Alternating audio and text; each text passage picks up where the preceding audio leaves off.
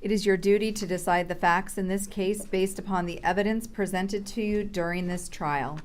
It is also your duty to accept the law from my instructions, regardless of what you personally believe the law is or what you personally think it should be. You must apply the law from my instructions to the facts that you decide have been proven, and in this way decide the case. Keep in mind that a charge is only an accusation. The filing of a charge is not evidence that the charge is true. Your decisions as jurors must be made solely upon the evidence presented during these proceedings. The evidence that you are to consider during your deliberations consists of the testimony that you have heard from witnesses and the exhibits that I have admitted during the trial. If evidence was not admitted or was stricken from the record, then you are not to consider it in reaching your verdict. Exhibits may have been marked by the court clerk and given a number, but they do not go with you to the jury room during your deliberations unless they have been admitted into evidence. The exhibits that have been admitted will be available to you in the jury room. One of my duties has been to rule on the admissibility of evidence. Do not be concerned during your deliberations about the reasons for my rulings on the evidence. If I have ruled that any evidence is inadmissible, or if I have asked you to disregard any evidence, then you must not discuss that evidence during your deliberations or consider it in reaching your verdict. Do not speculate whether the evidence would have favored one party or the other. In order to decide whether any proposition has been proved, you must consider all of the evidence that I have admitted that relates to the proposition. Each party is entitled to the benefit of all of the evidence, whether or not that party introduced it. You are the sole judges of the credibility of each witness.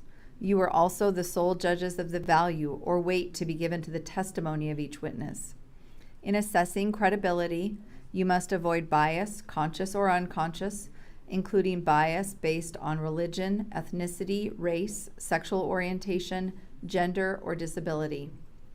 In considering a witness's testimony, you may consider these things: the opportunity of the witness to observe or know the things he or she testifies about, the ability of the witness to observe accurately, the quality of a witness's memory while testifying, the manner of the witness while testifying, any personal interest that a witness might have in the outcome or the issues, any bias or prejudice that the witness may have shown, the reasonableness of the witness's statements in the context of all the other evidence, and any other factors that affect your evaluation or belief of a witness or your evaluation of his or her testimony. The lawyer's remarks, statements, and arguments are intended to help you understand the evidence and apply the law. It is important, however, for you to remember that the lawyer's statements are not evidence. The evidence is the testimony and the exhibits. The law is contained in my instructions to you. You must disregard any remark, statement, or argument that is not supported by the evidence or the law in my instructions. You may have heard objections made by the lawyers during trial. Each party has the right to object to questions asked by another lawyer and may have a duty to do so. These objections should not influence you. Do not make any assumptions or draw any conclusions based on the lawyer's objections. Our state constitution prohibits a trial judge from making a comment on the evidence. It would be improper for me to express, by words or conduct, my personal opinion about the value of testimony or other evidence. I have not intentionally done this. If it appeared to you that I have indicated my personal opinion in any way, either during trial or in giving these instructions, you must disregard this entirely. You have nothing whatsoever to do with any punishment that may be imposed in case of a violation of the law. You may not consider the fact that punishment may follow conviction, except insofar as it may tend to make you careful. The order of these instructions has no significance as to their relative importance. They are all important. In closing arguments, the lawyers may properly discuss specific instructions. During your deliberations, you must consider the constructions as a whole.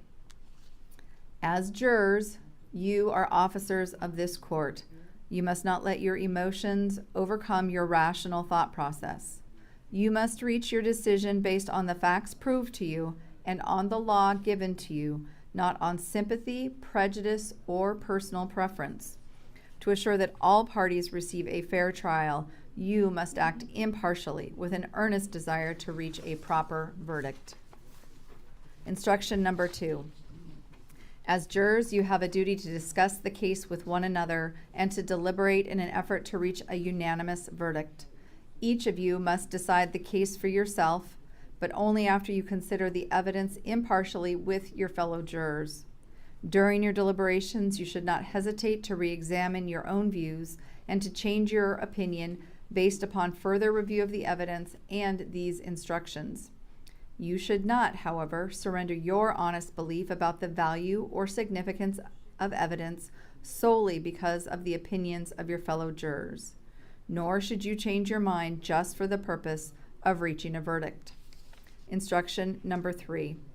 A separate crime is charged in each count. You must separately decide each count charged against each defendant. Your verdict on one count as to one defendant should not control your verdict on any other count or as to any other defendant. Instruction number 4. Each defendant has entered a plea of not guilty. That plea puts in issue every element of each crime charged. The state is the plaintiff and has the burden of proving each element of each crime beyond a reasonable doubt. The defendants have no burden of proving that a reasonable doubt exists as to any of these elements. The defendants are presumed innocent. This presumption continues throughout the entire trial unless during your deliberations you find it has been overcome by the evidence beyond a reasonable doubt. A reasonable doubt is one for which a reason exists and may arise from the evidence or lack of evidence. It is such a doubt as would exist in the mind of a reasonable person after fully, fairly, and carefully considering all of the evidence or lack of evidence. If from such consideration you have an abiding belief in the truth of the charge, you are satisfied beyond a reasonable doubt. Instruction number 5. The evidence that has been presented to you may be either direct or circumstantial. The term direct evidence refers to evidence that is given by a witness who has directly perceived something at issue in this case. The term circumstantial evidence refers to evidence from which, based on your common sense and experience, you may reasonably infer something that is at issue in this case. The law does not distinguish between direct and circumstantial evidence in terms of their weight or value in finding the facts in this case. One is not necessarily more or less valuable than the other. Instruction number 6. A witness who has special training, education, or experience may be allowed to express an opinion in addition to giving testimony as to facts. You are not, however, required to accept his or her opinion. To determine the credibility and weight to be given to this type of evidence, you may consider, among other things, the education, training, experience, knowledge, and ability of the witness. You may also consider the reasons given for the opinion and the sources of his or her information, as well as considering the factors already given to you for evaluating the testimony of any other witness. Instruction number 7. A defendant is not required to testify. You may not use the fact that neither defendant has testified to infer guilt or to prejudice them in any way. Instruction number 8. You may consider a statement made out of court by one defendant as evidence against that defendant, but not as evidence against another defendant. Instruction number 9. A person commits the crime of murder in the second degree when with intent to cause the death of another person, but without premeditation, he or she causes the death of such person. Instruction number 10. A person commits the crime of attempted murder in the second degree when, with intent to commit that crime, he or she does any act that is a substantial step toward the commission of the crime. Instruction number 11. A substantial step is conduct that strongly indicates a criminal purpose and that is more than mere preparation. Instruction number 12. A person acts with intent or intentionally when acting with the objective or purpose to accomplish a result that constitutes a crime. Instruction number 13. A person is guilty of a crime if it is committed by the conduct of another person for which he or she is legally accountable. A person is legally accountable for the conduct of another person when he or she is an accomplice of such other person in the commission of the crime. A person is an accomplice in the commission of a crime if, with knowledge that it will promote or facilitate the commission of the crime, he or she either 1. Solicits, commands, encourages, or requests another person to commit the crime, or 2. Aids or agrees to aid another person in planning or committing the crime. The word aid means all assistance, whether given by words, acts, encouragement, support, or presence. A person who is present at the scene and ready to assist by his or her presence is aiding in the commission of the crime. However, more than mere presence and knowledge of the criminal activity of another must be shown to establish that a person present is an accomplice. A person who is an accomplice in the commission of a crime is guilty of that crime, whether present at the scene or not. Instruction number 14. The defendants are charged with attempted murder in the second degree. If the defendants were charged with the completed offense of murder in the second degree, the following elements would need to be proven beyond a reasonable doubt. 1. That on or about October 18, 2024, the defendant acted with intent to cause the death of Fatima Ali. 2. That Fatima Ali died as a result of the defendant's acts. And 3. That any of these acts occurred in the state of Washington. Instruction number 15. To convict the defendant Ihsan Ali of attempted murder in the second degree as set forth in count 1, each of the following elements of the crime must be proved beyond a reasonable doubt. 1. That on or about October 18, 2024, the defendant did an act that was a substantial step toward the commission of murder in the second degree. 2. That the act was done with the intent to commit murder in the second degree. And 3. That any of these acts occurred in the state of Washington.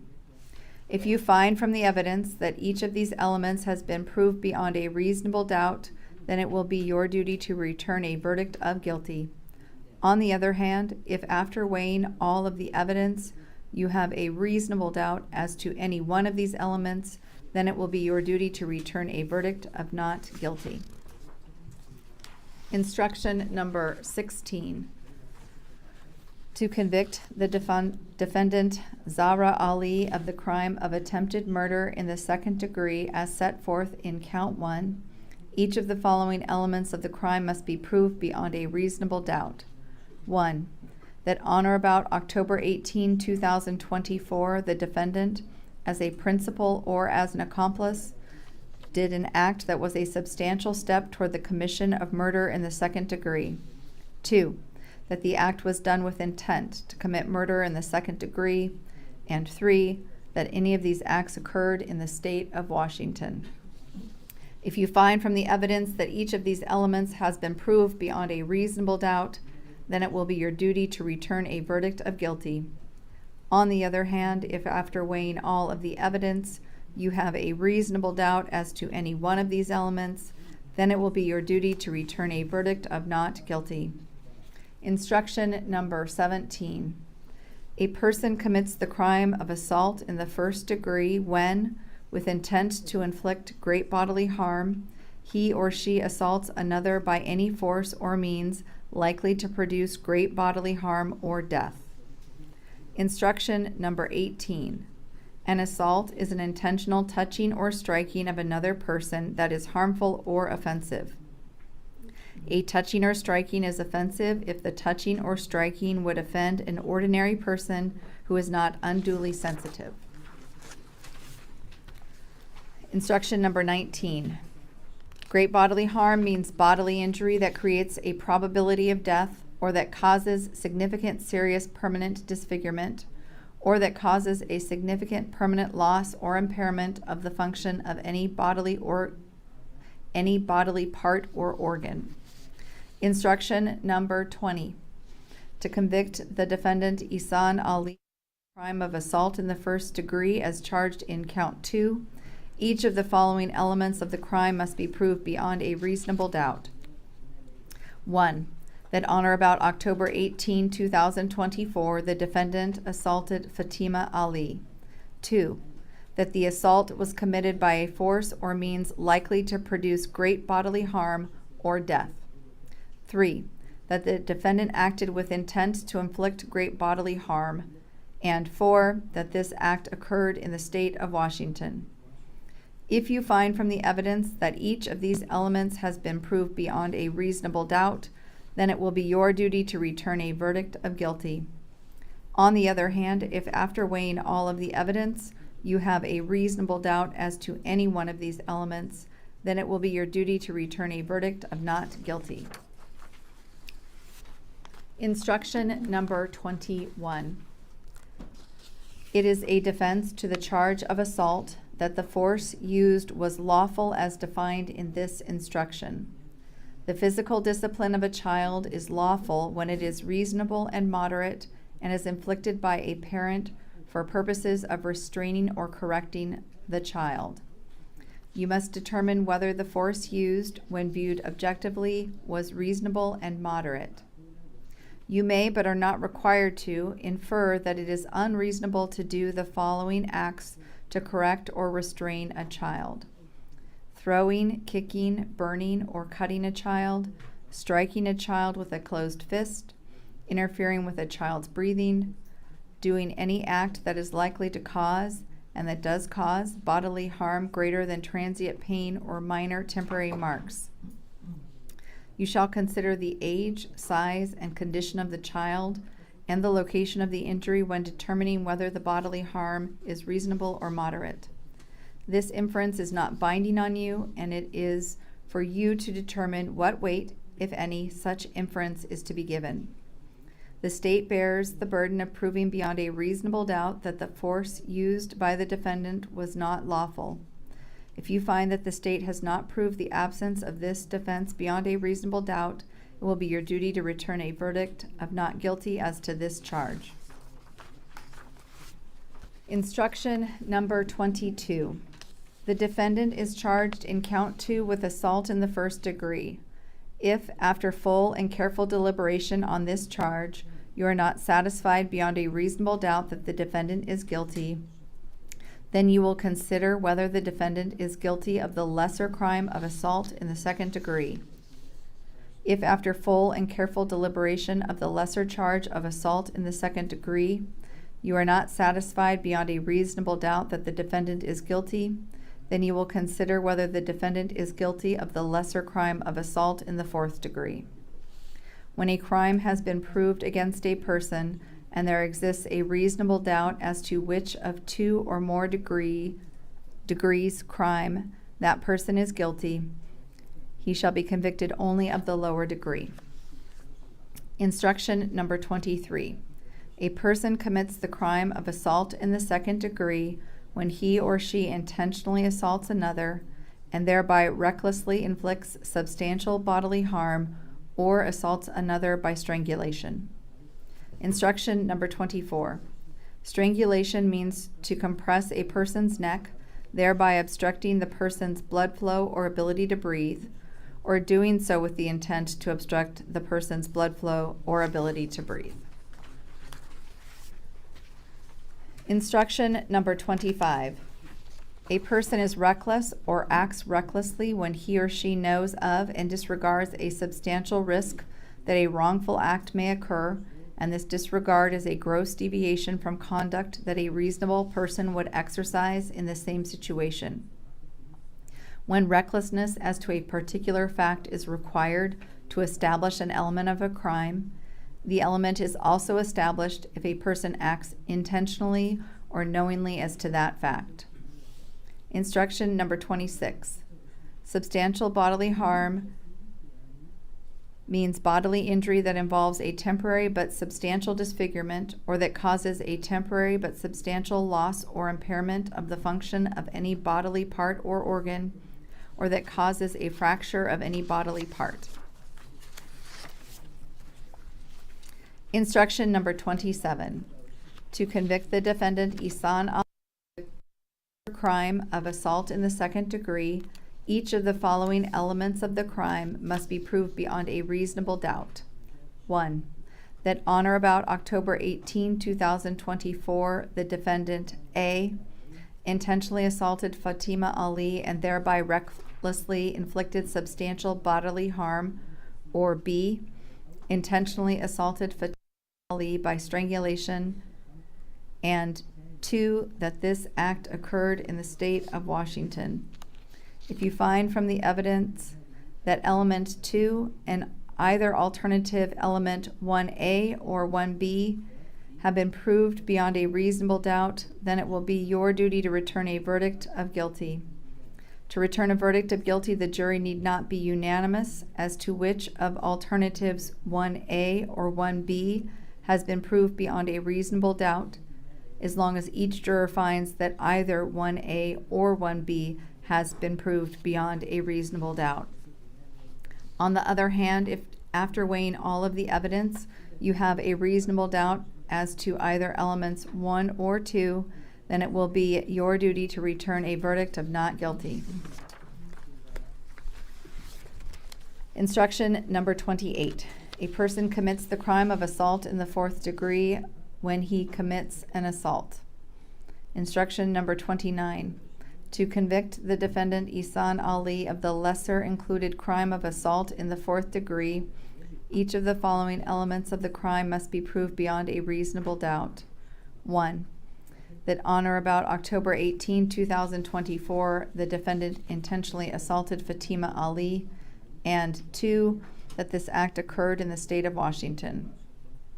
If you find from the evidence that each of these elements has been proved beyond a reasonable doubt, then it will be your duty to return a verdict of guilty.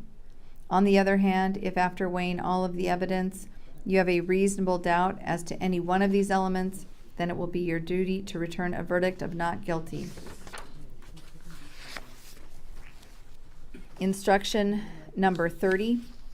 To convict the defendant Zara of the crime of assault in the second degree as charged in count 2, each of the following elements of the crime must be proved beyond a reasonable doubt. 1. That on or about October 18, 2024, the defendant intentionally assaulted Fatima Ali by strangulation, and 2. that this act occurred in the state of Washington. If you find from the evidence that each of these elements has been proved beyond a reasonable doubt, then it will be your duty to return a verdict of guilty. On the other hand, if after weighing all of the evidence, you have a reasonable doubt as to any one of these elements, then it will be your duty to return a verdict of not guilty. Instruction number 31.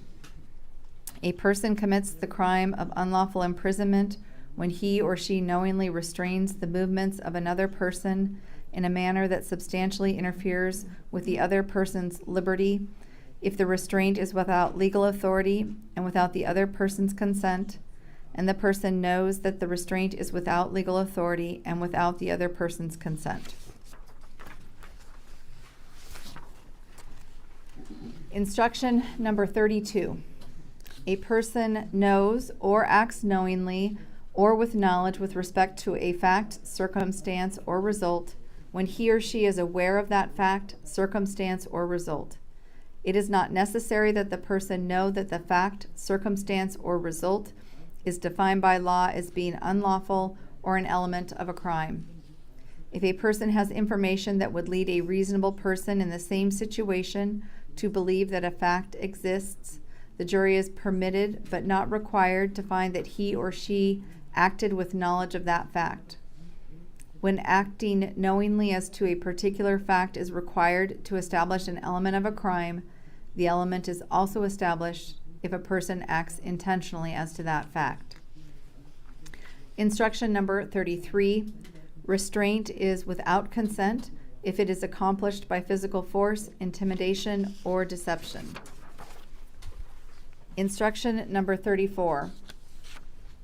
To convict the defendant Ihsan of the crime of unlawful imprisonment as charged in count 3, each of the following elements of the crime must be proved beyond a reasonable doubt. 1. That on or about October 18, 2024, the defendant knowingly restrained the movements of Fatima Ali in a manner that substantially interfered with her liberty. 2. That such restraint was without Fatima Ali's consent. 3. That the defendant knew that such restraint was without Fatima Ali's consent. 4. That such restraint was without legal authority. 5. That the defendant knew that such restraint was without legal authority. And 6, that any of these acts occurred in the state of Washington. If you find from the evidence that each of these elements has been proved beyond a reasonable doubt, then it will be your duty to return a verdict of guilty. On the other hand, if after weighing all of the evidence, you have a reasonable doubt as to any one of these elements, then it will be your duty to return a verdict of not guilty. Instruction number 35. To convict the defendant Zara of the crime of unlawful imprisonment as charged in count 3, each of the following 6 elements of the crime must be proved beyond a reasonable doubt. 1. That on or about October 18, 2024, the defendant, as a principal or as an accomplice, knowingly restrained the movement of Fatima Ali in a manner that substantially interfered with her liberty. 2. That such restraint was without Fatima Ali's consent. 3. That the defendant knew that such restraint was without Fatima Ali's consent. 4. That such restraint was without legal authority. 5. That the defendant knew that such restraint was without legal authority. And 6. That any of these acts occurred in the state of Washington. If you find from the evidence that each of these elements has been proved beyond a reasonable doubt, then it will be your duty to return a verdict of guilty. On the other hand, if after weighing all of the evidence, you have a reasonable doubt as to any one of these elements, then it will be your duty to return a verdict of not guilty. Instruction number 36. Family or household member means a persons who have a biological or legal parent-child relationship, including step-parents and stepchildren, and grandparents and grandchildren. Instruction number 37. It is a defense to a charge of assault in the 4th degree as charged in count 4 as to Ihsan Ali that the force used was lawful as defined in this instruction. The use of force upon or toward the person of another is lawful when used by a person who reasonably believes that he is about to be injured in preventing or attempting to prevent an offense against the person, and when the force is not more than is necessary. The person using the force may employ such force and means as a reasonably prudent person would use under the same or similar conditions as they appeared to the person, taking into consideration all of the facts and circumstances known to the person at the time of and prior to the incident. The state has the burden of proving beyond a reasonable doubt that the force used by the defendant was not lawful. If you find that the state has not proved the absence of this defense beyond a reasonable doubt, then it will be your duty to return a verdict of not guilty as to this charge. Instruction number 38.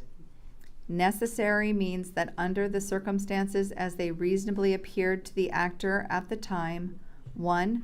No reasonably effective alternative to the use of force appeared to exist, and 2. The amount of force used was reasonable to effect the lawful purpose intended. Instruction number 39.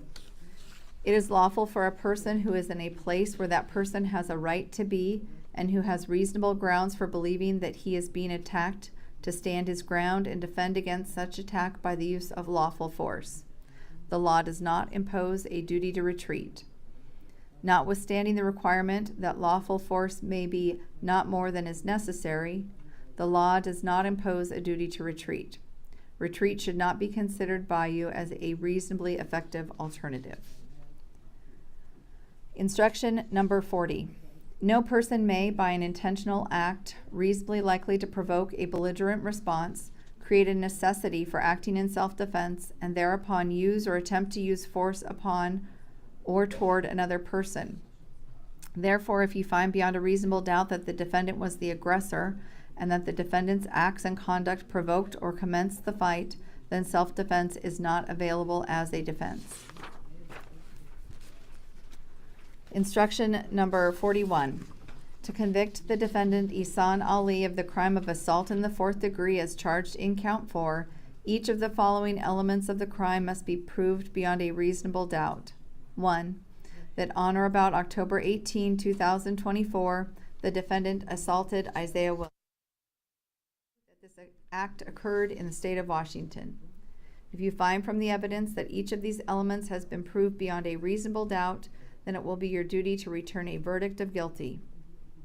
On the other hand, if after weighing all of the evidence, you have a reasonable doubt as to any one of these elements, then it will be your duty to return a verdict of not guilty. Instruction number 42.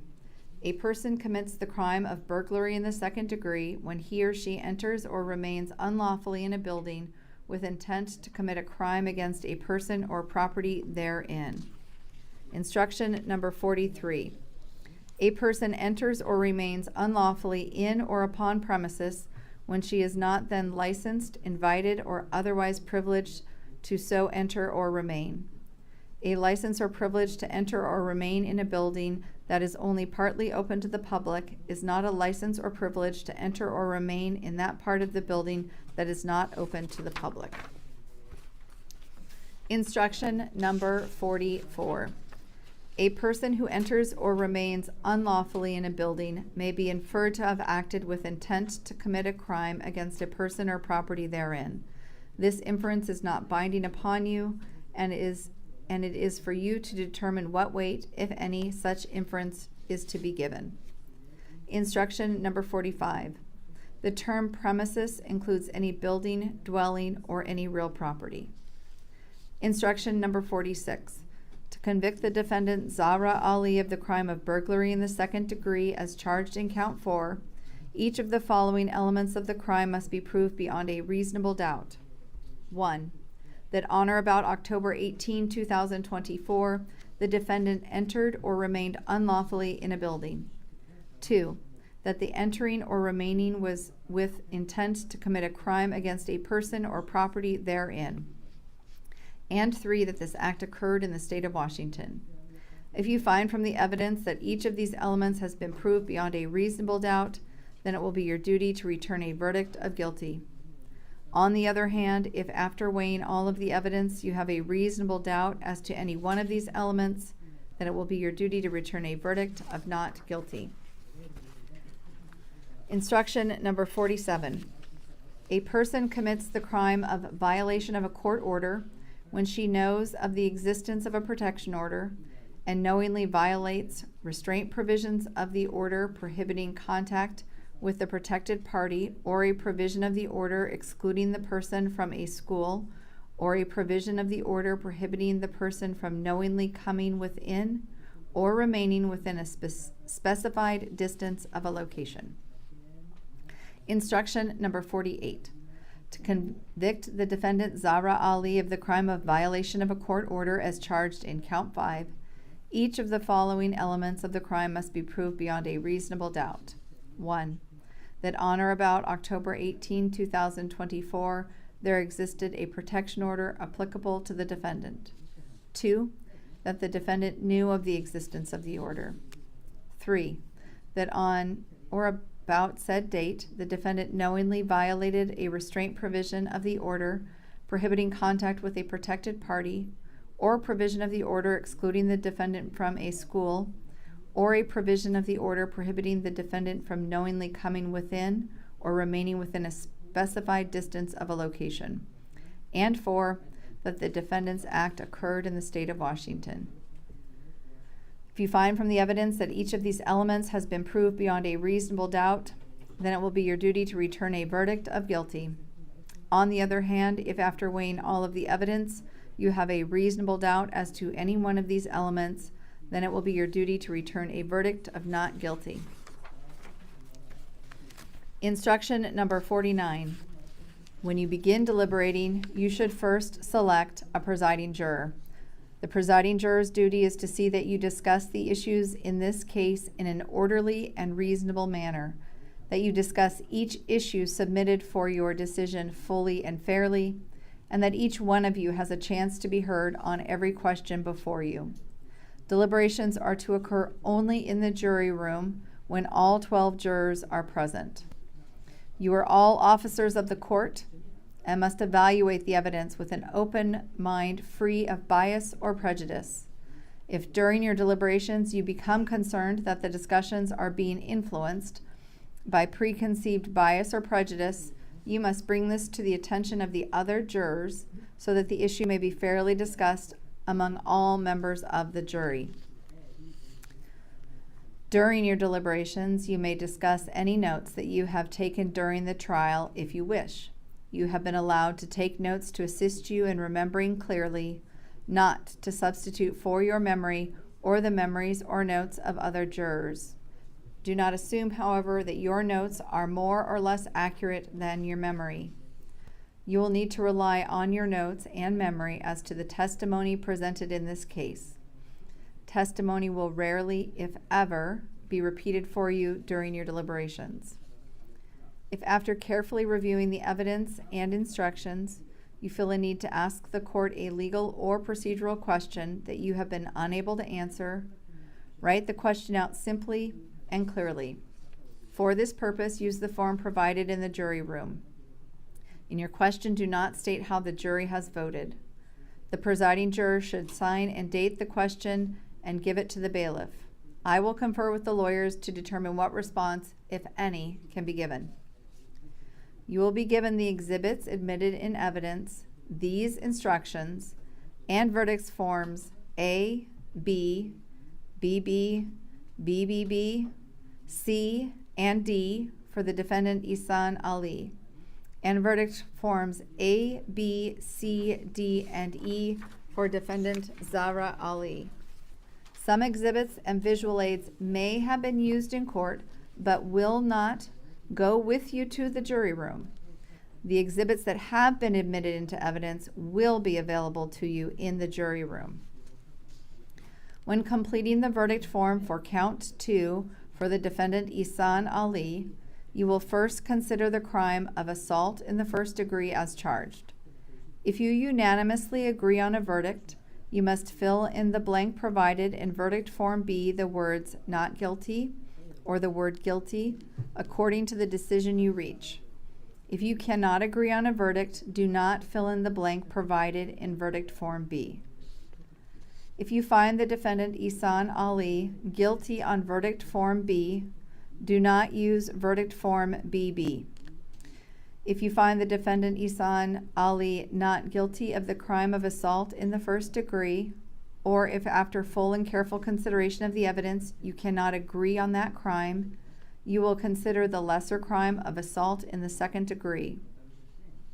If you unanimously agree on a verdict, you must fill in the blank provided in verdict form BB the words "not guilty" or the word "guilty" according to the decision you reach. If you cannot agree on a verdict, do not fill in the blank provided in verdict form BB. If you find the defendant Ihsan Ali guilty on verdict form B or BB, do not use verdict form BBB. If you find the defendant Ihsan Ali not guilty of the lesser crime of assault in the second degree, or if after full and careful consideration of the evidence you cannot agree on that crime, you will consider the lesser crime of assault in the fourth degree. If you unanimously agree on a verdict, you must fill in the blank provided in verdict form BBB the words "not guilty" or the words "guilty" according to the decision you reach. If you cannot agree on a verdict, do not fill in the blank provided in verdict form BBB. You will also be given special verdict forms A1, B1, BB1, BBB1, and C1 for defendant Ihsan Ali for the crimes charged in counts 1, 2, and 3.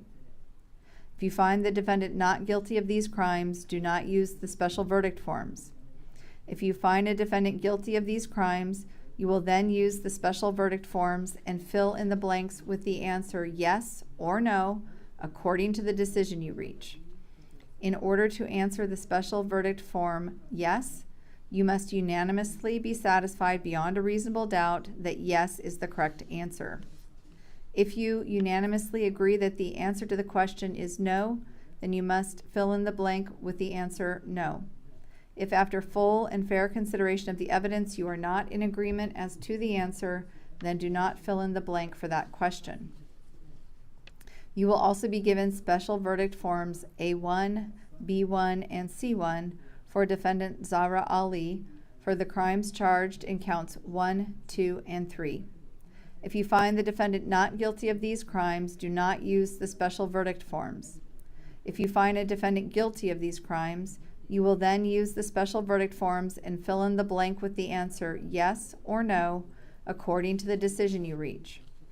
In order to answer the special verdict form yes, you must unanimously be satisfied beyond a reasonable doubt that yes is the correct answer.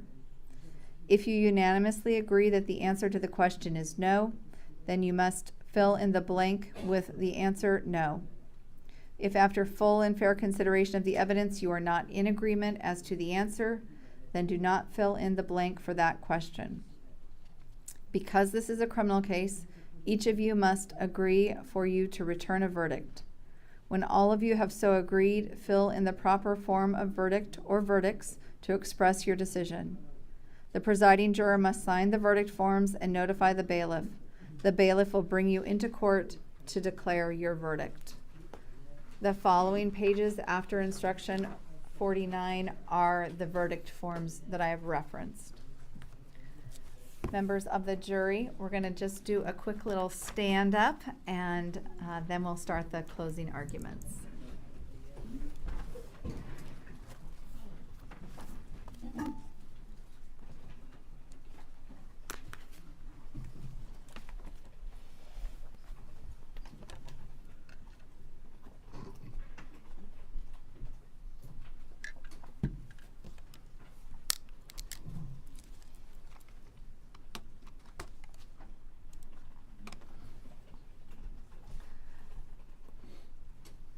All right, we'll have everyone have a seat.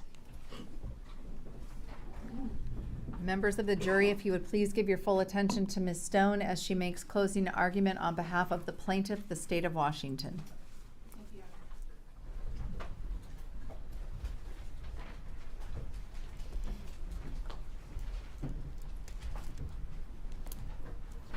Counsel, ladies and gentlemen, so a couple of weeks ago when we came in and we started this, we indicated you would be here for several weeks, and there was a lot of information that you were going to get. We have reached that point where you've now been informed on the law by the court. You have a fairly lengthy packet of instructions, and you've heard a lot of evidence over the course of the last several weeks. I will tell you that there is no fast way to get through all of that evidence and compare it to the instructions. The court, I think, has informed you, and you'll hear it again. The state has the burden. That is properly the state's burden, and the state accepts that burden. But what that means is I am responsible for proving to you every element of every crime that has been charged. So we have to take some time to do that. And then at the end of this, because it's the state's burden, we get to talk to you again. I promise to you the second time will be much shorter. But if at any point during the course of this, someone needs a break, you can't hear something, you just need to stand up, please catch our attention. We will plan to take a break, but we want to make sure that if someone needs that earlier, you let us know, okay? So I have slides. Everybody processes information differently. Lots of you take notes. You can see that the attorneys take a lot of notes too. Some folks are much more auditory processors, and some folks are very visual processors. So I've tried to give you a number of different ways, as the court has during the course of this as well, of processing that information. If slides do not work for you, then please ignore them and don't pay attention to them. It helps me stay on track. It helps me present it in a more organized fashion, but that may not work for everyone else, okay? So don't feel like you have to pay attention just because they are there. Make sure that, there we go. So I always start with this first slide, lawyer statements. Lawyers talk a lot, right? It's what we do. You are going to hear obviously from the group of us, first myself, then Mr. Kading, then Mr. Leary, and then me again. What we tell you is not evidence. The evidence is the testimony and the exhibits that came from the individuals that were sitting in that seat over there. The attorneys will tell you things. We will argue to you the evidence we believe that you have heard over the course of the last several weeks. Attorneys are human too.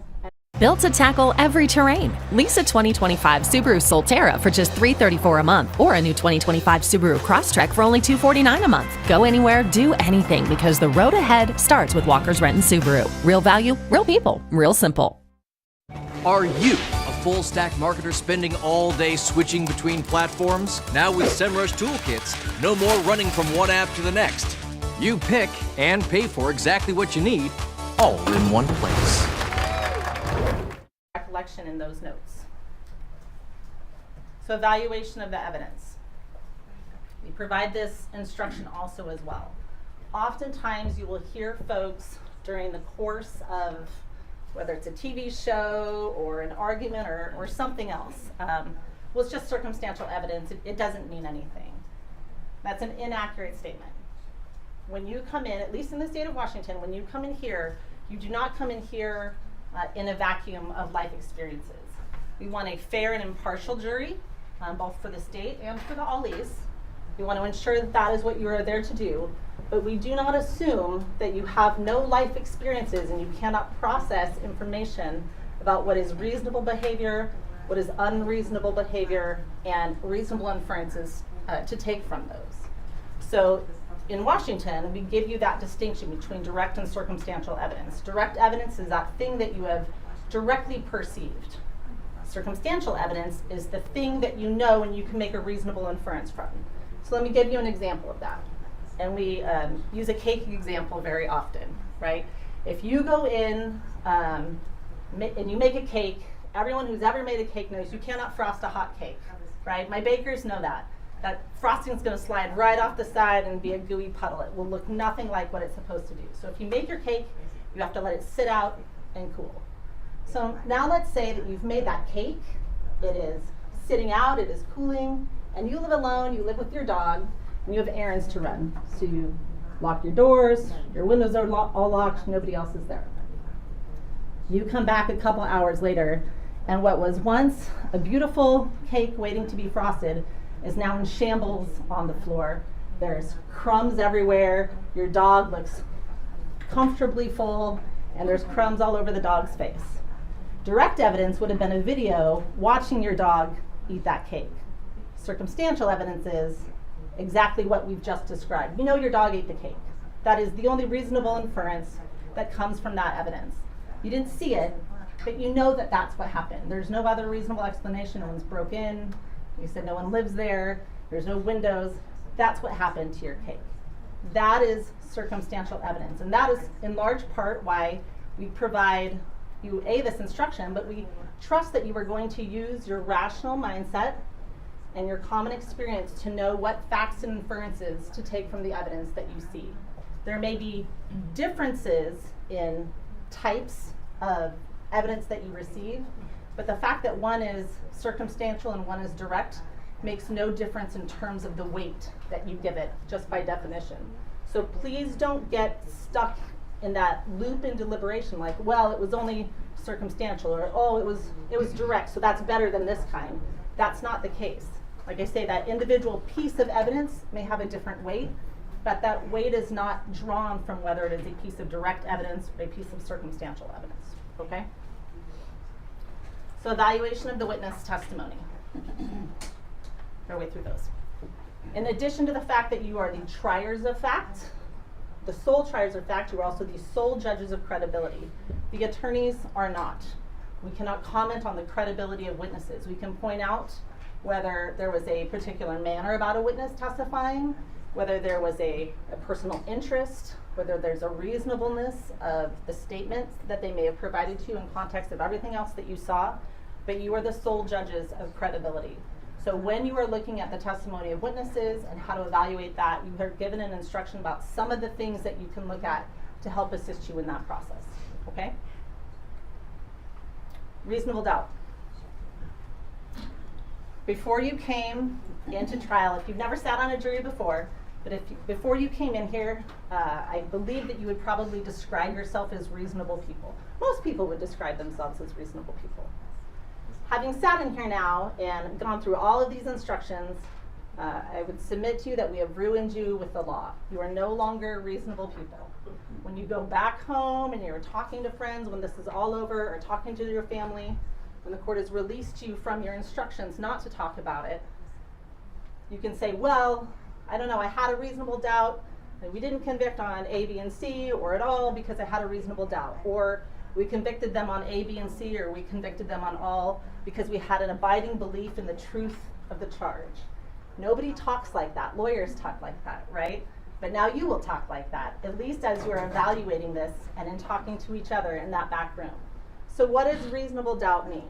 And you have the instruction.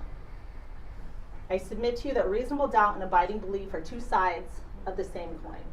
If you have an abiding belief, then you do not have a reasonable doubt as to the truth of the charge. An abiding belief is abiding, long-lasting.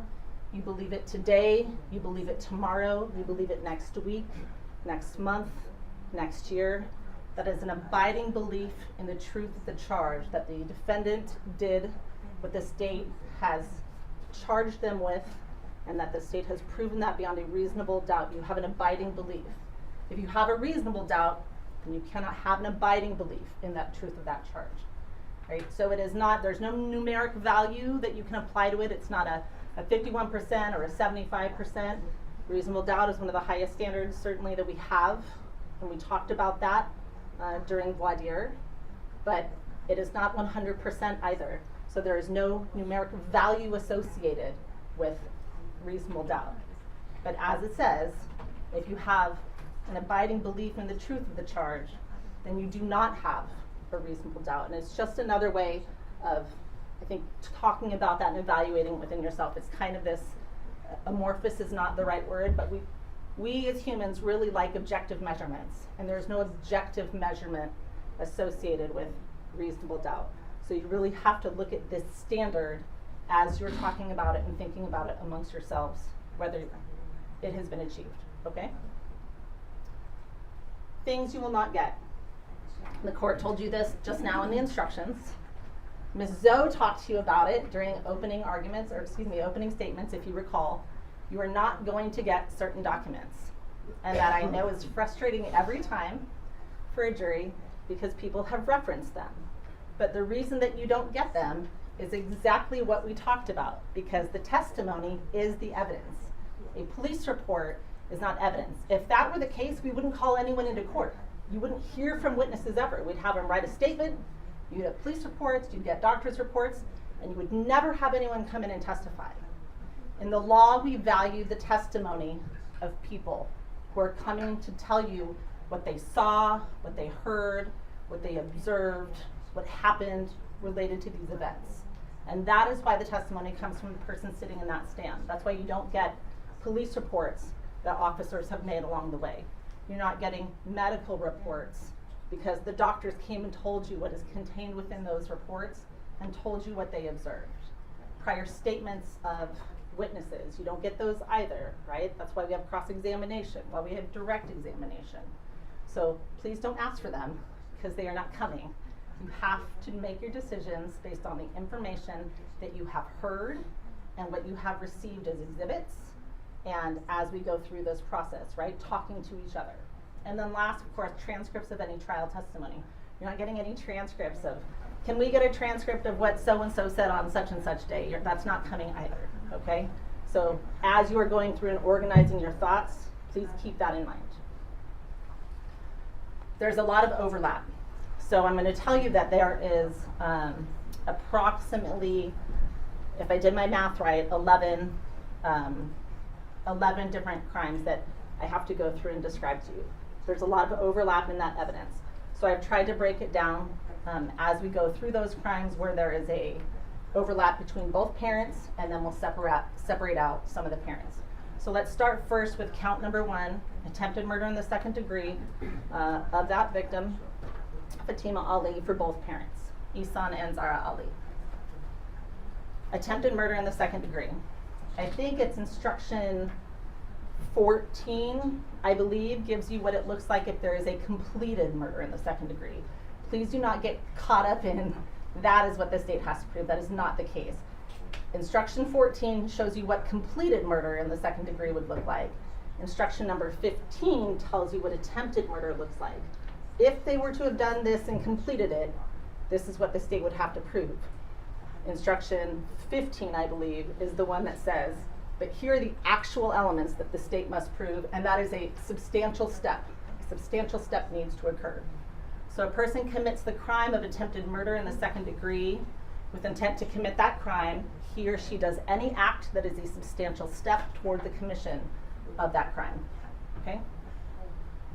There is the completed murder in the second degree.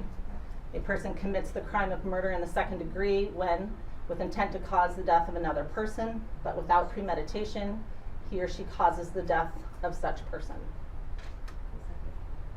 Then you are given what I'll call a bunch of definitional instructions. This one is as to the mental state. So intent, a person acts with intent or intentionally when acting with the objective or purpose to accomplish a result that constitutes a crime. Here's your definition for substantial step. A substantial step is conduct that strongly indicates a criminal purpose and that is more than mere preparation. It's not simply thought, but it is an act in furtherance of that intent. So these are what we talked about initially. The defendants are charged with attempted murder if, and I don't know that my red, it's a giant red dot, so you can see the if underneath, right? If the defendants were charged with a completed offense, this is what the state would have to prove, right? But because it is attempted, this is what the state actually has to prove, that on or about October 18th, the defendant did an act that was a substantial step toward the commission of murder in the second degree, that the act was done with the intent to commit murder in the second degree, and that any of these acts occurred in the state of Washington. And then when we talk about Zara Ali, the only difference between Ihsan and Zara is Sticker Mule is the fastest and easiest way to order custom stickers and more. Simply select the product you want, choose a size and quantity, upload your artwork, and within a few hours, we'll send you an online proof. You can request changes to the proof for free until you're happy. With quick turnaround and free 2-day shipping, your custom products will be in your hands in no time. Try us today for as little as $9.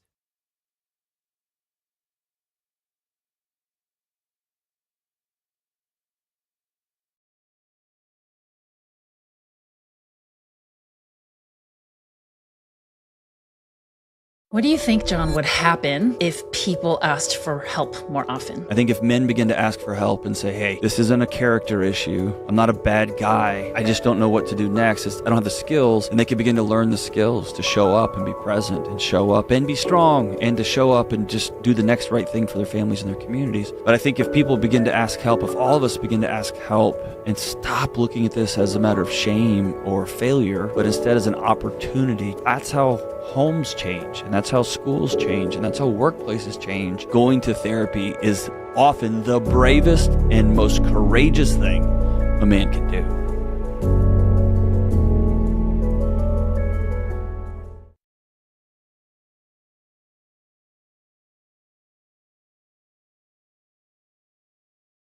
With what you see in context from all of the other videos.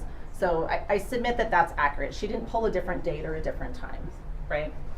Element 3, that these acts occurred in the state of Washington. This is Timberline High School. That testimony occurred over and over again. 6120, Mullen Road, Southeast, Lacey, Washington. And all of that testimony confirms the same. You're going to see this, a variation of this slide, a number of times because it applies to every single count that we have, okay? So again, what exhibits do we have that demonstrate that as well? Here's exhibit 1. You have that bigger aerial photo. You have Timberline High School. You have the parking lot here. Now my red dot is covering towards the bottom center of that page where that bus stop is, and you have Mullen Road that runs diagonal across that page. Exhibit 2, bigger shot of the same thing. Again, at the bottom left corner, you have that bus stop identified. Mullen Road is identified. You can see that parking lot that we've watched several videos of throughout this trial. And you can see the crosswalk running diagonal across the parking lot, but almost directly perpendicular up and down on this page with the white dashes running across it just to the left of center. Right, that's the crosswalk that we observe Fatima and Isaac during the course walking to the bus stop, and then again people describing later towards the Timberline High School, which is outside of this photo but would be at the very top of it, right? That's where those front doors are. So then we talk about let's talk about the rest of element 1, right? Remember, element 1 under attempted murder has a couple of different things within that element itself it has to prove.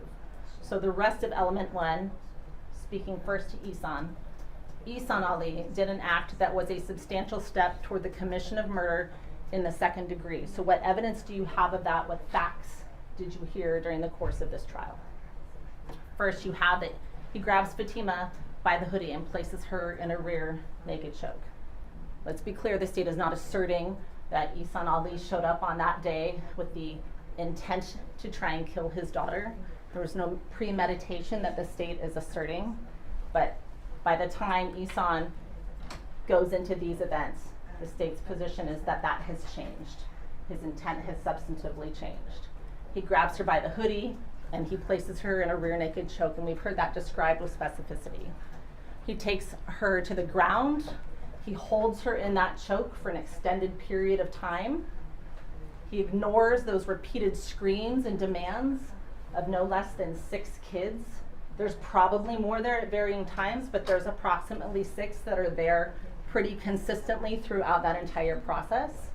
And 2 separate adults to release her. We see Mr. Denicola come up on the scene in his bright orange vest. We see later Josh Wagner arrive on scene, and they're all saying the same thing. They're all screaming at him to release her, to let her go. Denicola, I think even at one point, I submit when you watch that video, is pointing a finger, and he's telling you, he told you in his testimony, I was telling him to let her go, to release her, to let her go, and he was just doing nothing. He was ignoring me. So it's not just kids that are running around. There's no chaotic panic. These are adults that are watching it happen and very clearly know that this is wrong. They're screaming that she can't breathe and he's killing her. And you hear that on the video. He continues to hold her while she fights and struggles. There's an apparent seizure. She goes limp, and then she is unconscious. The testimony by everyone is that her eyes have rolled back in her head. Her face is pale. Her lips are blue. And I believe Josh Wagner says she has changed colors. When asked on direct examination, Mr. Wagner, based on what you observed, and you came to it towards the end, based on what you observed, is there any way that could have been confused with hugging or simply restraining that child? And his response is no, it's very obvious she was being choked. That was Josh Wagner's statement. And then you have Exhibit 61, which is Elijah's video, that shows you exactly the same thing. So I submit to you that that substantial step towards murder in the second degree has been taken. So then element 2, that the act was done with the intent to commit murder in the second degree. So what evidence have you heard throughout this trial that shows that? First, he holds her throughout all of that and continues to hold her after. The only time he releases her is when Josh Wagner to release her. All of these things are happening. This is not a like, oh gosh, it happened so fast, I had no idea what to do. It is an extended period of time, and he continues to hold her. Denicola, remember, he testifies that his arm is straining around her neck, that Ihsan's arm is clearly, there is a tension there. His hands are locked. Mr. Denicola's statement was, when asked, well, how do you know, what did that look like? And he was like, it was the look on his face. So he is there with them on the ground, and Ihsan's face clearly demonstrates to Mr. Denicola the intent behind what Ihsan Ali is doing to his child. It is so upsetting, in fact, Mr. Denicola testifies towards the end, that he calls his supervisor to call it in, and says he is in shock. He's trying to process what he just saw, and he has to pull the bus over on the side of the road, and his supervisor has to come take his route. That is how upsetting. This is not a group of kids that are just overreacting to a situation.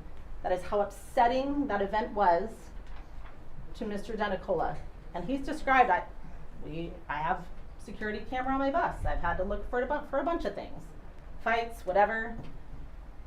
He had to pull his bus over to process what he saw here because it was so upsetting. So what does that tell you? How is this different from the objective observer that doesn't know any of these individuals from Adam about what he observed from Mr. Ali's intent? That it was an intent to commit murder, not something else. You have Caleb talks to you about what we're trying to get him off. In fact, I'm pulling so hard at his arms that he tears Ihsan's coat, and still he doesn't release. Nothing changes, and you see evidence of that coat tear later. It is shredded down his arm. Ihsan doesn't let go. He is holding on to Fatima's neck throughout. He releases only when he is physically forced to do so, despite, and go back and watch the video I submit to you, she has stopped struggling for approximately 15 to 18 seconds prior. She's unconscious, and he continues to strangle her around the neck for another 15 to 18 seconds, and would have continued to do so even longer, but for the intervention of those adults. Then you have Dr. Gilbert's testimony about the effects of strangulation on the body, what happens, and why that happens. She talked to you about the jugular vein inclusion, carotid artery inclusion, and tracheal inclusion. Remember? The lack of, starting first with jugular vein inclusion, the lack of removal of deoxygenated blood. Those are those thin-walled veins on the outside of your neck, right? You need the bad blood to come out of your brain so your brain can function. And we'll come back to the pressure, but it's about 4 pounds of pressure for that jugular vein inclusion, one on each side, thin walls. Then she talked about the lack of oxygenated blood to your brain. That is that carotid artery occlusion. Those are thicker walled arteries, and they are deeper within your neck, right?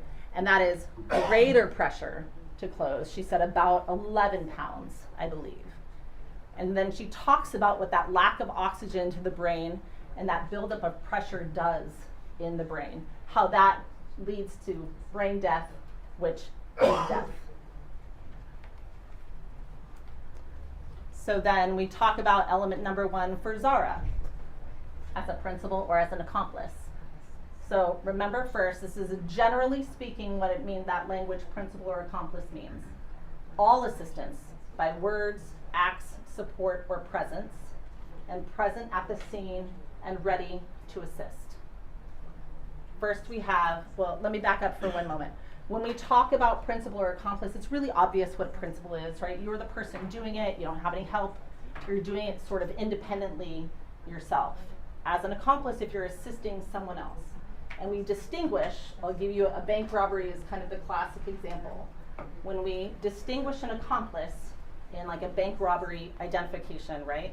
We want to talk about the people that are there to help assist the principal in doing whatever the principal is doing, generally robbing the bank. We want to distinguish that person from the customers that are present, that are there to do business. They know bank robbery is happening. They're present and they're aware, but certainly we wouldn't identify the customers as accomplices in that case.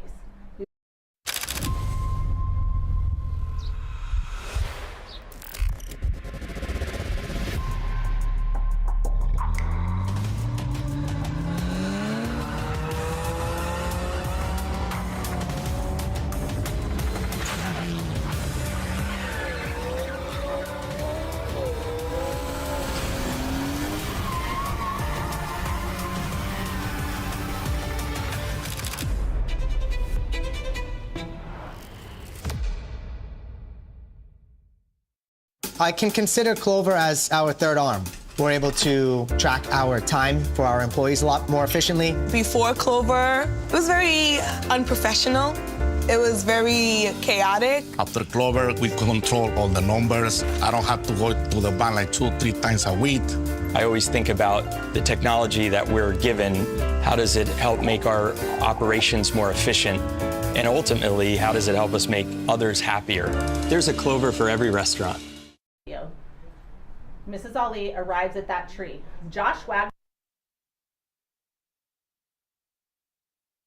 white line, he's still in the street on Mullen Road. Ihsan is struggling with Fatima, but Zara is already there. She is a couple steps ahead of Josh Wagner. 2 seconds later, same exhibit, you see that Zara is at the group. She is bent down with Fatima. Her arms are outstretched. Josh Wagner has just reached the dirt. He's not even at the group yet. So he's not there.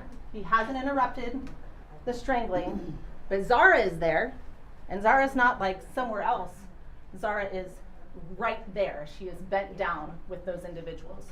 These are separate acts and behaviors from those of the kids watching, because what are the kids doing? The kids are still screaming, "Get off of her, like go of her, you're killing her." And what does Mary Wagner say? Mary Wagner says, Zara is not helping the young woman on the ground. She seems to only be trying to stop the teens who was strangling Fatima. She did nothing to assist Fatima from what Mary Wagner saw. That's, I submit to you, what you see on the video. It's fast. Remember that those videos go, they pause, they go in slow motion, and you have to fully and fairly consider that. But she goes in and she immediately is pushing kids, but she's not providing assistance to Fatima. Neither Josh Wagner or Denicola describe any assistance for dislodging Fatima by any other adults. They're the only two that are in there trying to get Ihsan Ali's arms pried off of the neck of his daughter. No one else, in terms of adults, are doing that. Then you have Exhibit 122 plus Mrs. Ali's statements. She clearly expresses over and over again to law enforcement that her concern is for the kids that are hitting and striking her husband, not Fatima. In fact, she doesn't even mention that her husband has been strangling Fatima. But she's there. We know she sees it. Everybody else sees it. But she says not a word about how her child has been strangled into unconsciousness. And we know by the time she arrives, Fatima is unconscious. She is pale, her lips are blue, and she is laying still, because there's only about a handful of time from the time that she gets there to the time Josh Wagner is able to get Fatima released. And what does Josh Wagner say? He immediately knows that a child is being choked. He doesn't say, when I got up, I could see that it was a child being choked. When I got out of the car and started coming across the street, I could immediately see this is a child that is being strangled. Immediately. And again, he doesn't know these individuals from Adam, but Mrs. Ali does. In fact, she's outside of Isaiah, is really the only one who knows exactly who is strangling and who is being strangled. And she doesn't mention a word to law enforcement. Remember what Officer Bell says. When asked, how long until you knew? He was like, at the end. It was basically to the end of my time there on scene before I had any idea that Fatima had been strangled.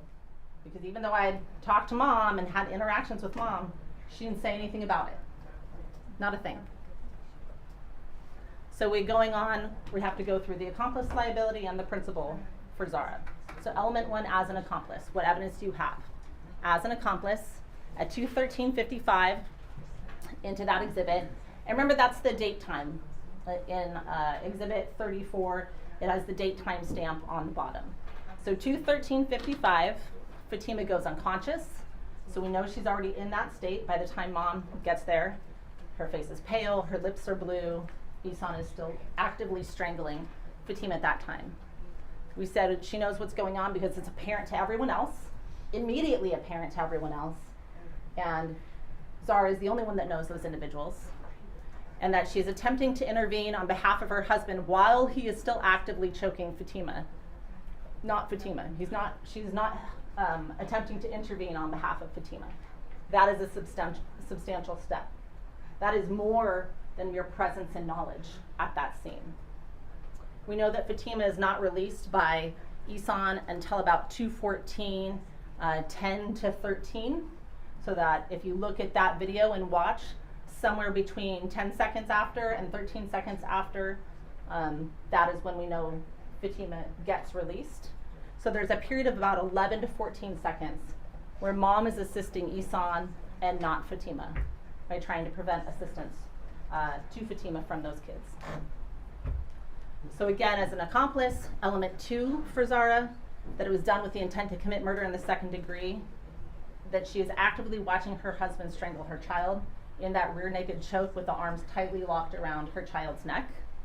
She is actively able to see what every other person has described as Fatima's appearance throughout that time.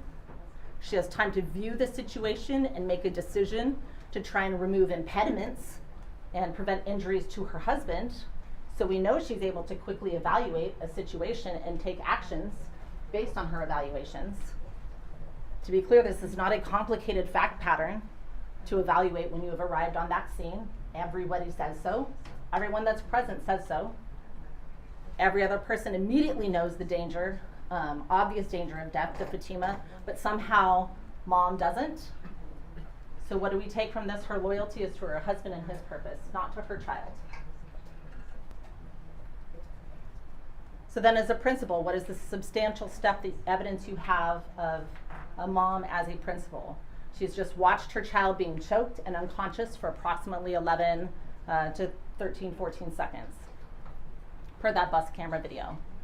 Fatima is then released. Josh Wagner gets her released. She is incoherent. Remember what Fatima says. The last thing she sees, remember seeing is Isaiah on her face and bushes, and the next thing she knows, she is in her mom's arms, and her mom has her arm around her neck. She is not there. Mary Wagner talks about that, like, that girl is not there. Like, I don't have another way to describe that. She just was clearly not aware of what is happening around her. She has come out of that unconsciousness. But she immediately wraps her arms around Fatima's neck. Her ability to breathe, Fatima says, I can't breathe.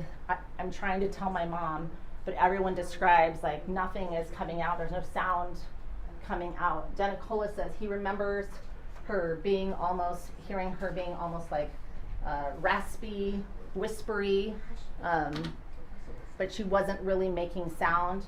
And plainly he said, I wasn't looking at that. I saw what appeared would be a mom and the child, so I assumed they were fine. My focus is on dad because that's where the immediate threat was. And I was trying to pay attention to the immediate threat, but I remember hearing this very whispery, raspy. That is consistent with what Fatima told you that she was trying to do. Trying to tell her mom, I can't breathe, and her mom doesn't let her go. So what happens? Then the kids intervene as well. That's the substantial step. Dr. Gilbert, again, all of that same information about the effects of strangulation on the body and why. And certainly, if you've just been strangled for 45 seconds, being strangled a second time doesn't improve that condition. You don't start over from zero as if the first time it never happened. It is a continuation of that strangulation. So what is the information that the act was done with the intent to commit murder? Same intent as accomplice liability. That hasn't changed. She has actively watched her husband strangle her child. She's actively able to see what everyone else has described.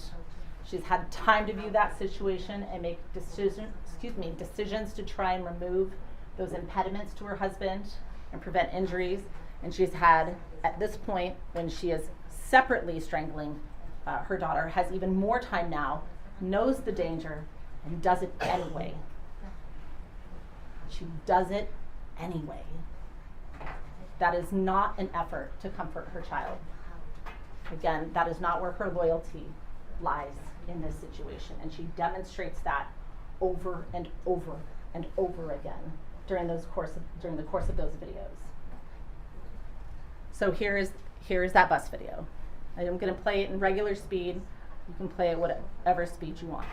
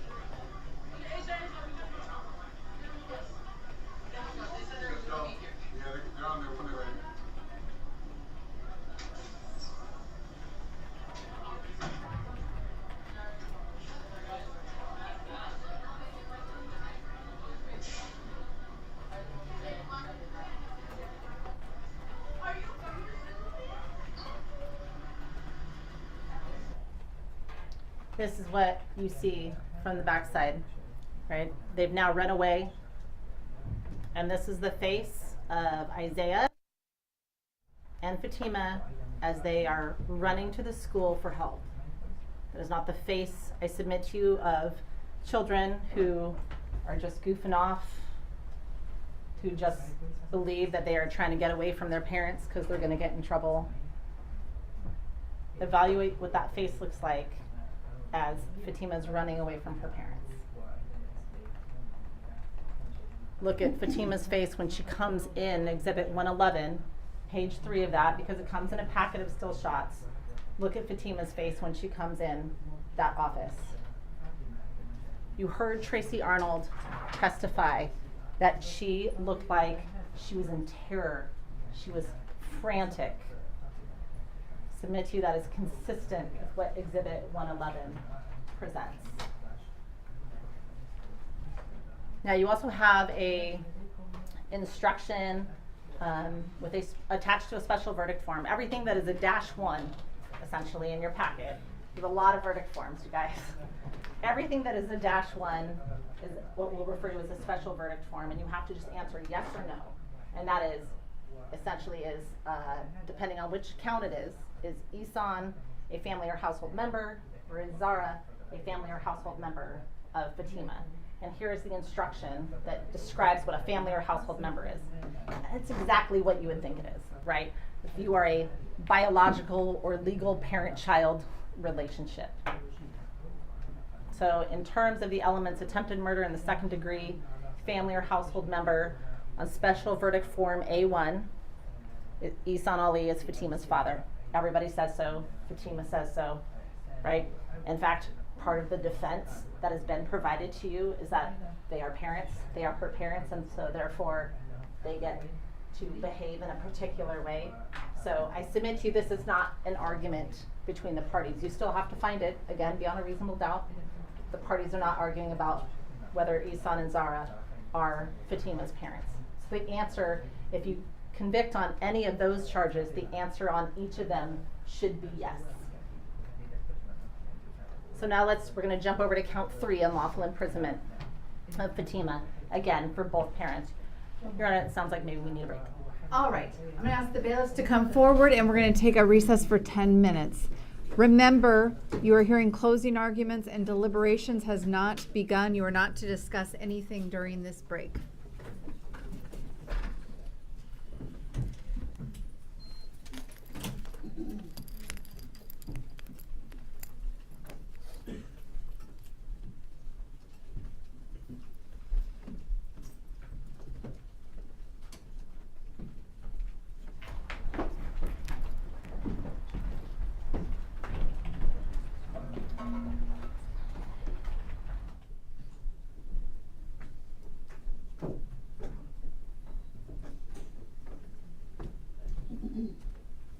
We'll be in recess for 10 minutes.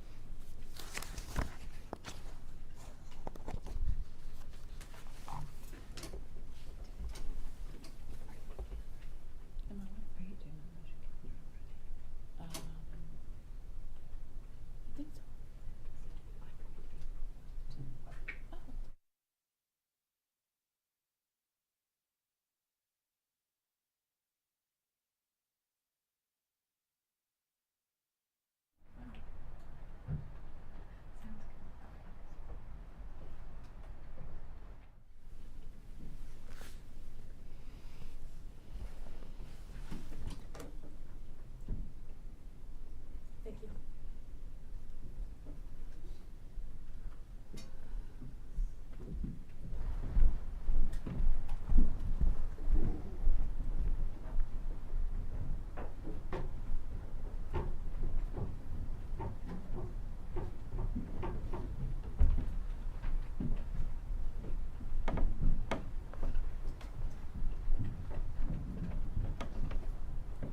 Please be seated. Ms. Stone, you may continue with your closing argument. So now we've moved on to count 3. We're going to skip count 2 for Mr. Ali. We're going to come back to that. As you can see in your instructions, there are some other instructions that follow along with that. So let's skip over to count 3 first. That applies to both Ihsan and Zara, and that is the unlawful imprisonment of Fatima. So you have the instruction that tells you what unlawful imprisonment is, how unlawful imprisonment is defined. I've highlighted for you the intent element, which is knowingly. A person commits that crime when he or she knowingly restrains the movements of another person in a manner that substantially interferes with the other person's liberty. If the restraint is without legal authority or without the person's consent, and the person knows that restraint is without legal authority and without the other person's consent. What is restraint? Restraint is without consent if it is accomplished by physical force, intimidation, or deception. You have that definition in your packet. I'll tell you, I don't recall what the number is. For those, I don't have them all committed to memory.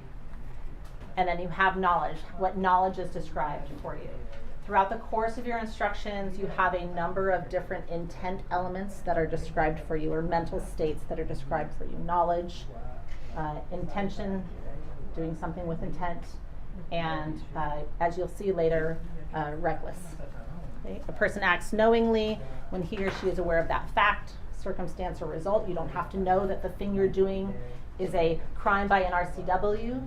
You have to know that the thing you are doing is the thing that you are doing. You are acting with knowledge that you are doing the act. If I walked over here and pushed Miss Zoe, I don't have to know that that is a particular type of an assault. I have to know that I am pushing Miss Zoe, right? If a person has information that would lead a reasonable person in the same situation to believe that a fact exists, the jury is permitted but not required to find that he or she acted with knowledge of that fact. And when acting knowingly as to an element is required to establish the element of the crime, that element is also established if that person acts intentionally. So if I walked over here and shoved Miss Zoe, I know that I have to know that I've shoved her, right? Not like I tripped or somebody bumped into me and I had no idea that I actually bumped her or pushed her at the same time. If I walked up and 2 hands shoved her, if you agreed that I did that intentionally, then you also agree that I've done that knowingly. Intentionally is essentially one mental element higher than knowingly.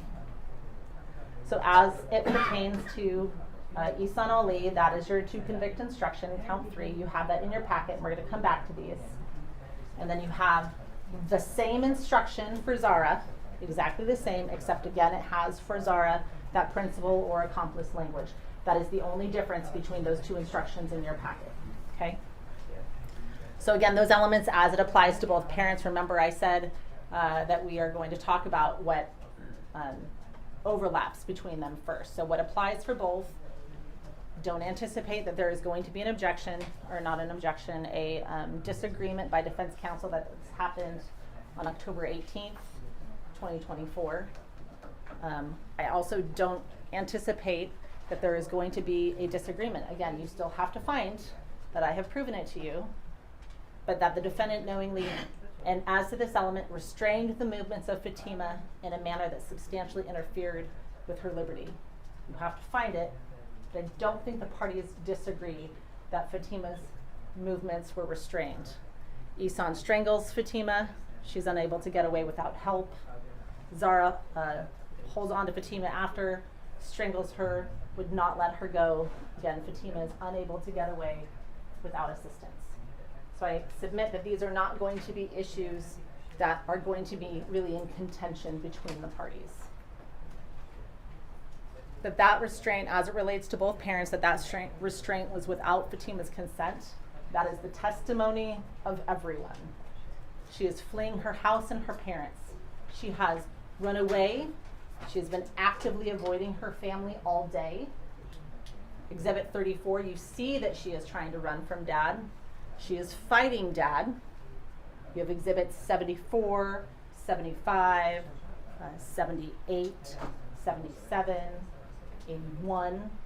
You see all of those injury photos, and we're going to look at them in a little bit, but they show all those scratch marks to her neck. And you heard the testimony. I believe it was Dr. Gilbert, it may have been Lisa Wall, talking about she's clawing at dad's arms, and you hear all of the students talk about that. Clawing at dad's arms, trying to get him off of her neck. Clearly, that demonstrates a lack of consent by Fatima to be restrained, let alone restrained in that fashion. And then Fatima tells you too, she's trying to tell her mom to let her go. She is not consenting to her mom strangling her. She is not consenting to the manner in which her mom holds her. And I want to be clear, we're going to come back to it, or not come back to it, we're going to get to it in a little bit, because you have a parental discipline statute. The state is not asserting that a parent cannot restrain their child. We know that that is the case, right? There are things that parents have to do to correct restrained children, but this is not one of them.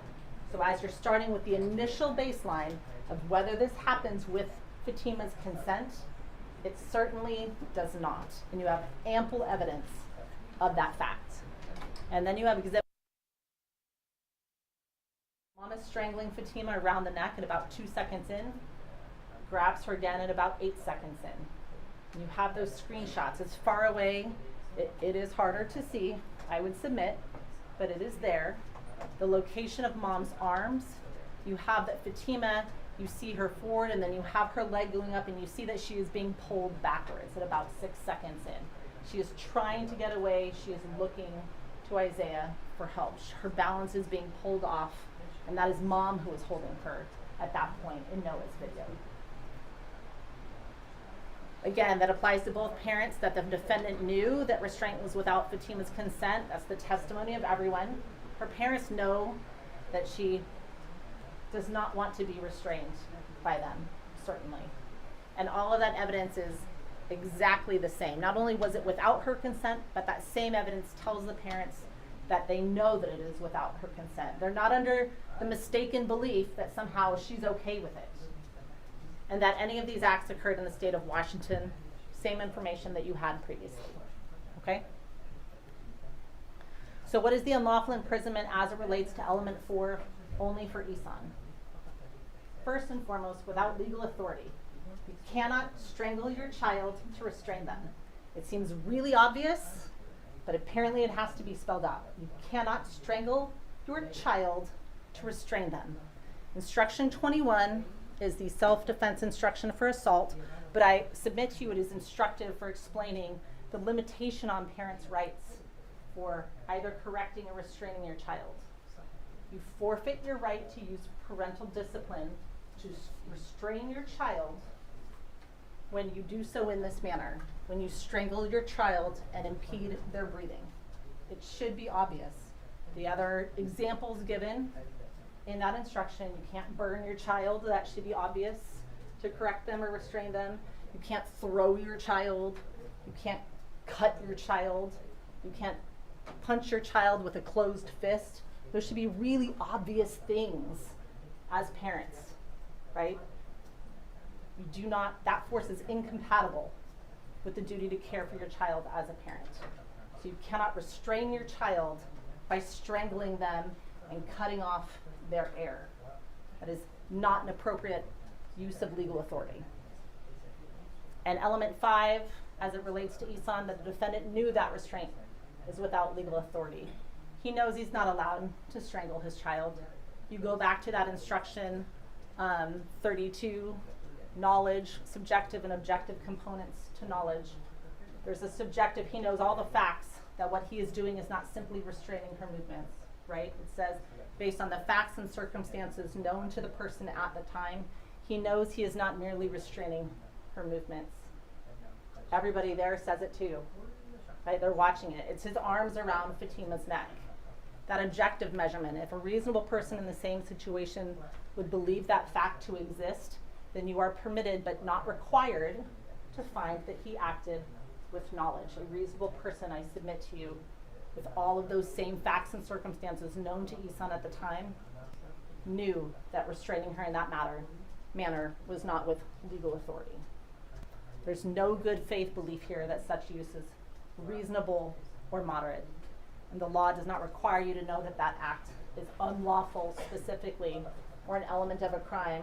Doesn't require you to go to an RCW or a jury instruction element 5 and say, well, I didn't know it was that element, so therefore you can't hold me accountable. That would be absurd, right?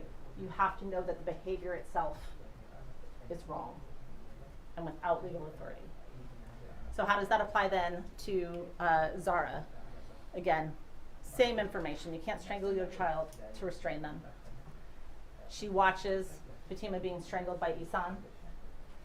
She then puts her own arms around Fatima's neck. She's not comforting her. She's strangling her to keep her from fleeing. Her breath is impeded. Fatima's breath is impeded by that hold. She testifies to that and told the medical professionals, you heard that from the professionals specifically, that she reported that by her mom to the medical professionals. You look at that instruction 21 and those limitations on what parents can do to their children to discipline or restrain them. She's doing it both herself as the principal, and she's continuing her husband's actions for that same purpose as an accomplice. That the defendant knew that restraint was without legal authority, that information is the same as it was for Ihsan. And then again, how do you know that she knows that that's without legal authority? Her own statements. Her statements are about how people have treated Ihsan at the scene. She has talked about, where is my daughter? Give my daughter back. I want to see my daughter. And I want to see my daughter. I want to talk to my daughter. Right? Her focus consistently is on Ihsan. It's not on the health or care of her daughter. Just location and access to her. That is all she expresses to law enforcement. So same thing, family or household member. This is your verdict form, C1. No change to that. Exactly the same as the last one. So now we're going to go to Ihsan Ali, count 2.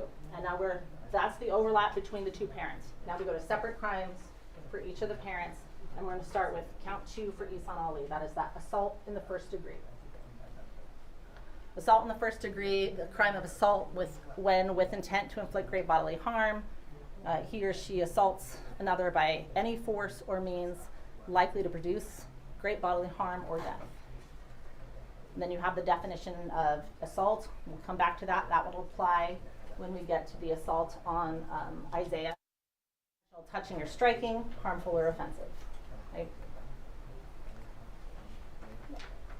Great bodily harm. And great bodily harm that creates a probability of death. Bodily injury that creates a probability of death or significant permanent disfigurement or causes significant permanent loss or impairment of the function of any bodily part or organ, right? If you take somebody's eye, you're talking about great bodily harm as an example. Or if you use a measure of force that creates the probability of death if that force is not then otherwise interrupted. And that's what we're focusing on in this case. So you have those definitions, you have the overall elements. You're given that in your packet. There's 4 elements. So let's go through them. We're going to talk about this first, actually. Physical discipline of a child that the force used was lawful as defined. We just kind of went through that. That force is lawful when it is reasonable and moderate, when it is inflicted by a parent for purposes of restraining or correcting. And you must determine whether the force used when viewed objectively as a reasonable person looking at that same force, is that force reasonable and moderate? And that definition goes on, as I said, things that the law identifies as that you may consider unreasonable. Striking a child with a closed fist, interfering with a child's breathing. The other examples we talked about, burning, throwing a child, kicking a child, all of those things. As part of your determination of whether force used was reasonable or moderate, you shall consider the size, age, condition of the child, the location of the injury. Certainly the smaller the person, the younger the child, the more concern there is for how that force is used on that child. It's not a binding inference, right? But that is an example of things that you can determine are. So that element, as it pertains to Ihsan, again, the things that I submit to you are not going to be in contention between the parties, right? October 18th, it's Fatima Ali and State of Washington. Those are not facts that people I submit are going to be arguing with you. Element 2 is where I think you're going to be focusing the majority of your discussion in this case as to this issue. So let's talk about the evidence that you have. Element 2, that it's committed by a force or means likely to produce great bodily harm or death. So first you heard from Lisa Wall, and you're going to see LOC because I run out of room in each of these, right? Loss of consciousness. What happens when you lose consciousness? Your muscles relax, the damage becomes easier to inflict, and the easier the damage is to inflict, the result is death. That is the next logical step following loss of consciousness, is death in that process. You have the exhibits from Synovia Rivas, 67 through 81. She talks about the symptoms that she observed immediately afterward during that exam: headache, dizziness, lightheadedness, again, loss of consciousness, memory loss, a fuzzy feeling. Fatima reported feeling fuzzy, confusion, weakness and numbness, vision changes. She says everything got dark, and you heard her talk about that. Hearing changes. She had ringing in her ears. She had neck pain, external neck pain, and you see all the bruising from that. You hear her talk about her sore throat, her difficulty and pain swallowing, those voice changes, the hoarseness. They describe her as hyperventilating. She was still hyperventilating after the fact. All the redness, abrasions, and bruising, and then the petechia around the eye that she describes. Fatima described a 5 out of 5 for pain, told Ms. Rivas she thought she was going to die, and it felt like it went on for 5 minutes. It felt really long. She said, I'm sure it wasn't, I know it wasn't, but it felt really long from where she was. And think about what Dr. Gilbert, when Dr. Gilbert went through and talked to you about what the effects were of jugular vein occlusion, carotid artery occlusion, tracheal occlusion. She correlated all of that to those symptoms specifically. Why do you get headaches? Because you have that buildup of pressure, right, in your brain. Why do you have loss of consciousness? Because there's not oxygen going to the brain, right? There's not bad blood coming out, there's not good blood going in.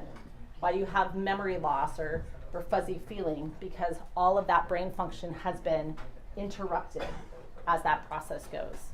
She talked about the eye changes and the hearing changes because your brain stem is interrupted, and the ability for your brain stem to process and connect to the vision in the eyes has been interrupted and is unable to do so. Hyperventilating, you talked about panic. One of the natural symptoms, your body's natural reaction is to panic when it can't breathe, and that panic continues on until it no longer feels like it is in threat or fear. She's describing hyperventilating to Synovia Rivas while she's arriving at the hospital, still after the fact. She has not come down yet. Her brain has not taken that threat away so that her breathing has returned back to normal. Dr. Gilbert talked about all of those things. So then you heard also by the force or means likely to produce great bodily harm, you heard from Dr. Kim, who was not excited to testify, right? He talked about that. It was terrifying for him. But an otolaryngologist, I'm sure I am mispronouncing that. He's a specialist at that point, called in by St. Pete's, right? Strangulation can result in death. This seems to be a very accepted premise. Strangulation can result in death, not one really for argument. He says that there was air in the esophagus. They didn't scope it because they were worried that there was a tear in the esophagus, so they're not going to put a scope down there and increase that danger. That air is from damage to the throat, not from compression to the chest, not because she fell down and people landed on her. That's not where that happens. That happens below. And the air that he saw was higher up in the throat area. He said it's better in 24 hours, but he can't say it's gone. Remember what he said, like, it had not gotten worse, but it wasn't gone, And they can't say it's gone because we don't do that kind of exam for that. We don't want to put that much radiation into this very small 17-year-old. Dr. Stankus is an ER doctor. She testified for the defense. She said pneumo mediastinum. She agreed. It can certainly result from strangulation. She agrees that the standard of care for pneumo mediastinum, the air that was higher up in the chest, to admit the hospital for observation and retesting, we don't send those folks home, right? It's not benign. It's not a mole. That was her example of something benign. We don't send those folks home. If you present with pneumomediastinum, especially as the result of strangulation, you're getting admitted, and we're going to watch you because it absolutely is dangerous. And Dr. Kim said, I had significant concerns. We were worried about her. That's why we admitted her. And Dr. Stankus agrees. Strangulation can result in death. Then you have Dr. Gilbert's testimony, and she talked about being a child abuse specialist and a 30-year medical practice. And she gave all of those strangulation effects on the body that we've previously talked about. She talked about that jugular vein occlusion. Remember, 4 pounds. That's that lack of ability to remove the deoxygenated blood. 4 pounds of pressure. It takes about a minute to lose consciousness with jugular vein occlusion only. 20 to 30 seconds for petechia, 3 to 4 minutes for death, if there is only jugular vein occlusion. Carotid artery occlusion, slightly different. Greater pressure required for carotid artery occlusion. 11 pounds of pressure, you lose consciousness in 20 to 30 seconds. Death is anywhere from 1 to 3 minutes. It's a range, right? You can't say specifically, but it's a range. And she talks about that. She said when a carotid artery occlusion, you're going to see a more global result. You're going to see loss of consciousness. You may see seizures. Then you move to brain death or death and a loss of muscle tone. When Dr. Gilbert watches that video, she says, I believe that I see a seizure. There's a moment right after or right before she loses consciousness that her arms, I believe she says, flail without any movement. And prior to that, there's some significantly focused intentional movement.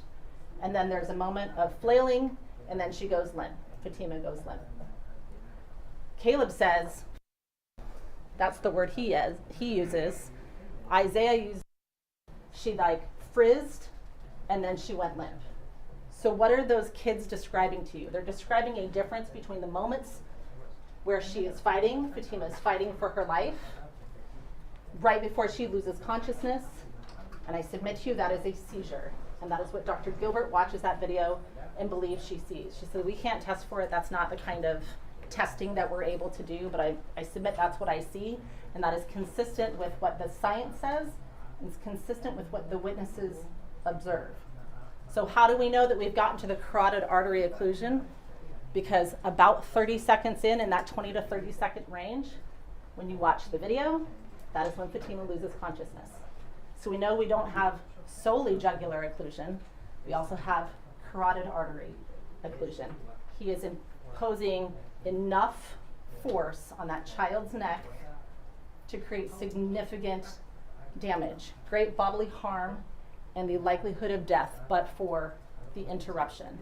And that death can happen in 1 to 3 minutes. Tracheal occlusion results in the lack of oxygen to the brain, that buildup of pressure. And again, Dr. Gilbert describes there's going to be immediate panic. You've got that CO2 buildup that's telling your brain that you have to breathe, and then it results in death. She describes observing the pneumomediastinum, the subcutaneous emphysema, that air in the throat, and anytime there is obstruction of either blood or air to the brain, it is a life-threatening injury. So Exhibit 72 and 103, the petechia described, you have synovia brevis on the left-hand side, and how do you know that it's petechia? Because it doesn't exist a couple of days later. 3 days later, it has resolved itself in Exhibit 103, and that is the distinction right between those two. October 21st, the photos show the bruising and scratches that cover from the left to the right side of her neck, consistent with the arm placement and pressure for her carotid artery, her jugular vein, and that tracheal occlusion. And you see that all in that space right there. Again, Exhibit 74, same. These are 3 days later. The bruising and the scratch is consistent to the front of her neck, where Fatima is scratching and clawing at her dad's arm to get it off of the front of her neck. That's the tracheal occlusion happening there at the front. Remember, your carotid and your jugular are on the side, and your trachea runs right down the center. Exhibit 81, the side of her neck, and that bruising goes all the way over to the back side of her neck. Again, consistent with the arm hold that is described by all of the witnesses leading up to that point, right? All of this bruising is the result of that, and that right arm and left hand in a chokehold from behind, and pressure for the carotid artery and jugular vein occlusion. So then element 2, again, force or means to produce bodily harm or death. Those symptoms reported in that video evidence tells us, based on the time and those symptoms experienced, that all 3 of those occurred in this case, which means the amount of time it takes to inflict the probability of death is grossly shorter. The force used would have resulted in great bodily harm or death if not interrupted. No injuries to her head are noted by medical staff or reported by her. Defense counsel, I believe in his cross-examination, said, well, if they hit that tree, couldn't this have happened? Couldn't this have happened? What if all of those symptoms are consistent with a head bump? And Dr. Gilbert said, some of them are. Not all of them, no, but some of them are. But also, I did a head to toe in none of those. There's no bumps on her head. There's no bruising. There's no tenderness. Plainly, there's no medical symptoms or science to indicate in any way that she struck her head. All of her injuries and damage is to her neck. All of the symptoms she experienced flow directly from that damage. And that's it. Element 3, acted with the intent to inflict great bodily harm. He is acting in anger for her defiance. That is intentional. That is what Ihsan Ali is doing. He holds her in a rear naked choke for just under a minute, and he is squeezing hard. He knows she is fighting. He knows she is struggling. He knows she is gasping for air. He knows that she is grabbing at his arms. And then she goes limp and stops fighting. But despite that, he continues to strangle her. So you know he is acting with that intent. He's ignoring the strikes and the screams of the kids. They are punching, they are kicking, and it has zero effect. It does not impact or change his behavior in any way. And that is an extended period of time. We know that he already has his arms, in fact, around her neck when they go down to the ground, and he doesn't throw his arms out to catch himself. He's going down with her, and he's going to hold on to her neck no matter what happens to her in that process, from the beginning to the end. Because at the point that he grabs her by the neck, he is furious. And that is what he's acting with the intent with. It's not to restrain her, it's not to do any of those things. He is now just a grown man strangling a child because he is angry that she has defied him. He's only released Fatima when he is forced to do so by other adults. When you go back to that family household member, that is your B1 special verdict form again. Nothing has changed. Back to physical discipline, that force used as lawful is defined, reasonable and moderate, purpose of restraining or correcting, and viewed objectively. So why does this not apply? Well, it applies for charged and lesser offenses. You're going to see that, and you have a whole range of instructions in there about lesser offenses. First, it must be your child. Okay, he meets that.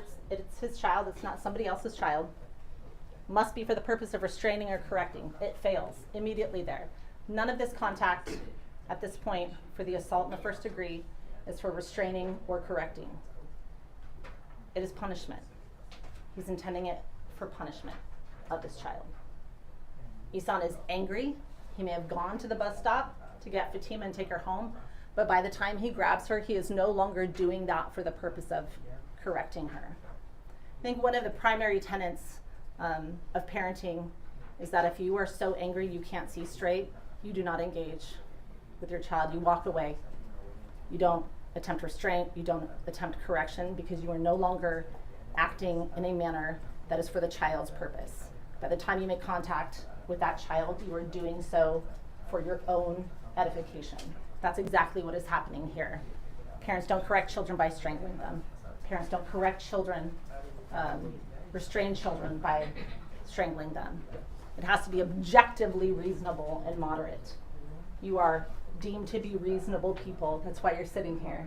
It has to be objectively reasonable and moderate use of force, and that is not what occurs in this case.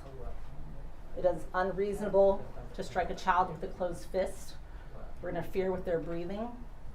The medical evidence proves that his acts interfered with her breathing. You have to consider the size, age, and condition. We heard that Fatima's 5'1", 100 pounds, maybe soaking wet. She's a small person. She might be 17 years old, but she's a small 17. And she is certainly grossly smaller than her father. We also heard the testimony of Tracy Arnold. This day occurred. Remember, Fatima's been home, being online. She's not been at school since about September 17th, so they haven't seen her in about a month. And Tracy Arnold, and she looked thinner, way thinner than the last time I saw her, and much more frail. So I submit to you that Fatima is particularly vulnerable. She already was with her size, but even now more so than she was just 4 weeks prior. And we also know that Fatima's throat is particularly vulnerable as a child. And Dr. Stinkus' testimony on behalf of defense also said, children obviously are smaller. It's easier to do damage to their windpipes. It's easier to do damage to their necks. She might be 17 again, but she is a small 17, and as a child, she is already more vulnerable than, say, an adult male, right? That placement of that force is extremely dangerous for those jugular veins, the carotid arteries, the trachea, and the spinal cord in the back of the neck, and all of the medical folks talked about that. You have an instruction in there that is very wordy, because again, we're lawyers and that's how we put things in a narrative. But I'm giving you a picture, okay? You start with assault in the first degree. That is what you evaluate first. You do not move on to any other instruction and evaluate it until you have completed assault in the first degree. If you have evaluated and deliberated on assault in the first degree and you agree unanimously that he is guilty of assault in the first degree, you stop. You don't address assault 2, you don't address assault 4, you stop. Your inquiry is done. If you're like, man, I don't know, then on assault 1, then you move over. Whether it's unanimously not guilty or you're unable to reach a verdict, then you go to assault 2 and you start that process over again. I will tell you that as you go through, you may well say to yourself, well, these two are easy, these two are really obvious. We'll just do those instead. You don't get to. Your instruction says you do assault 1 all the way first, and then if you are unable to complete that, then you move to the other 2. You work your way down, right? But otherwise, your inquiry stops if you all agree unanimously that he is guilty of assault in the first degree. Same thing. Do not begin that analysis until you've reached a decision on assault in the first degree. So then we go to assault in the second degree, that lesser included. When someone intentionally assaults, as it relates to Ihsan, when the defendant intentionally assaults another and thereby recklessly inflicts substantial bodily harm or assaults another by strangulation. You now have the definition of reckless, knows of and disregards a substantial risk, and that disregarding is a gross deviation from conduct a reasonable person would exercise in the same situation. And I'm going to show you a ladder here, that mental elements ladder. So remember we talked about if you do something intentionally, then you've done it knowingly. If you've done it knowingly, then you've done it recklessly. So it's when recklessness as to a particular fact is required to establish element, it is also established if a person acts intentionally or knowingly as to that fact, right? And that makes sense, because if somebody has disregarded a standard of behavior that is expected, and that is a gross deviation, then we presume that you did so knowingly. I'm sorry, if you've done so intentionally and knowingly, then we presume that you've also done so recklessly, right? It's incorporated therein. So substantial bodily harm, a temporary but substantial loss or impairment of any bodily part or function, or a fracture. And then you have the definition of strangulation: to compress a person's neck, obstruct the person's blood flow or ability to breathe, or do so with the intent to obstruct the person's blood flow or ability to breathe. It's a really obvious, I submit, definition, but we have to give it to you anyway. So count 2, assault in the second degree. These are your definitions. We'll come back to the bottom paragraph, but you essentially have to decide A or B, 1A or B, and you don't have to be unanimous about 1A. So as it applies, same information for October 18th, 2024 in the state of Washington. None of that has changed. So 1A, intentionally assaulted. There are 2 ways that you can, Ihsan Ali could have done this under the assault in the second degree. 1A, he intentionally assaulted and thereby recklessly inflicted substantial bodily harm. So the evidence you have of the intentionally grabs her twice. This is not an accident. He grabs her the first time and then he grabs her the second time. That moves into that rear naked choke with sustained pressure. Kids are pulling so hard that they have to dislodge him that they have ripped his jacket. And regardless, he maintains his hold throughout. That is intentionality. Can't breathe is a temporary but substantial impairment. Losing consciousness is a temporary but substantial impairment of any organ or function. If you cannot breathe, if you have cut off air to the jugular veins and the carotid artery, or excuse me, blood flow, jugular veins and carotid artery, you have temporarily but substantially impaired their ability to function in the way that they are supposed to. If you have cut off the airflow because you have crushed the trachea or closed the trachea off so the air can't get through, that is a temporary but substantial impairment because that bodily organ cannot function. If you have lost consciousness, your brain is not working the way it is supposed to. It is a temporary, even if you regain it, but substantial impairment because you are intended to stay conscious. That is what your brain is supposed to do, and his behaviors have impacted her ability to do so. Sore pain, painful throat, difficulty swallowing that she describes well after the fact, temporary but substantial impairment, those changes to her voice, those changes to her motor skills, her ability to get up and move around. You heard that described, that loss of muscle tone, temporary but substantial impairment, and then you have all of that bruising along her neck. By definition, that is temporary but substantial disfigurement. That is not how she appeared prior to, and we're looking at 3 days later and it's scratches and that bruising is still there, those abrasions. So then strangulation, 1B, Exhibit 34. You see him grabs at her neck twice. It's not an accident and refuses to release. You see, again, that sustained pressure. A lot of that information is the same for strangulation as it was for 1A. You have that her face changes color. You have all of that bruising. And you have the medical reports and the nurse's testimony. And you have that she can't breathe.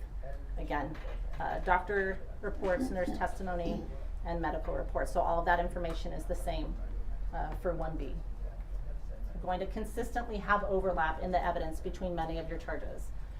When you go to do that evaluation, you have to all unanimously agree that either 1A or 1B occurred.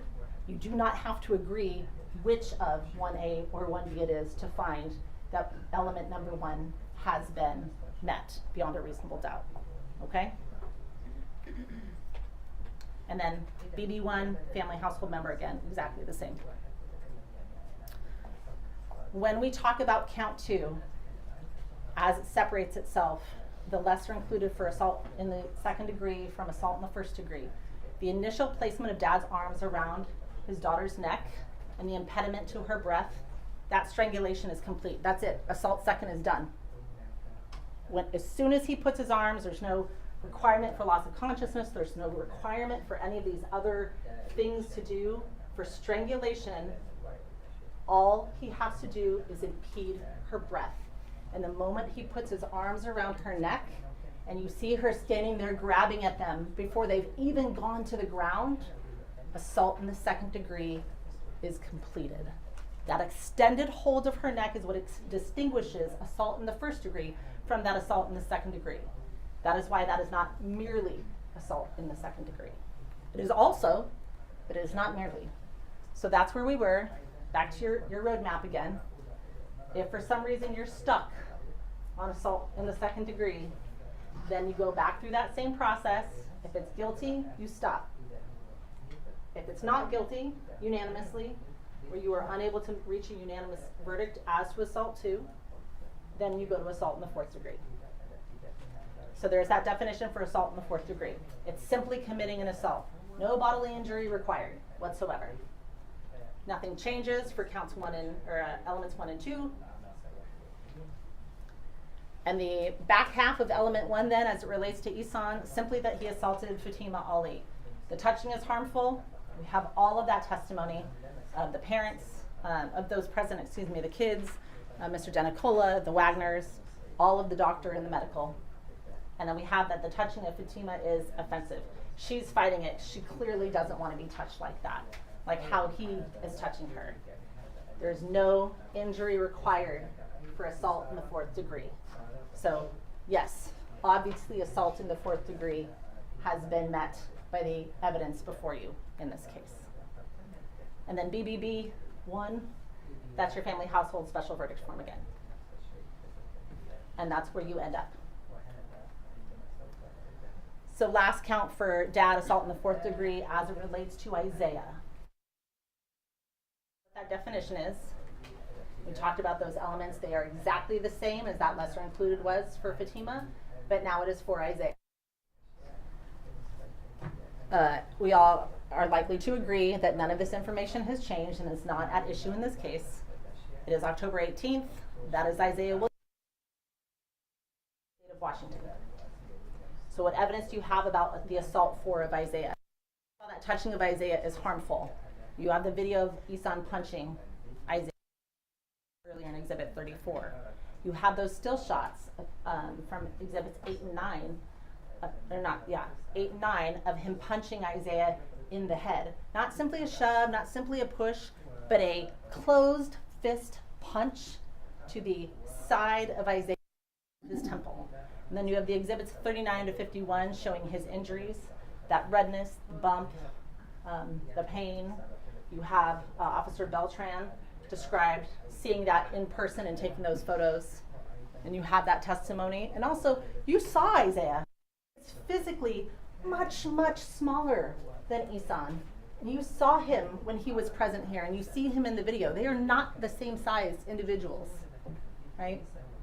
And you know that touching is offensive. First of all, I submit to you punching anyone in the head, unless you are engaged in a boxing match, which you've signed up for, is offensive, right? Punching a child in the head is particularly offensive. Notably, no injury is required, but it exists here. There is that bump, that redness and that swelling and that bump to the side of Isaiah's head. And you see it there, consistent with where he says he is struck and with where you see Exhibit 51, that closed fist strikes him in that bus video. So then you also have the self-defense instruction that is given to you for Ihsan, saying, well, I'm forced essentially to do this, and the state has to disprove that. So as it relates to count 4, force used by a person who reasonably believes he is about to be injured and the force he uses is not more than necessary. The person using the force may employ such force and means as a reasonably prudent person would use under the same or similar conditions as they appeared to the person, taking into consideration all of those facts and circumstances known to the person at the time of and prior to the incident. Then you have a definition for necessary, as they reasonably appeared to the actor at the time. Not as he claims that they appeared or he'd like them to have been, but as they actually reasonably appeared. That there's no reasonable, effective alternative to the use of force and that the amount of force used was reasonable. And you have that in your definition. There's no duty to retreat, to be very clear. If somebody is attacking you, you are not required to retreat. But still, there is the requirement that the lawful force be not more than is necessary. You don't get to do whatever you want plainly. There are limitations on what force you get to use in response. You also cannot be the person that physically instigates that interaction in order to create the likelihood of provoking a belligerent response from someone so that then you can use self-defense after the fact. And you have that instruction there as well. So why is this not self-defense? First, that force is not lawful. He does not reasonably believe that he is about to be injured when he strikes Isaiah. He is not striking Isaiah to himself. That's not what he is doing. And you'll look at those photos and you'll look at that video again.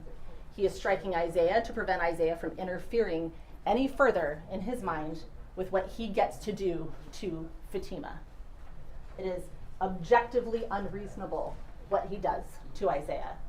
He is grabbed at the point that a strike hits, and you'll watch that video. He has already grabbed Fatima by the hoodie and he is dragging her by her neck into the dirt. And Isaiah's him trying to pull him off. Isaiah's not striking him.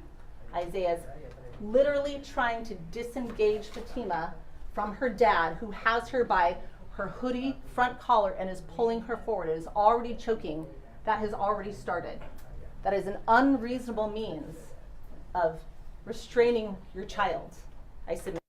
And Isaiah said, he doesn't just like grab her like, let's go home. That's not what happens. He's like, he grabs her aggressively. And remember that Isaiah has known Fatima at this point for a couple of years. And he says, I know Fatima. I know what she goes through.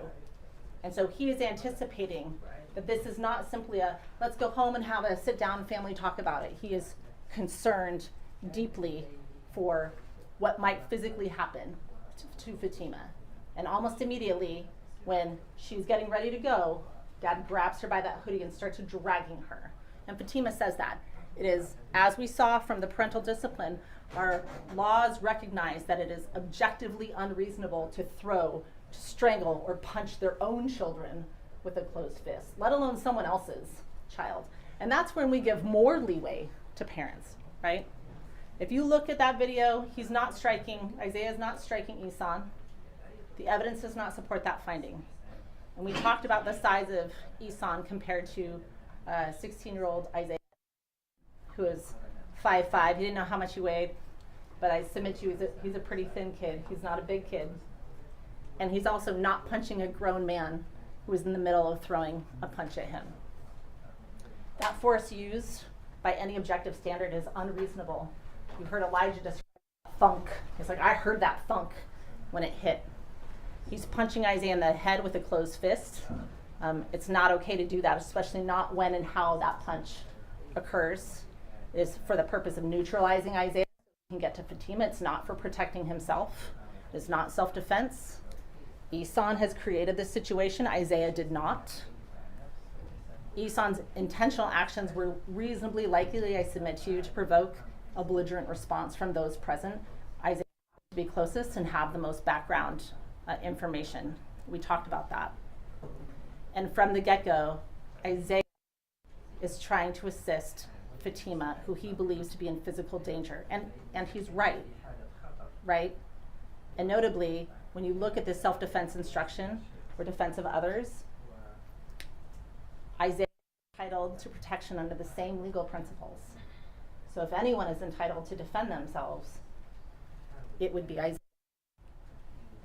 Those strikes by Isaiah on Ihsan do not occur until Ihsan is already strangling Fatima on the ground. There's a lot of, well, he hit him like 42 or 32 times, whatever number defense counsel proffered. That doesn't happen until after the fact when they're already on the ground. Isaiah has not struck Ihsan when Ihsan punches him in the head. There is the initial, and you'll be able to watch it in Exhibit 5.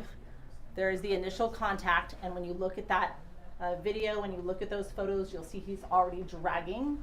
He already has a hold of Fatima by the front of her hoodie collar, which is what Fatima describes, and Isaiah is trying to pull them apart. And see, there's another example of Isaiah, Ihsan dragging Fatima by the front of her collar, and she is pulling back. and Isaiah is trying to dislodge them. Exhibit 6. You go to Exhibit 7. All he is doing here is, again, trying to get him to let go of his daughter, who he has by the front of her collar, and is throwing her on the ground. That is what Isaiah is doing during the course of this interaction. And now Fatima's down, he's thrown her on the ground, and look at what Isaiah and Ihsan are doing. Isaiah's hands are out. They're out in the, what are you doing, man? What is happening? Oh my gosh. His hands are down by his side and they are out.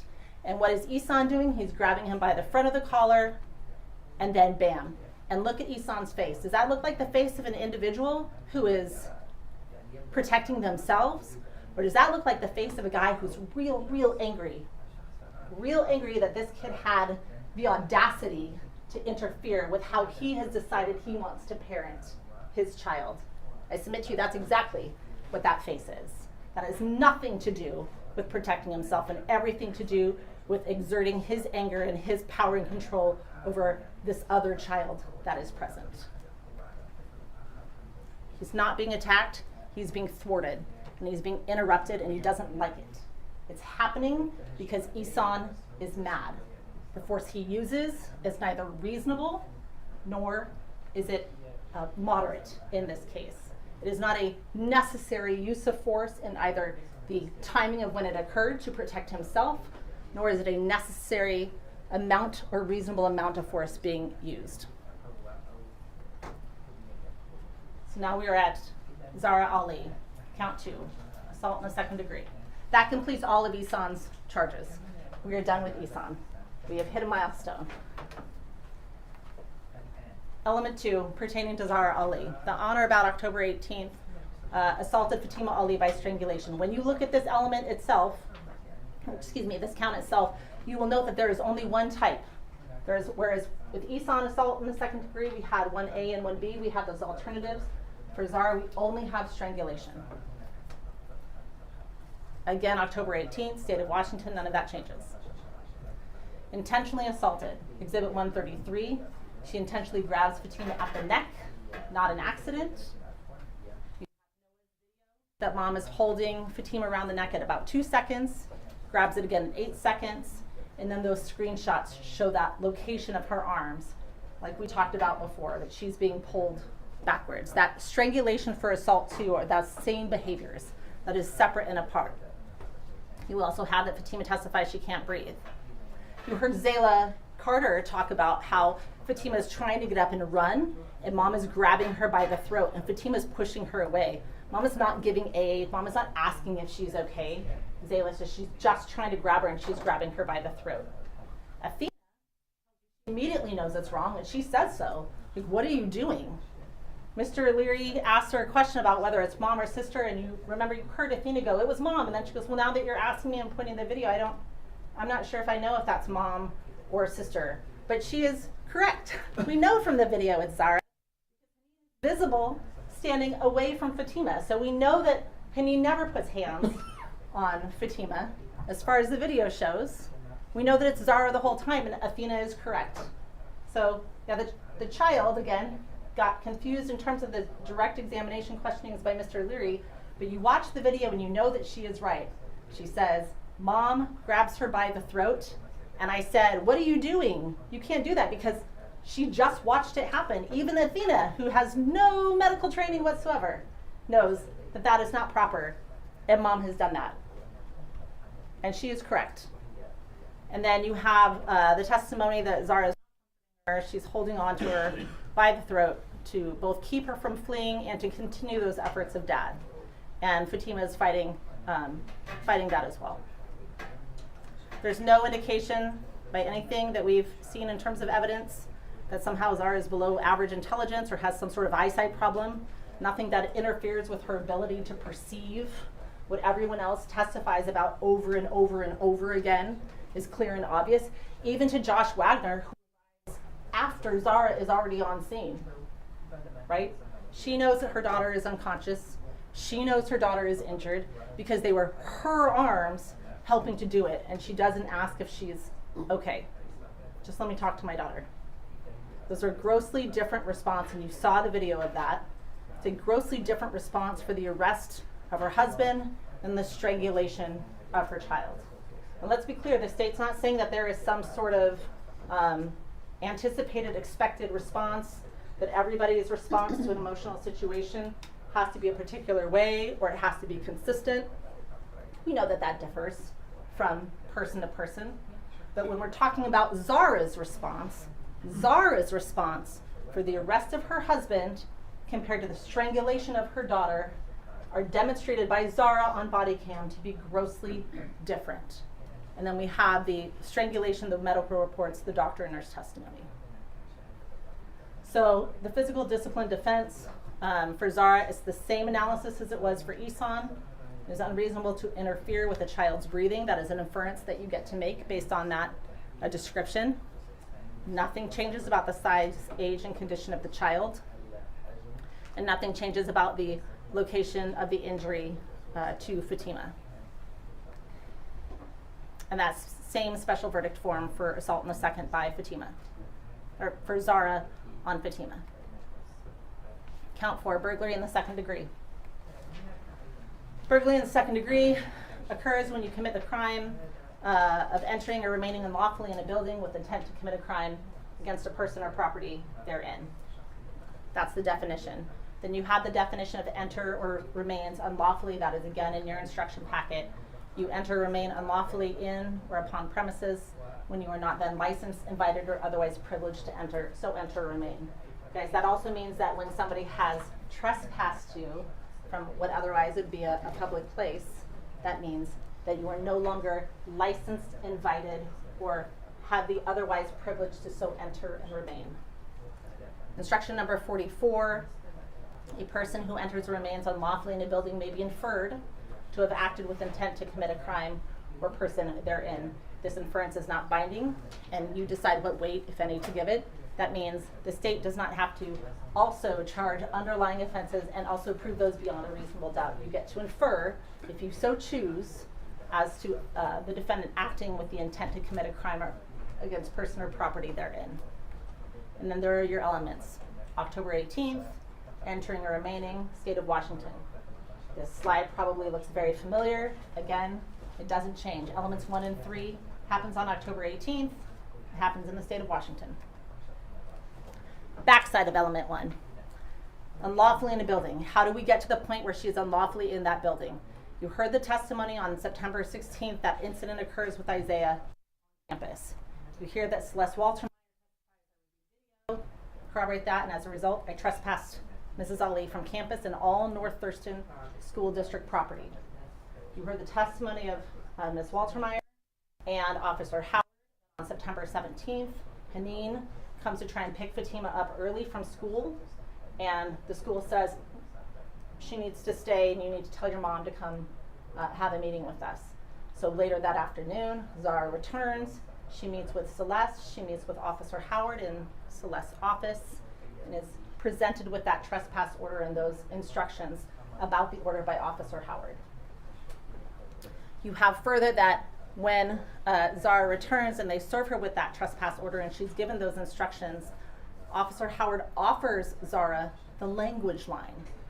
And you heard what the language line is. The language line is, if you don't understand, the document that's been provided to you is in English. If you don't understand or you're not comfortable with that, we can provide you assistance.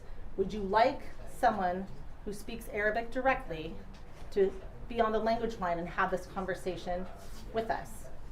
You can choose to take it, you can choose not to take it, that's your choice. Zara declines the language line. She does not want the language line. Instead, she asks for Haneen to come assist. So Officer Howard and Celeste say, sure, we'll wait. So in the meantime, they're chit-chatting with her in English about a number of topics. And then Haneen, Zara's request, arrives and they go over the order a second time while Haneen is present and assisting.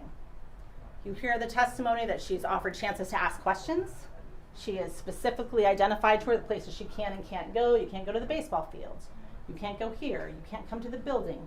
You can't come to pick up your daughter. It's fine for Ihsan to come pick up It's fine for Haneen to come pick up. This only applies to you. You are not allowed to be on the property, period. She has a chance to ask all of those clarifying questions about the parameters. She's given the phone number to call if she has any further questions. Defense counsel said, well, there's nothing on there that says she can appeal that decision, right? There's not. There's no requirement. And you're not going to find it in your instructions anywhere. It doesn't exist. She is given a sheet that describes what she is to do. She is then orally advised twice with the interpreter of her choice. She speaks English, to be clear. It may not be her first language, but there are consistent interactions with English. No one's saying that her English is great, but it is certainly enough. You heard Fatima's testimony. They've lived in the United States since Fatima was 6, so we're at 11 years at this point. And Zara is able to communicate in English with these women, and she has done so consistently, and that is described.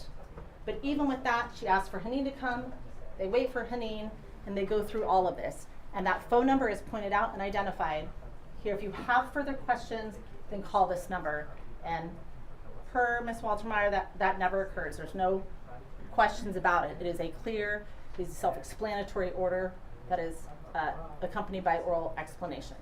And then you have that trespass letter itself at Exhibit 121. Then on October 18th, she violates that order. She enters or remains unlawfully in a building because she is not allowed to be in that building. You have that she arrives on campus where she's already expressly been told not to be. She understands that.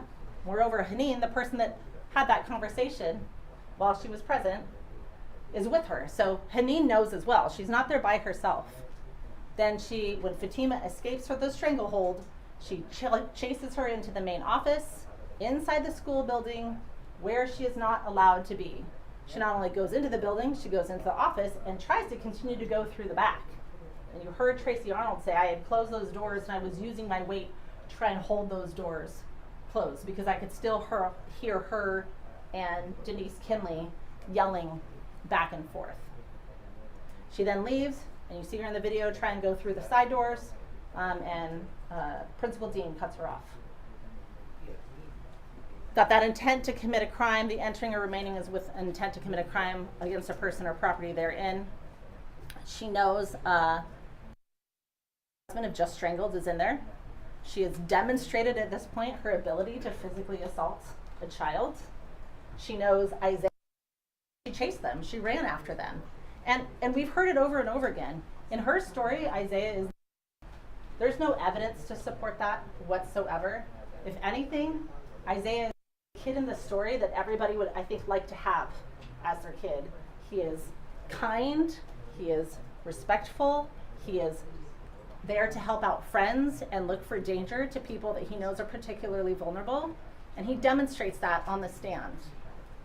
But she blames him and his family for everything. I submit to you, you heard from Victor Barnes. Victor's Isaiah. Listen, we tried to engage. We tried to have a reasonable conversation. We tried to be respectful about what the parents wanted, what Ihsan expressed he wanted. And so we said, you guys can't see each other. You need to take a break, right? And he was not like over dramatic by any means. He said, I understand that parenting is hard, right? Everybody agrees that parenting is hard. I think everyone would agree that parenting teenagers is not for the faint of heart. It is difficult for sure. And we've talked about that at length. But this goes well beyond that. And Victor says, I understand it's difficult, but you know what? They're teenagers and they're in love, or they think they're in love at least. What are you gonna do, right? So we put some boundaries on it, we put some guidelines on it, and it didn't pan out. And this was the response. And for Zara, that is all Isaiah's fault. That is his fault, his fault, his fault. And so what is she doing? She knows there's a no contact provision, so what is she doing when she goes in there and chasing him in? She knows she's violating that order, and she intends to violate that order. She knows she has that with Isaiah. She has to stay 1,000 feet away, and she knows that he is in there because she watched him go into that building.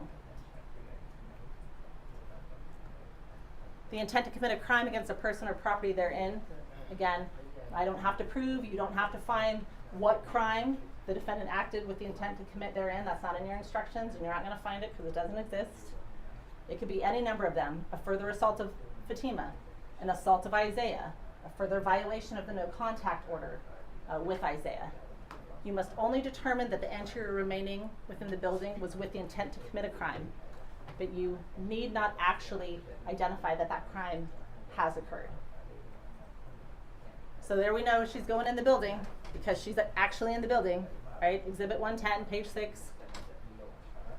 We know she's in the office itself because there she is, bottom heading towards those back doors. There's Tracy Arnold, exhibit 111, page 9, running through to try and get in front of her because, as she said, when she closed those glass doors at the front of the office, main office, Mrs. Ali goes around her.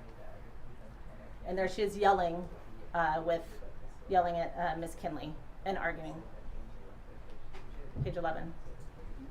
And still arguing with Paul Dean in front of that campus expectation sign. We know she's not allowed to be. Now, mind you, the burglary doesn't happen until she enters a building. The burglary itself is not for simply being in the parking lot or on the property. The burglary happens, in this case, when she enters the building, because that is the definition. Okay? So just make sure you make that distinction. Last crime. We're almost there. Count 5, violation of that no contact order with Isaiah Williams. So violation of the court order. You commit the crime of violation of a court order when you knowingly know of the existence of the order and you knowingly violate one of the provisions that's identified within that order. And you have, again, that element instruction in your packet. 4 elements altogether. We're going to go through those elements with the evidence that you've seen for each of those elements. 1 and 4, seen this, same instruction, right? Don't anticipate argument or significant argument, but you still have to find that the state proved it, and you have to find the state proved it for each count that exists, okay? So the court, here's the order, Exhibit 36, page 1, that you have. You have the court that has issued that order. Let me go back up for 1 second. There existed a protection order. So let's look at the back half of element 1. Existed a protection order. Exhibit 36, page 1. You have the court that has issued that order, Superior Court of Washington, Thurston County. You have the protected person or the petitioner, Isaiah Williams. Isaiah is 16, so as a parent I have to petition on his behalf to protect him. You have Zara as the respondent. You have the effective date until October 24th at 9 a.m. And then you have this order restrains and then Zara Ali. So clearly identified as the restrained party. It's not an overly complicated order to read. Then you have section 3 on page 2. Protected minor is listed on section 3. There's your section 3 when you're looking for it right there underneath the red dot. And that order protects Isaiah Williams. Page 4, here are all of your provisions that she is restrained from doing and clearly outlined. No harm to Isaiah. And the minor listed in section 3 above. No contact with Isaiah. Clear through a third person. No stalking of Isaiah. Passing, following, monitoring of Isaiah. You have the exclude and stay away by 1,000 feet from Isaiah. His school, himself directly there under D, element D. And then stay 1,000 feet away from the listed residence, and they put in their own listed residence specifically because by that point they know, mom and dad already know where they live because they've shown up at the house, and you heard Victor talk about that, right? That he tried to reason with them, he tried to talk to them, he tried to avoid this, and he was unable to do so based on the way events had been unfolding because they showed up at his house. So the elements that the defendant knew of the existence of this order, you have Officer Hang's testimony that he serves that order on October 16th. Remember that it is issued, let's go back. It's issued October 14th. That's when the order is issued. 2 days later, Officer Hang serves that order. Exhibit 37, you have that proof of service that Hang files with the court. And then you have Exhibit 38, the body camera of that service. He serves it on Zara at her home. You watch that. You see that Haneen is with her at the time of the service. Again, at her request, Haneen says, "Can I stay? I help my mom." Yeah, sure. The two women are communicating with each other back and forth about that order as Hang is describing it. Zara asks questions about it herself in English of Officer Hang. Heneen also asks clarifying questions. You know they understand that Mrs. Ali, Zara Ali, understands what that order is because she demonstrates that. He in fact points out the number to call in the document if she has further questions. He explains it to her in basic terms. He doesn't use overly complicated terms, and it's not a complicated document or set of directives to comply with or understand how to comply with. Moreover, you see her ask that clarifying question. Wait, so if this means I can't contact him, does this mean he can't come to my house either? She understands what the limitations of that order are. Does that mean that if I'm here and he comes to my house, then he gets in trouble too?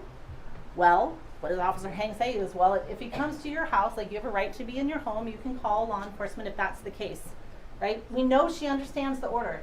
She asks that clarifying question. She provides alternative situations and is trying to decide how that order, those alternative situations fit into this order.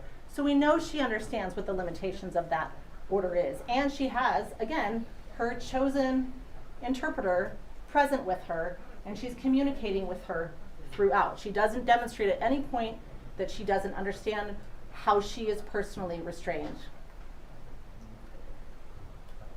or demonstrate confusion about how she is personally restrained. And then you have element 3, the defendant knowingly violated that restraint provision, prohibiting contact, excluding the defendant from a school, prohibiting the defendant from knowingly coming within a specified distance of the location. So on October 18th at about 2:13 p.m., she's certainly within 1,000 feet of Isaiah. She's physically engaged with Isaiah, and then she chases him and her daughter into Timberline High School, certainly within 1,000 feet. And then you have it again at 2:13. She's in 1,000 feet of his school grounds itself. So there's 2 separate provisions that she has violated. And then she knows exactly some confusion about who Isaiah is. Says his name. She tells Hang and Bell and Chavez, you see that in their body cameras. He goes to school here. She knows where Isaiah goes to school. He's a student here. Hanina just said, Isaiah James Williams. He's a student here, I'm pointing, right? She knows exactly who is protected by that order. There's no confusion. She knows exactly where his school is. There is no confusion. She knows she's violating that provision of that order. She just doesn't care because it doesn't matter to her. She doesn't care. There's Exhibit 134. There's Isaiah. Before everybody starts running. There's Exhibit 108, page 2. There's Fatima and Isaiah. Zara right behind with Haneen behind her, certainly within 1,000 feet there, certainly on the school grounds, while Isaiah. Page 109 again, you have them running, and I believe that's at 2:20 of that video, of the 2-minute and 55-second video. Again, you see Fatima and Isaiah. And at 2:41, 21 seconds later, you have Zara chasing after them.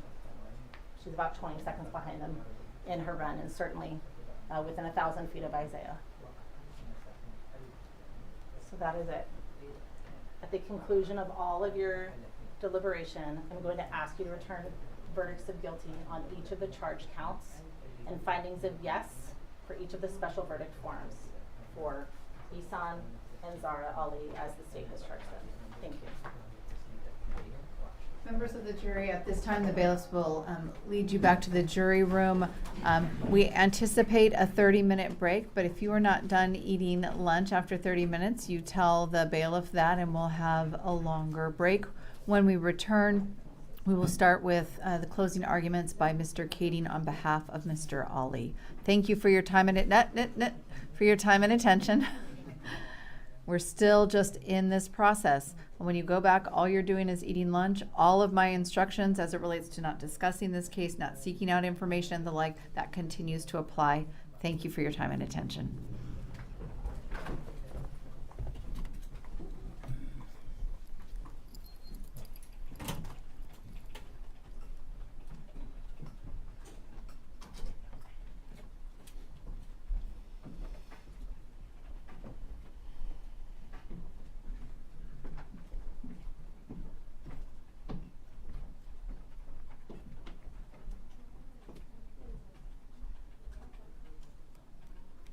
We'll be in recess for 30 minutes.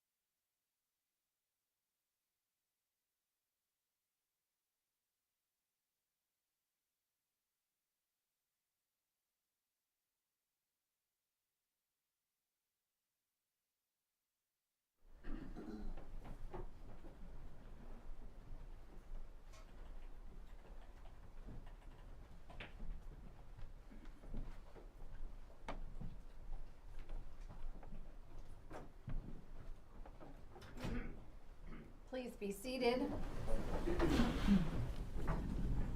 Members of the jury, if you would now please give your full attention to Mr. Kading as he makes closing argument on behalf of defendant Mr. Ali. Thank you, Your Honor. Good afternoon, everyone. All right.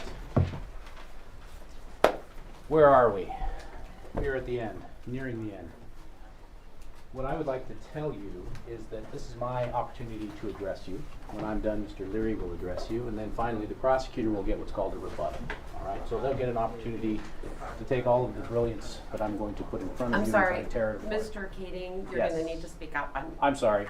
Thank you. Do I need to be nearer a microphone? Probably, I would think so. All right. Sorry. Okay. So, this is my opportunity to tell you that I see this case, obviously, different from what the prosecutor saw.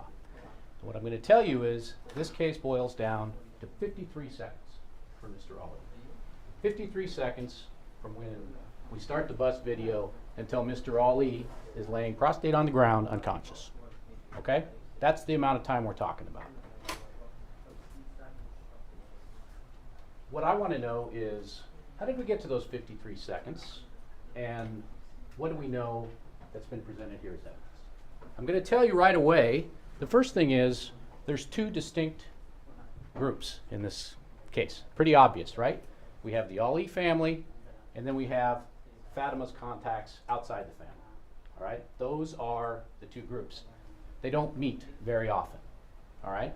We know, for example, Isaiah was dating Fatima for approximately 10 months, per his testimony.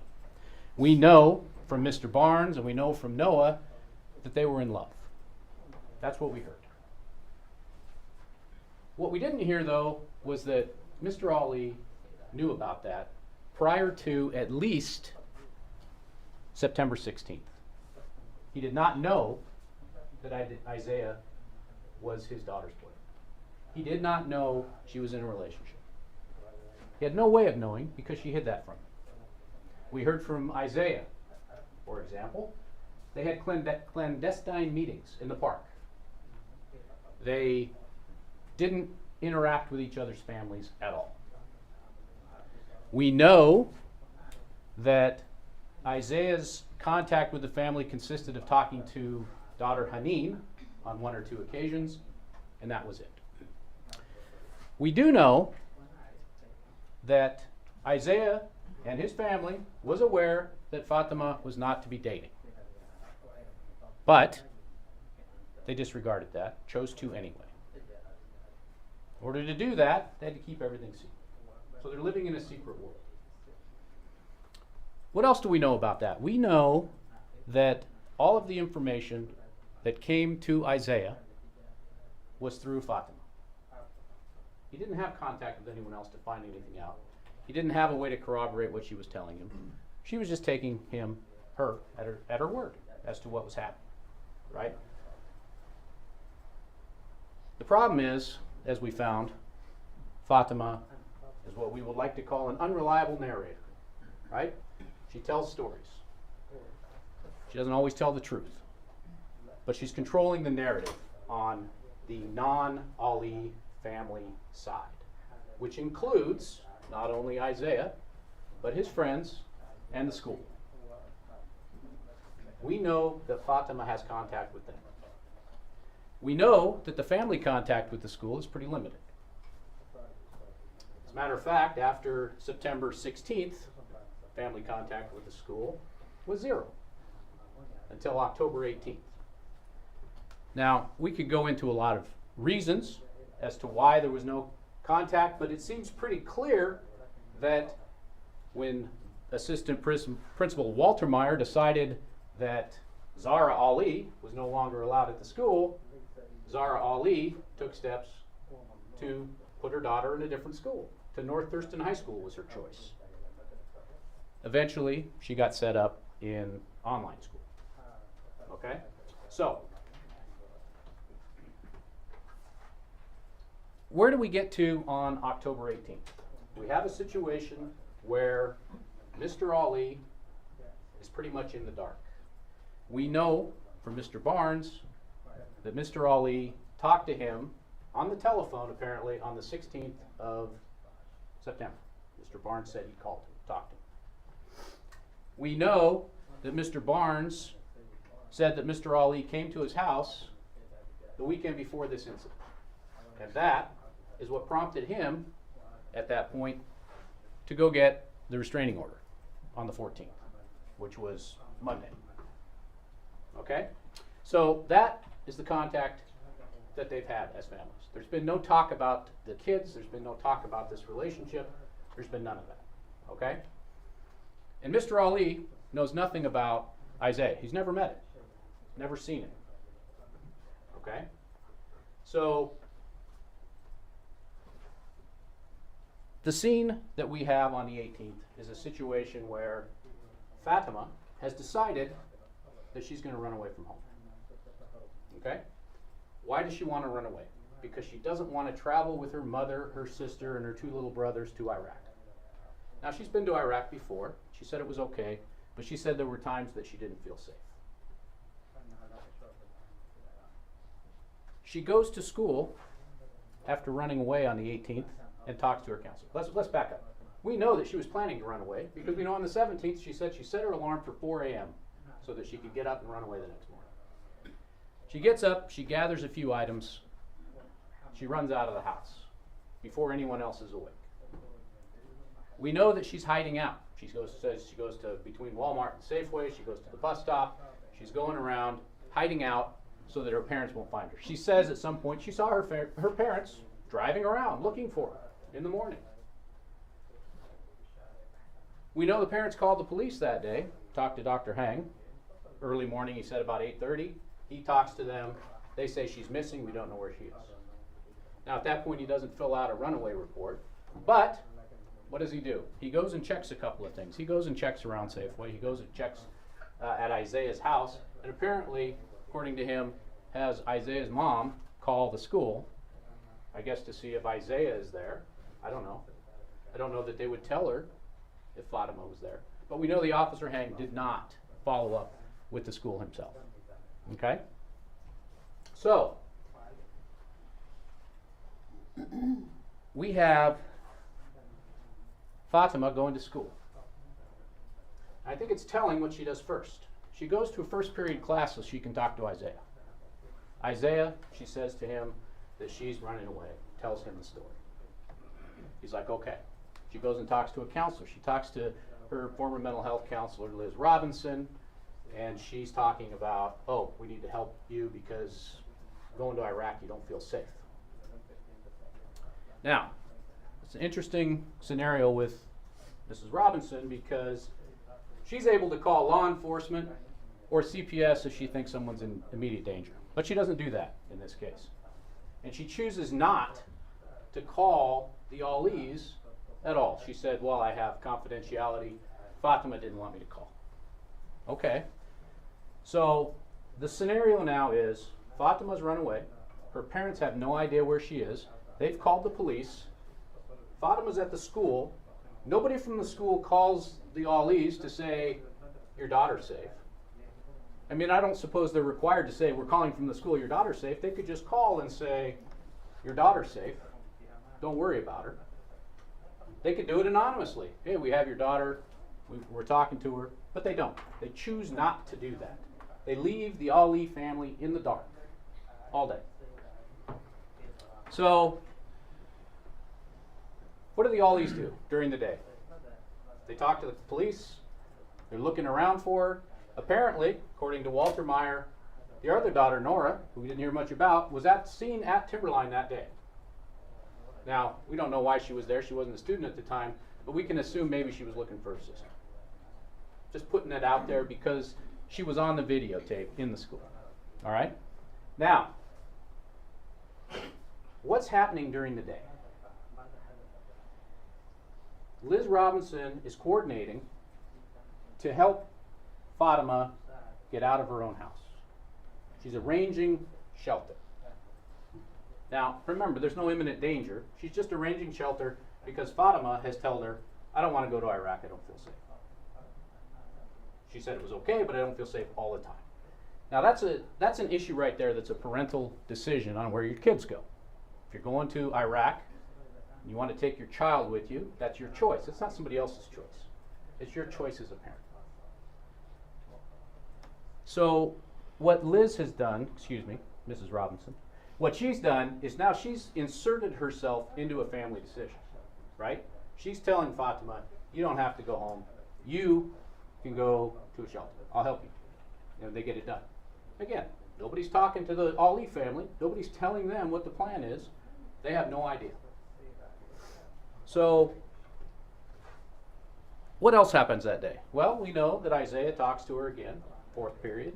We know that after school, Isaiah meets her at the front of the school. She waits for him, and he comes out, and they go to the bus together. Now, at this point, they walk past Mr. Ali's truck. Let's see if I can get that up there. This is exhibit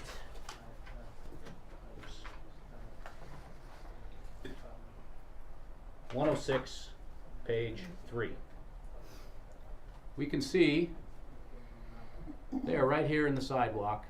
Mr. Ali's truck. Oh, nice. Mr. Ali's truck is right here.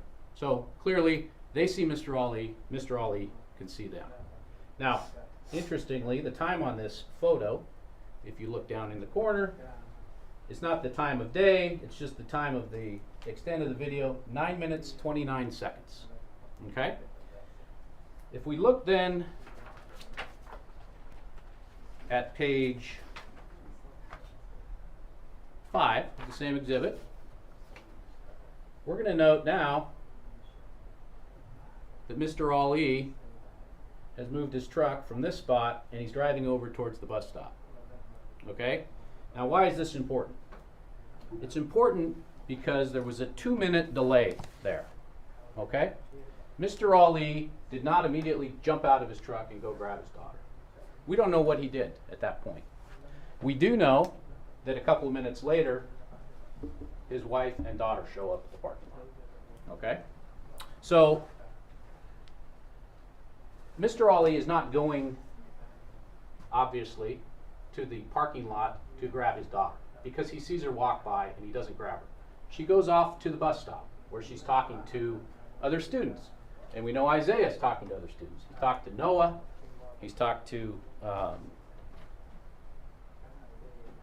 forgot his name, but he talks to Noah. We remember Noah. They're in love, man, right? That's Noah. He talks to him and says, be prepared. Be ready. Isaiah himself says, I was ready for anything. Okay? So this is occurring while Mr. Ali is in his truck. He has no idea what's going on. He's never even seen Isaiah before this point. Right? In his life. He's never seen him. Mr. Ali drives over to the bus stop to go talk to his daughter. Okay? He talks to his daughter, as we heard from several witnesses in a calm voice. You got to come home. She says, no, I don't want to come home. He goes, come home with me. This goes on, back and forth. She refuses to go. Okay? She's his 17-year-old daughter. She's a reported runaway. He wants her to go home. She doesn't want to go. That's where we are. He reaches out and touches her, grabs her shoulder. That's what we heard. Grabbing her shoulder in this situation is not an assault because, as we saw in one of the instructions, you have the right to control your child, right? Parental discipline. You're coming with me, okay? At that point, Isaiah interjects himself into what's happening, okay? What does he do? He says, well, I tried to push him away. Let's take a look and see what we can find here on the video. This is Exhibit 34, the bus video. If we can turn that on. And this is the frame from 213 seconds, frame number 6, and they're all individually framed. Now, I just noticed, ironically, if you look right here on the left side where the arrow is on the right side photo, there is Haneen and her mother's car that's just now getting to the school. All right. But let's take a closer look at the view of what's happening at the bus stop as the bus comes into view here. And Mr. Kading, can you indicate which camera view Oh this yeah, I'm is? sorry. This is the road view of Exhibit 34 at 2 minutes, 13 seconds, and 14. All right, hang on just a minute here. Let's back up just a little bit. And I've stopped it at 2:13:17.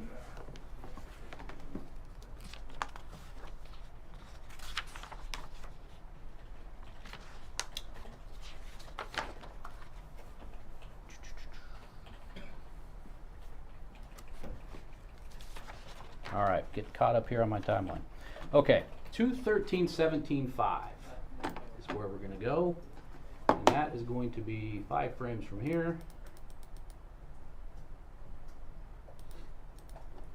Now,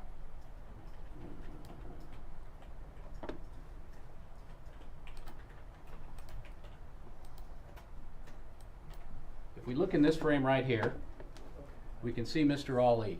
He's right there. Okay? He's standing there. Some of the other people are standing there watching him.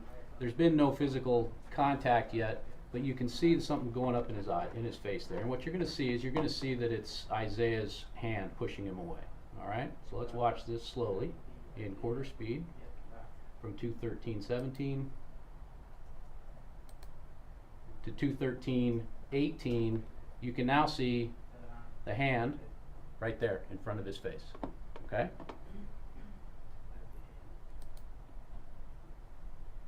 Now, you can see he's walking backwards and he's still got Isaiah trying to hang on to Fatima. And if we stop it right there, this is just after the punch to Isaiah. Now, if we add on to this view the front door photo,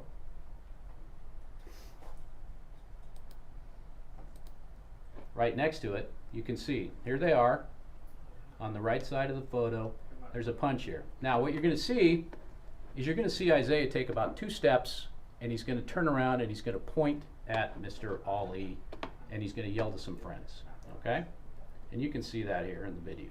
Let's play that. Quarter speed, we'll play it. If we watch that video on the right, you can see Isaiah doesn't hit the ground. He doesn't go down.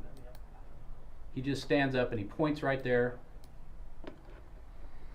And then at that point, he starts running towards Mr. Ali. Okay?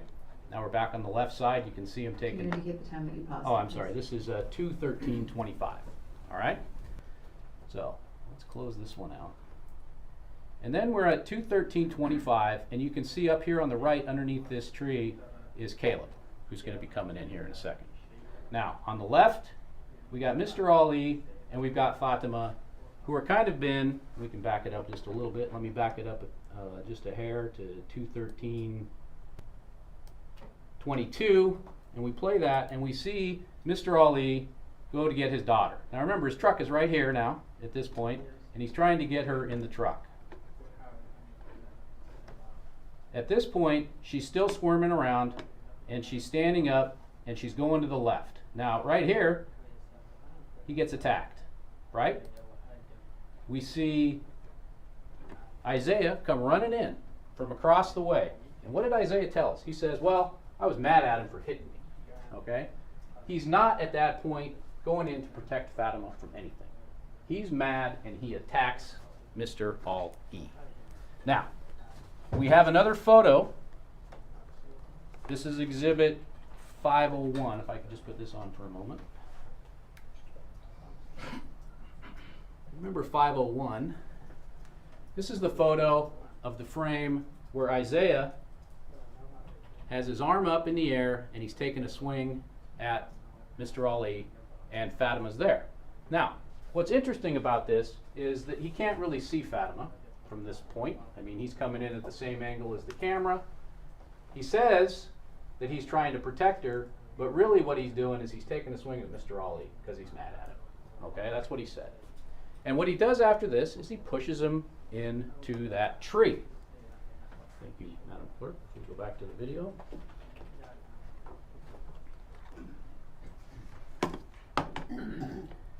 Now I'm going to back up the video here just a hair so we can see a little bit better what's going on. And we're at 2:13:27. Let's back it up just a little bit to 2:13:25.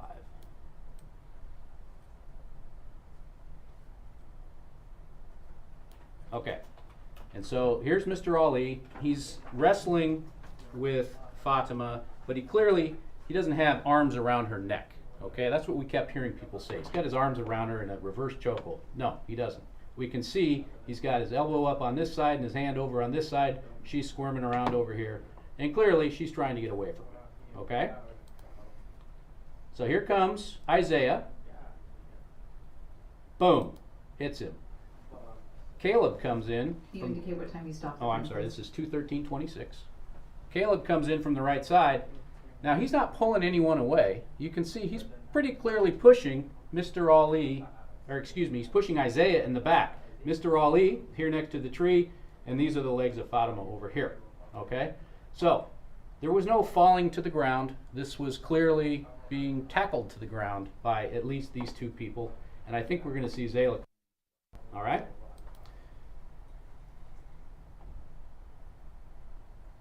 You can see him hit the tree, and boom. At this point, everybody's on the ground.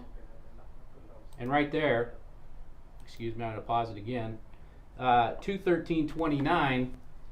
So we haven't gone very far in the video here. The first thing we see is Isaiah kicking Mr. Ali in the head, right? He's on the ground kicking Mr. Ali in the head.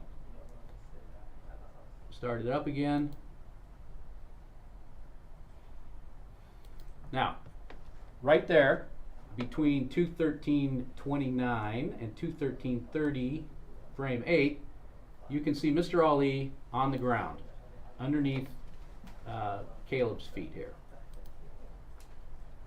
And if you watch him, after he gets kicked in the head, right there, he kind of curls up at that point, all right?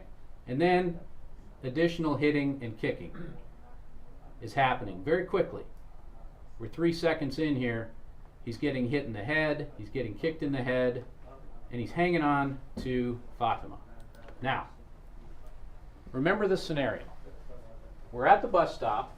Somebody we don't know comes up to us, gets between us and our daughter. This is Isaiah at the time. And he starts putting his hands up in my throat, my neck area, because I'm trying to take my daughter home. Okay? Mr. Ali takes one punch at him to get him away. Doesn't even knock him to the ground. He just kind of gets him off. Then he's heading over to still get his daughter into the car.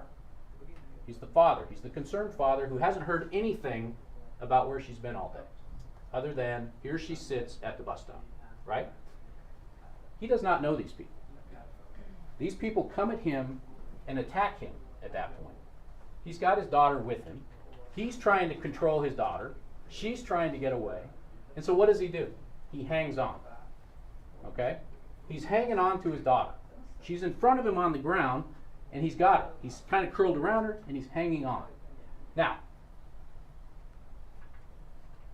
the government would have you think that at that point, he's strangling her, and he's intending to kill her. When in fact, what we see is a man laying on the ground who just got kicked in the head, holding on to his daughter. Now, why is that important? Well, because if you remember when we were talking to Dr. Gilbert, I asked her a couple of things about blows to the head, right? I said, well, what about hitting the tree with your head? And she said, well, Fatima didn't have anything on her head. And I said, well, what about if you kick somebody in the head? Oh, yeah, that can cause problems. That can cause cerebral edema or concussion. What happens when you get those? Well, your body functions, but you can't control it, right?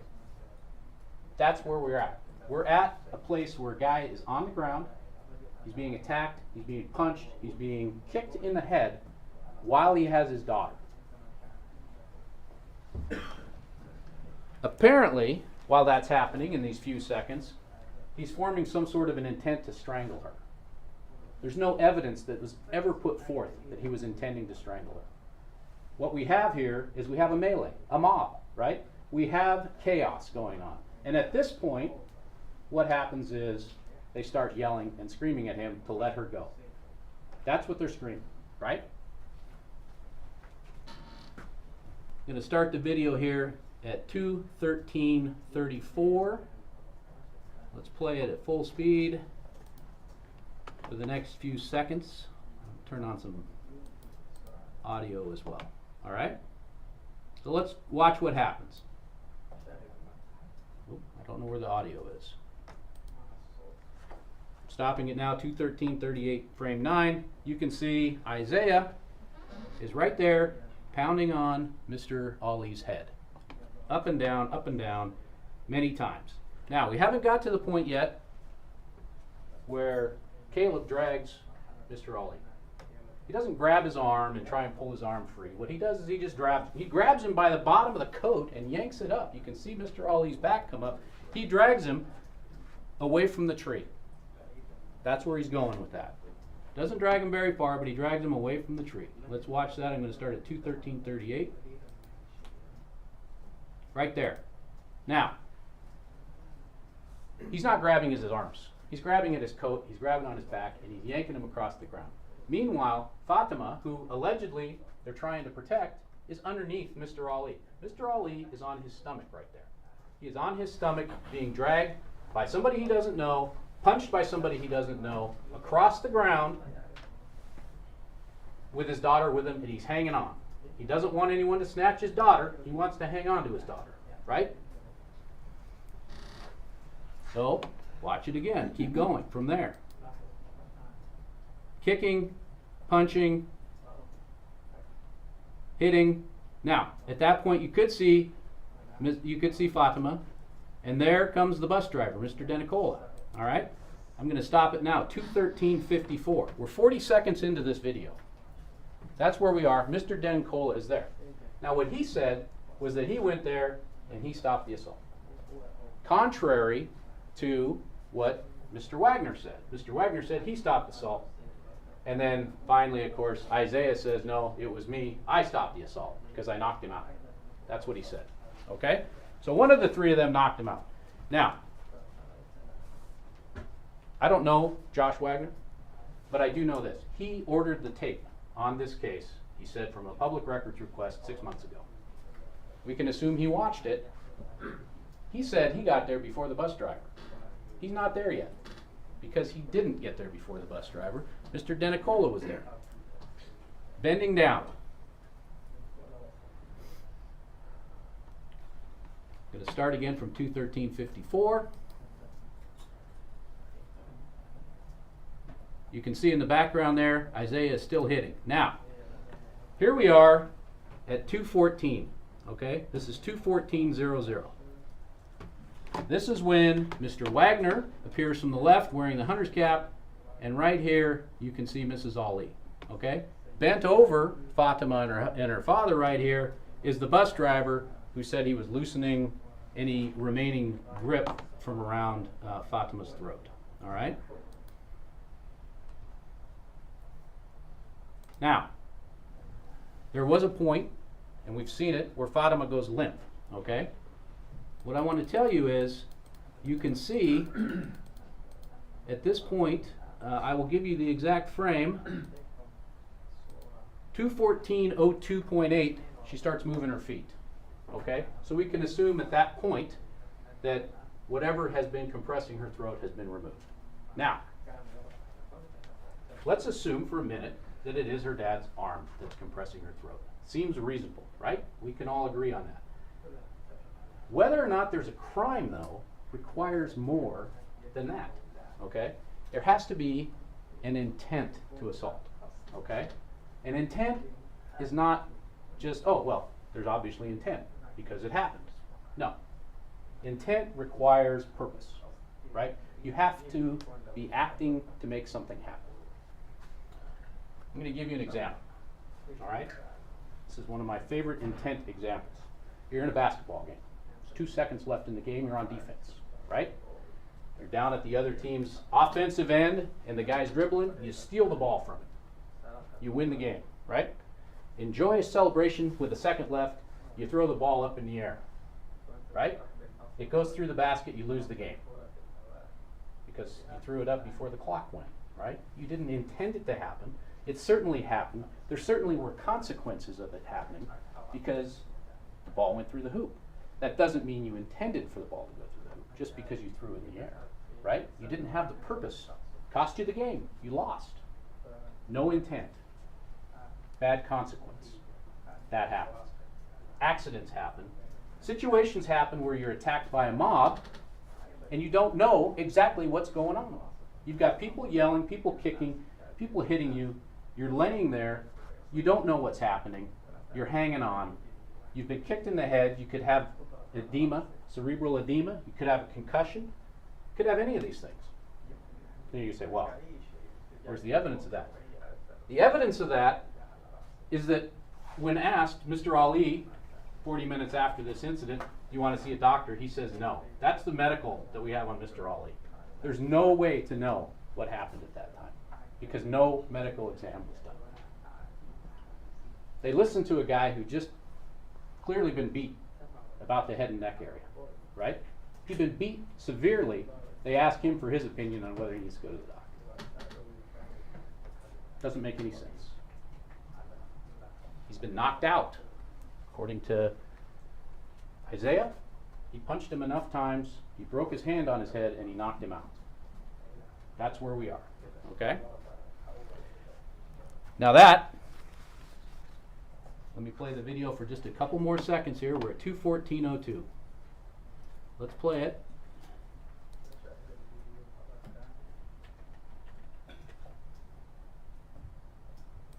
Until there. You can see at that point, it's kind of hard. I'm sorry, Your Honor. 2:14:08, frame 6. Again, you guys will have all of this in the room. You can take a look at it. If you look right here, you can see that Fatima is laying there next to her father. And at this point, this is the hat right here of Mr. Wagner. And he then sits on Mr. Ali for the remainder. Mr. Ali no longer moves from that point for the next several minutes, okay? And it's not until Officer Hang comes and arrests him. So that's the end of that video, 2:14:08. That's the 53 seconds that we're talking about. That's the amount of time for all of this to happen where Mr. Ali allegedly formed the intent to kill his daughter. That's what they're thinking that he was doing. A man who called the police when his daughter was missing. Not just once, but at least twice. A man who spent the day looking for his daughter. He finds her. He wants to take her home. He has no idea what's going on, except that she ran away that morning. No one has had the courtesy to call him and tell him what's happening. So what does he do? He goes, he tries to take her home. He gets attacked by a mob. He's beat about the head and neck area. And allegedly, he has, at that point, informed intent to either A, kill his daughter, which obviously didn't want to do, or B, seriously maim her. Assault 1, no. The question is, did he strangle her with an intent? Did he intend it? Was it intended at all when he's there? Or is it just circumstantial, right? Just because I'm on the ground, I've been tackled, I've been dragged, I've been kicked, I've been punched, I'm hanging on to my daughter. I don't know who these people are trying to take her, but I sure don't want to let her go. Something a father would do. Something a father would want to do, hang on to his child. Now, is it unfortunate that her neck was compressed? Yes, it was. But that is not a crime if you don't intend it. Okay?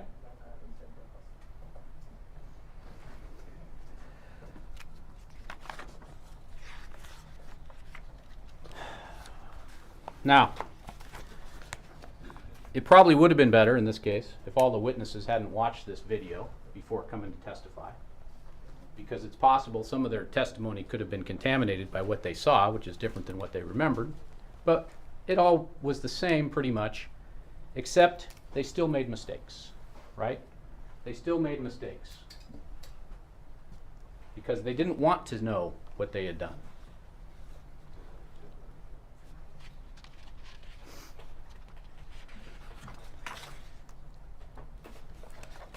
Now, I want to just talk a little bit more about the witnesses that we heard from. We heard from Dr. Gilbert. She's the one who testified. She said the body's an amazing thing. What she also said If you're knocked unconscious, it says the body's functioning, but the ability to control it is not there. Okay?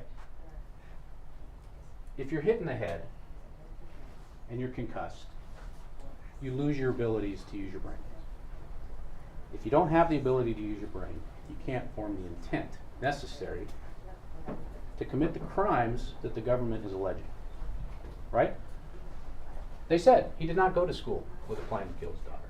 He did not develop a plan to kill his daughter between when he got out of his truck and when he was tackled to the ground. What he did was develop the intent to hang on, to protect his daughter. They showed nothing else. They showed no evidence of anything. They didn't have him saying, I'm going to do this, I'm going to do that. They had no evidence of anyone hearing him making any threats. They had no evidence of any of that because there wasn't any. No intent. What was in his mind? Did they prove it to you beyond a reasonable doubt? Get into jury instructions beyond a reasonable doubt. Something, a doubt for which there is a reason. Okay? As to any single element of a crime. And in this case, intent. Is there a doubt as to his intent? Yes, there is. How do we know? Because they didn't provide us any evidence. They provided us physical activities that were going on. A mob beating a man getting punched and kicked in the head, a man getting dragged across the ground, a man hanging onto his daughter. And from that, they're trying to have you think, well, intent to kill. If not intent to kill, intent to maim. If not intent to maim, intent to strangle. None of that was proven. None of that was proven in this case. No intent. And let's talk about parental rights, right? You have the right, when your daughter is gone, run away, to take her home. That is your parental right. Okay? Grabbing her by the shoulder, taking her home is not against the law. Okay? What happened here, though? Isaiah got himself involved in this. He put himself in the situation and made it physical. He grabbed Mr. Ali, he stuck his hand up in his face, he pulled on Fatima, and he was wrestling with Mr. Ali. Again, Mr. Ali doesn't even know him. Doesn't know who this guy is, doesn't know what his intent is with his daughter, right? Mr. Ali does what? He punches him one time to get him away. He doesn't knock him to the ground, he doesn't knock him out. He hits him. Isaiah literally takes one step back before he turns, points, and yells. Starts running back towards Mr. Ali. He doesn't run to protect Fatima. He runs to get Mr. Ali, the man who just hit him. He's angry. Okay? So the question is, was the punch that Mr. Ali threw reasonable? If it's not reasonable, it's not self-defense. But what does he have? He has a guy he doesn't know, grabbing at his throat area, pushing him around, turns around, takes one swing at him, turns around and walks away. Right? He doesn't go beat him up. He doesn't pound him into the ground. He doesn't kick him in the head. He punches him once, goes back to what he's doing, which is trying to get his runaway daughter home. Okay? Trying to get his runaway daughter home, not a crime. All right? Striking someone when they're interfering with you, getting your daughter, by grabbing at you, you can defend yourself as long as it's reasonable. Right? He didn't pull a gun out and shoot Isaiah. That would be unreasonable, right? He got him, he hit him once, he turned around, he went away. That's self-defense. All right?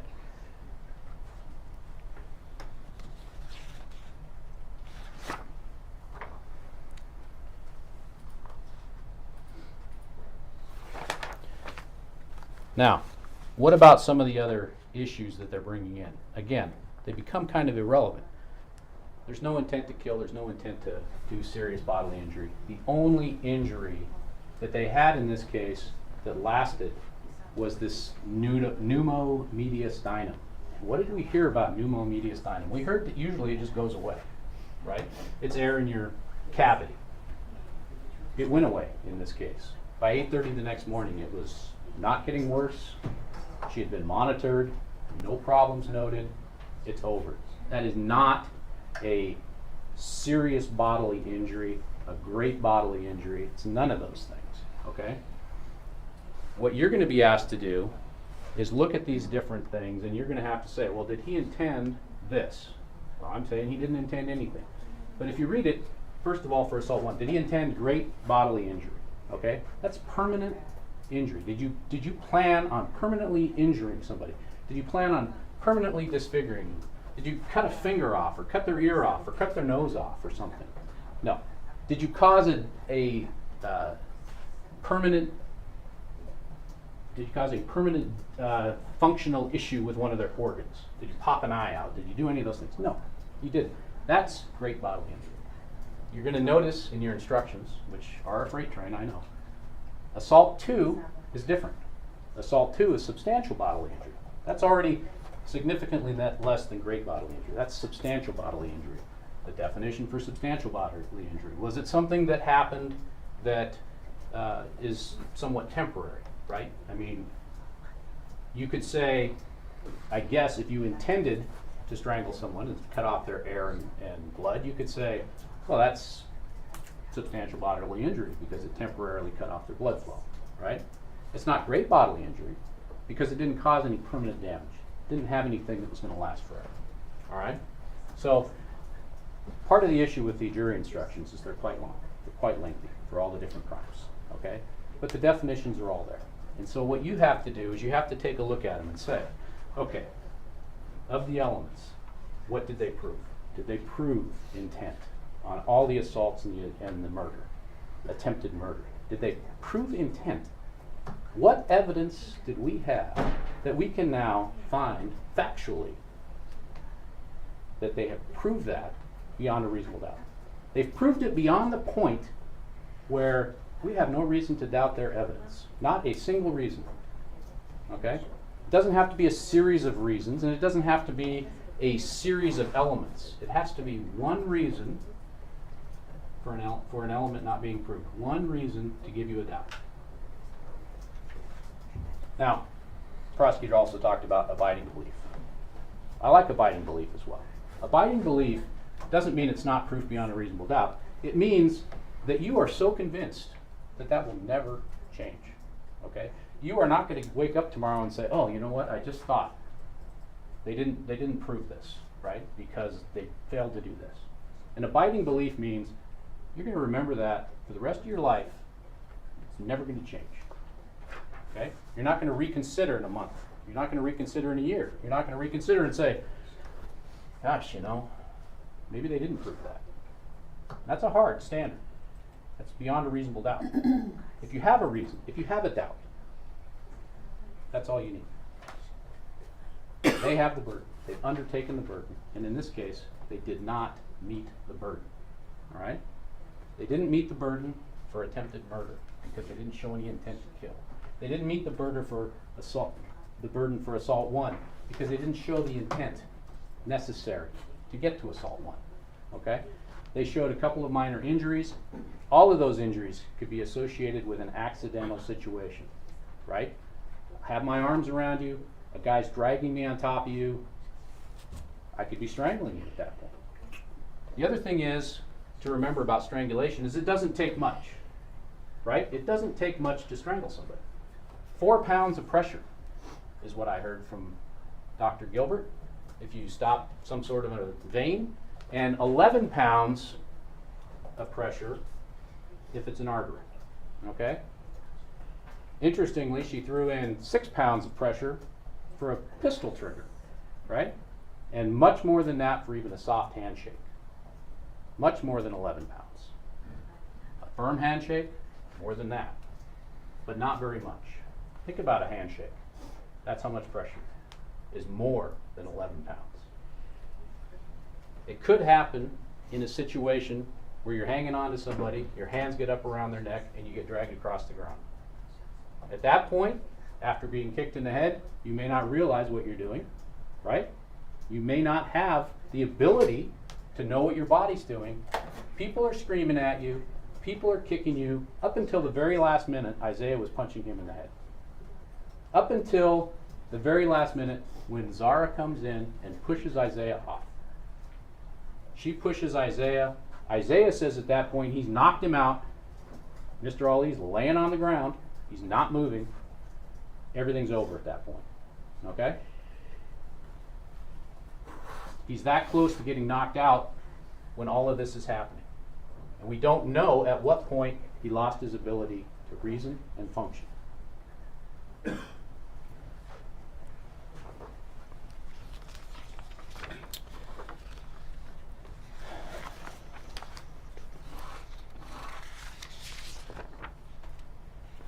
Now, I've already touched on a couple of these things. One of the things that you're to talk about in instruction 1, I just wanted to mention a couple of things. I'm not going to go through all of them. Anyone that has personal interest in the outcome can have bias, okay? Personal interest in this case, essentially everyone involved in this case has a personal interest, right? They all say, well, that's what I saw. Well, did you? Because a lot of what I heard from the testimony was different than what we saw in the video. Okay. Proof beyond a reasonable doubt, we just talked about briefly. Instruction 12 is the intent instruction. Proof to you beyond a reasonable doubt the objective or purpose of the defendant's actions was to accomplish a result that constitutes a crime. Again, objective or purpose, okay? You have to set out to do something. I can easily imagine a situation where you intend to strangle somebody. They're standing over there, you're mad at them, you go and you grab them around the throat and you strangle them, right? That would be clear intent. There's no mistakes, no accident, no way that you couldn't mean to do what you're doing. That demonstrates intent. We don't have that in this case. I think that the prosecutor's already touched on some of the other ones, like recklessly. Again, the degrees of injuries are different. The intent element, mens rea, the mind's thought process is different between assault 1 and assault 2. Okay?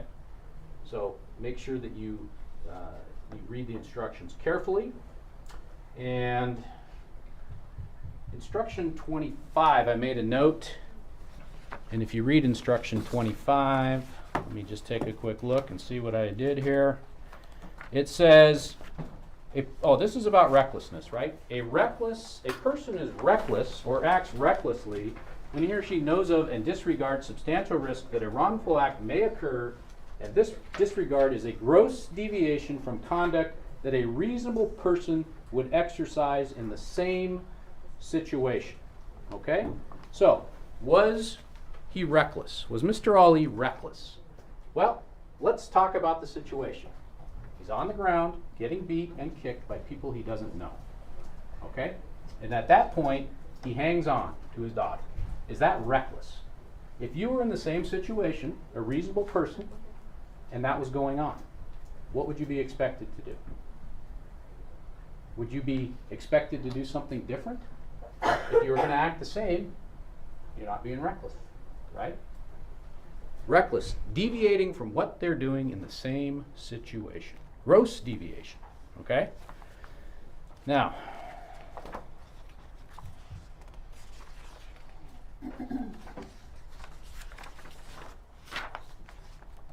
this all comes down to what a parent would do in a similar situation. Your daughter's run away.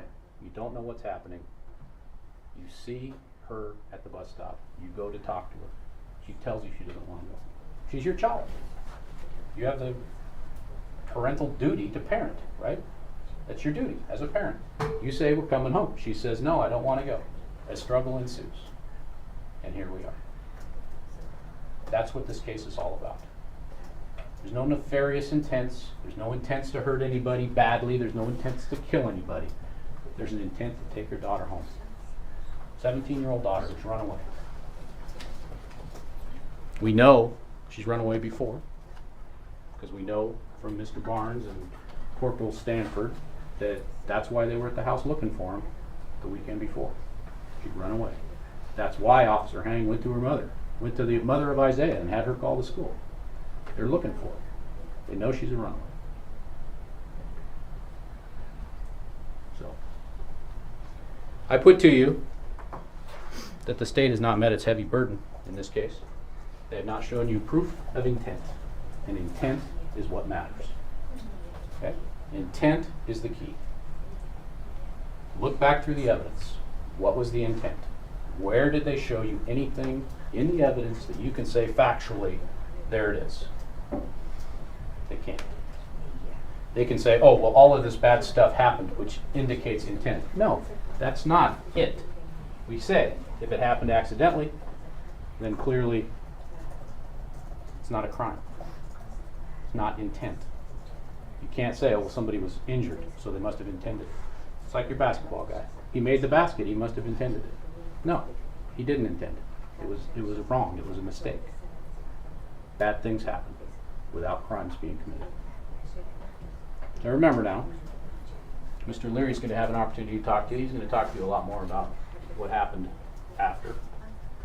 But at this point, Mr. Ali has not been shown to have committed these crimes. I'm going to ask you to find not guilty of everything. If you do decide to go through on the lesser includeds, do it carefully, okay? Just because you say, well, maybe it wasn't in assault 1, it must have been in assault 2. No, intent is still required. Number 3, was there an assault 4? Take a look at it carefully. Did he intend it? Intent goes to all of them. Okay, totally forgot about unlawful imprisonment. I'm going to go back now, sorry. Unlawful imprisonment. Again, you have the ability to control your daughter, right? She's a runaway. He grabs her by the shoulder. That's not unlawful imprisonment. He hangs on to her. That's not unlawful imprisonment. Okay? What's he doing? He's trying to get his daughter into his car so he can take her home. That's it. That's not unlawful imprisonment at all. If it is, a lot of people in trouble. All right?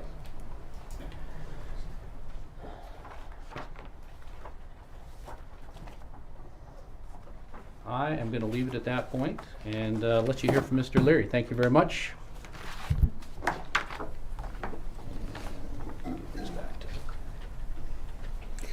Thank you. Thank you, Arnie.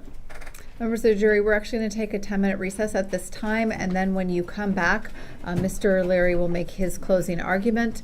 Again, we are not done with this process. Do not discuss anything during this 10-minute recess, research anything, and the like. Thank you.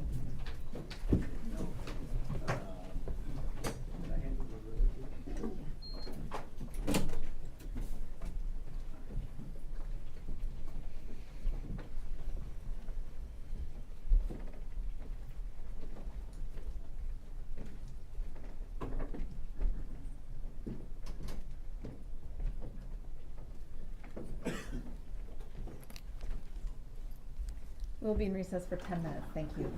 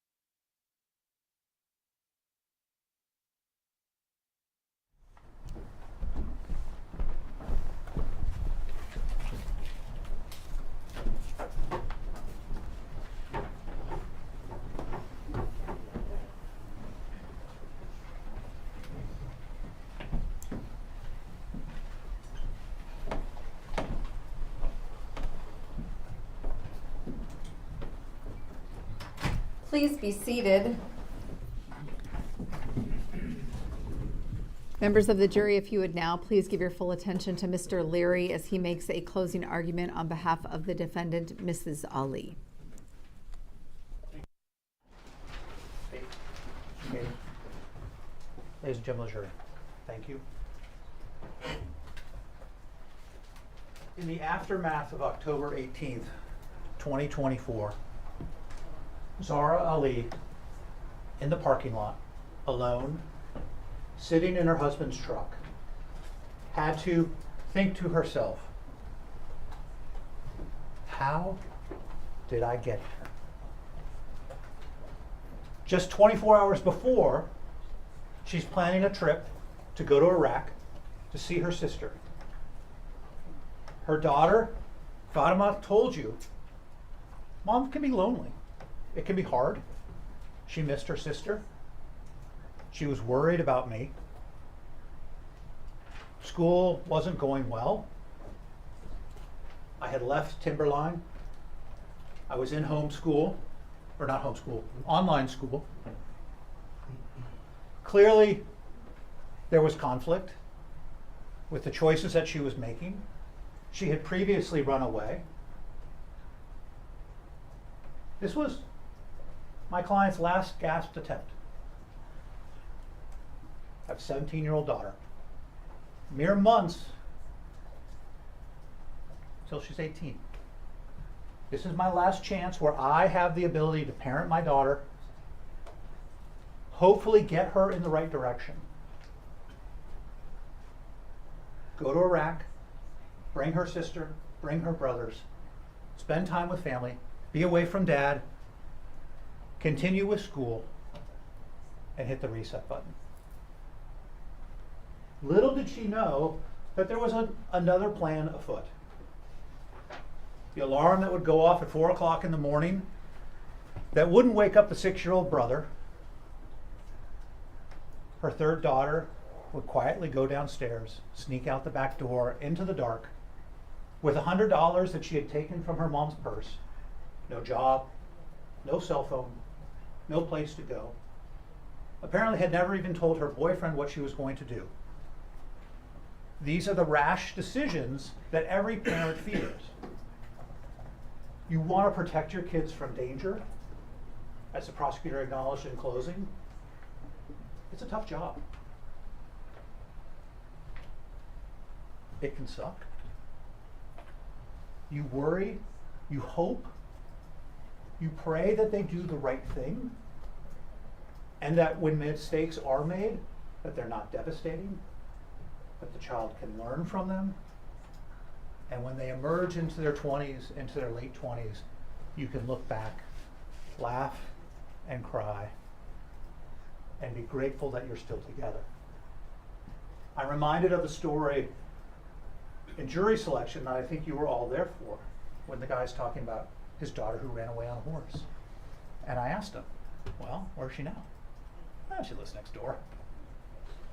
That's what one could hope for. But instead, the night of October 14th, or the late afternoon of October 18th, she's sitting in the car.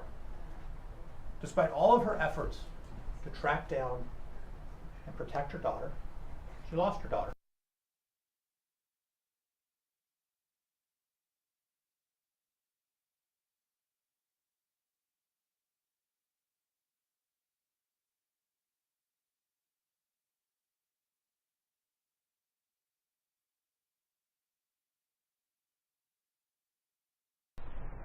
We're not going to Iraq.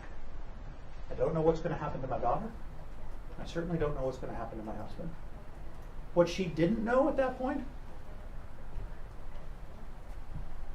she only knew that this was half the story. The freight train was coming. The vice, the state, put her in his target. And that's why I'm here. That's why she's here. And that's a piece of why you're here.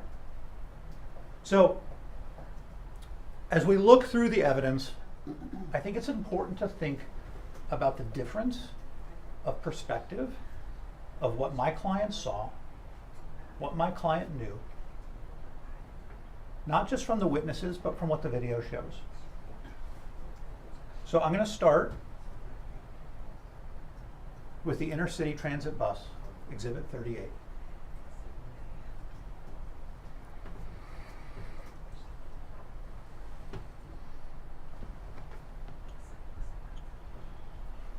Maybe. I'm going to unplug it and plug it back in. Oh, no.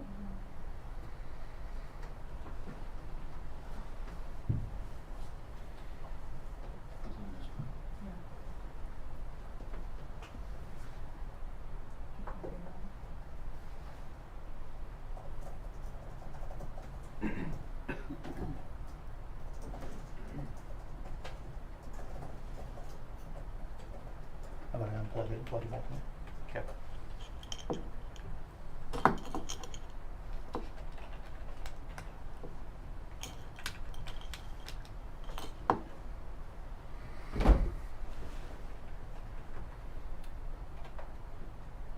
Okay. Inner city transit bus, Exhibit 38. So we've heard a lot of descriptions as to where people are, what they're doing. We know definitively, as we piece this together, where my client was at the start of this.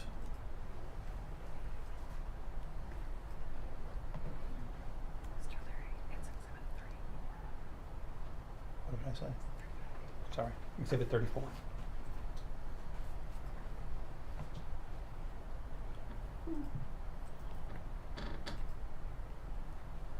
Okay.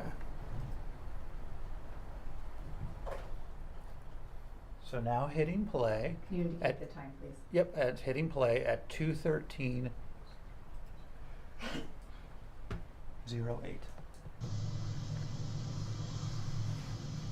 And this is just a clip, and we see it stop at 2:13:14, and we see the silver and black or silver and blue Honda Element that we will now know contains Haneen Ali and Zara Ali. Now we also know that at the approach of this, that the conflict between, the physical conflict between Mr. Ali and Isaiah Williams has not happened. So when she drives by on Mullen Road, she potentially saw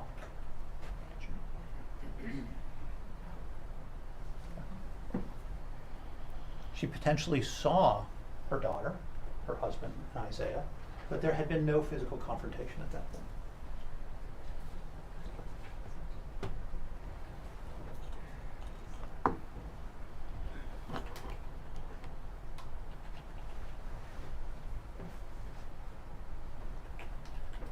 There we go.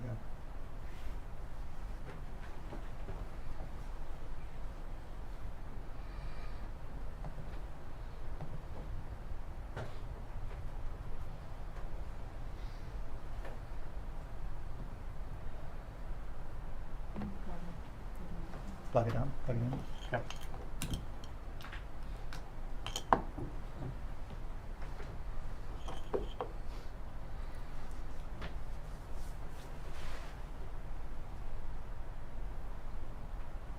Well, here's what I can do. I can talk you through it. Okay, so we see the inner city transit bus. We know that they're approaching. At 2:14, we see the Honda Element come in. And we know, from what I just showed you and the other exhibits, and you'll be able to watch on your own, is that none of the physical confrontation has occurred. So she has no knowledge as to any physical altercation outside of the bus. There we go. Okay, so we now have seen Exhibit 34 up until 2:14. So we know that the bus is passing her in the turn lane at 2:14, and she is then about to turn in behind the bus. How do we know that?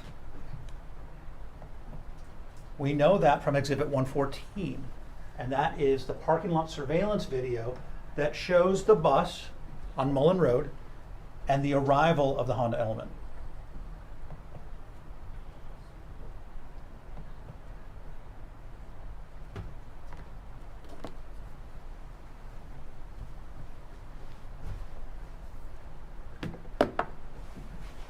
So there we see it turning in behind the bus. and we will see, or not, when you watch it back, when you're deliberating, you will see her run through the parking lot and the time it takes to go from when the car turns in, and you can time it up to when the fight occurs, to then running across the parking lot and to when she arrives. Okay, so in terms of this discussion about what other witnesses see and what they describe, none of that is she's privy to. She doesn't see the punch. She doesn't see the punches to her husband, the kicks, at least initially until she arrives.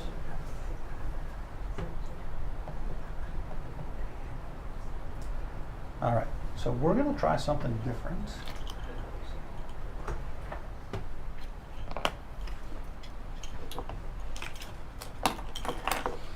And we're going to try to go to Exhibit 34.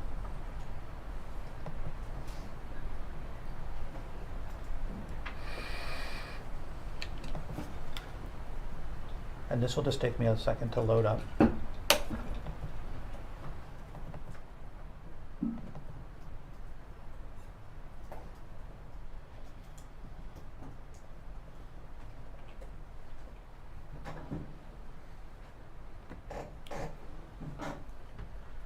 So,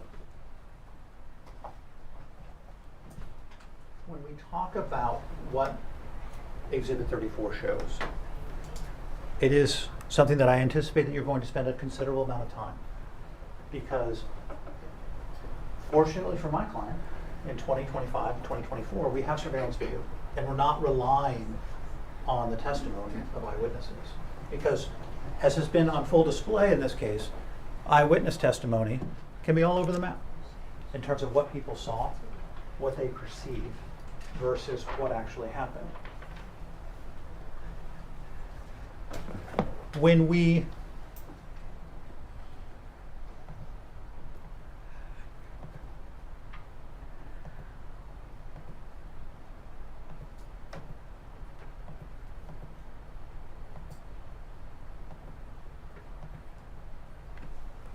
shot.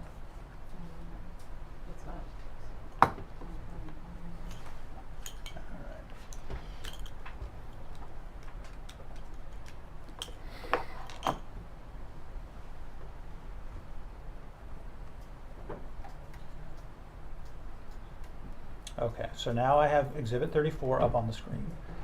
Now, as we work through it, we are all in agreement. Can you indicate what time you have up there, Yep. please? Thanks. So at 2:13:56, we see Mr. Wagner walking across the street. We know a significant amount of physical activity has occurred in terms of Mr. Ali being punched, the dragging, and the bus driver getting out of the bus and coming to the aid, frankly, of Mr. Ali and his daughter.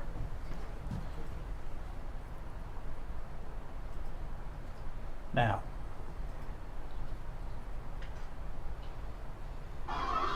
hitting play. Okay, so now we are at 2:13:59.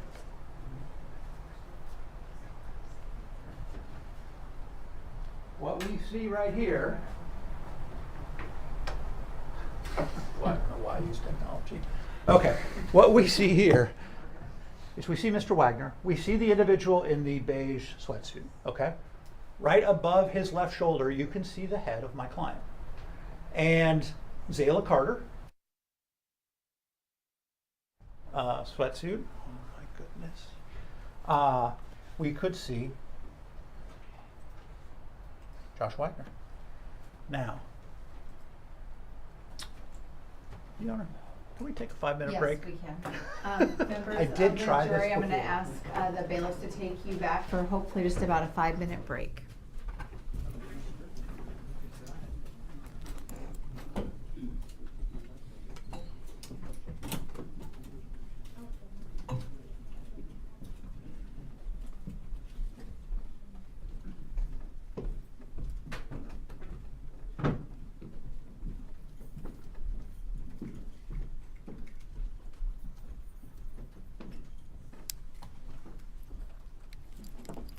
right, we'll be in recess for 5 minutes. Thank you, Your Honor.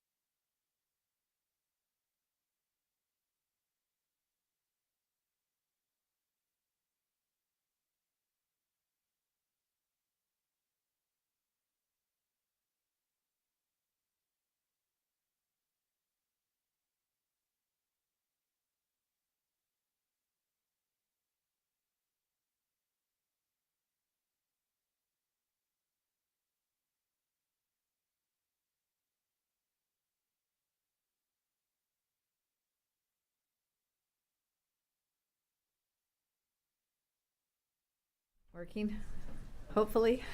It's been working while you were gone. Okay. It worked before, but I think it's allergic to the jury. Bring the jury in, please.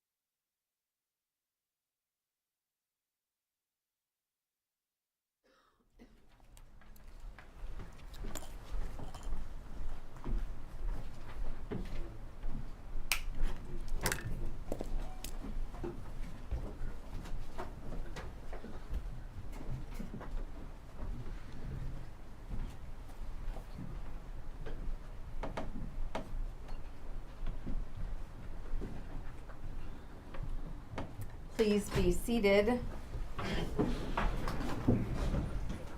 All right, Mr. Leary, you may continue. Thank you for your patience. Thank you for being here. You might be surprised I am somewhat averse to using technology, and this only confirms that. Okay, so if we can have the screen.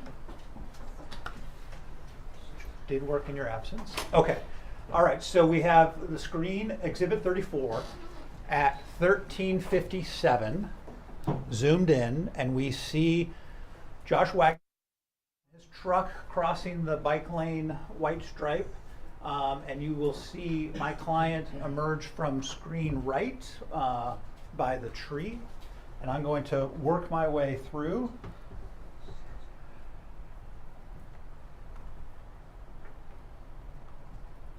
So you can see, as I'm going frame by frame, you can see her now walk in front of the tree and extend her hands out. And you can see Isaiah, his hand and face slightly above the bus driver. And we see Mr. Wagner go down. And we are at 14:01, frame 3, and you will see my client then begin to step back.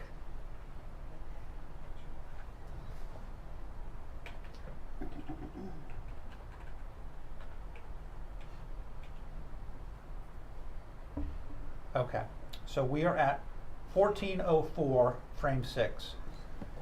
And what you can see is you will see the camo hat of Mr. Wagner. You see the individual in the beige, orangish sweatsuit, male with the backpack. And over his right shoulder, you will see my client standing to get out of the way of Mr. Wagner as he prepares to go down. Moving frame through. Mr. Wagner then goes down. We are at 2:14:07, and you can still see my client. She's very clear here, standing above the right shoulder of the individual in the beige sweatsuit. She is standing as Mr. Wagner goes down to intervene.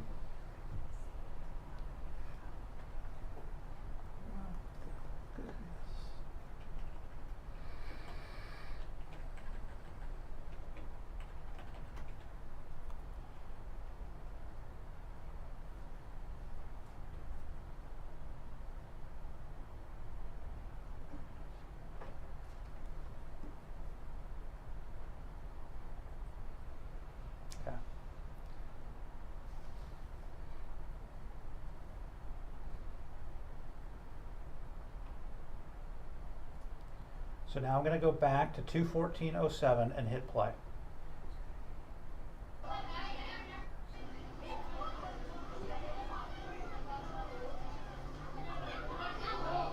We saw Isaiah walking around.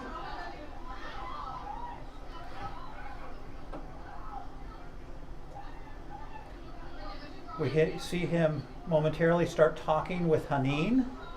Haneen is filming him. He's upset, threatens to punch her, and that's at 2:14:36 as I stop it, okay? So we see Zayla Carter and take him away from Haneen as I hit play again.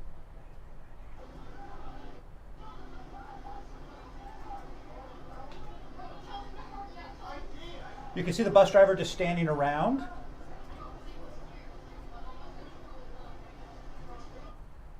So we're now at 2:14:49, and we see Isaiah standing up by the tree. We see the third individual, the third adult that's never been named, in the blue rain jacket and a beige hat. We see Mr. Wagner sitting with his hand on Mr. Ali's head, and the situation appears to be calm. So now, if we look at the testimony of witnesses as to what they described what my client did. The situation was over. She didn't appear to be at risk. If she was, I would have brought her onto the bus. Josh described the mom as screaming and crying. She didn't get in my way. She didn't impede. Elijah, I didn't see the adult females. Eric, she just looked like she was watching from the looks of it. Caleb,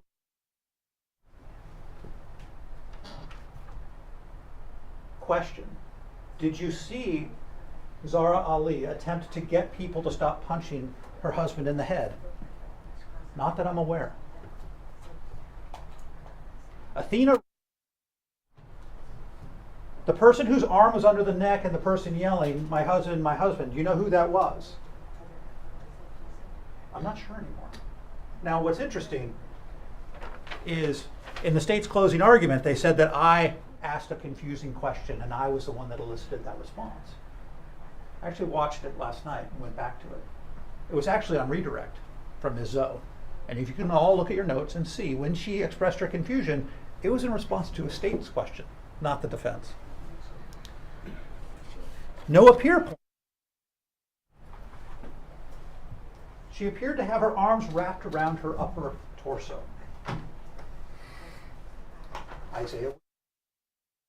So the mom, her arm around her neck and her shoulder, her upper chest, as he described. Now, as you described it, you didn't describe it as up against her neck. No, sir.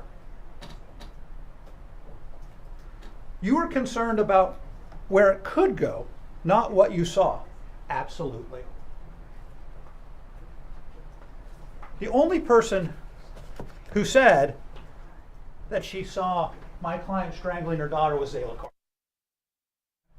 Now, that's interesting because what I want to do, I'm going to rewind, and I want you to remember Zayla Carter. In all black, she's got the beige backpack, and what she's really doing is trying to manage Isaiah. She intervenes when he is yelling at Haneen, pulling him away, getting him away from Haneen. She then walks around and walks towards the front, comes back, and then when she sees Isaiah go hands-on with my client, she then intervenes. So you tell me, or you decide for yourselves, as to whether she's actually paying attention to what's happening.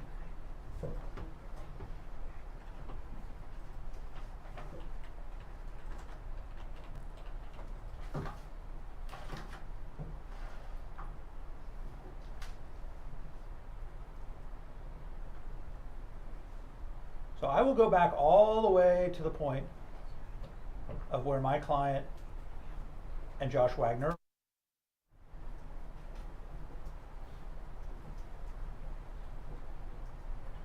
Now remember how long my client is standing up before she's even down on the ground with her daughter.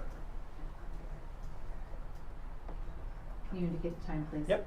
Thank you, Your Honor. It is 2:13:58 hitting play. So there you see Ms. Carter dive into the pack.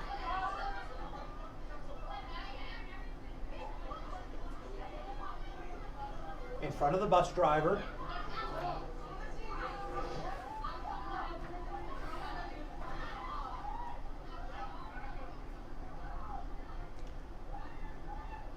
She's standing over in the far left behind Isaiah.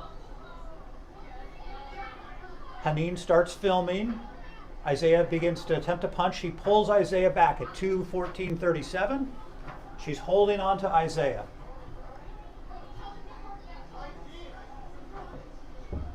Isaiah disengages from Haneen.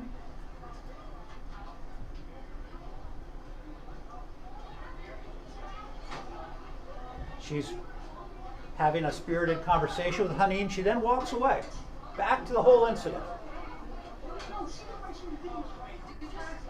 She then confronts Haneen again, starts pushing her.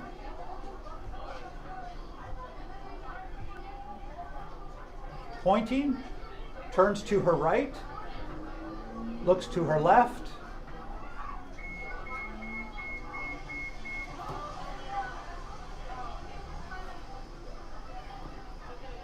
Stopping at 2:15:30.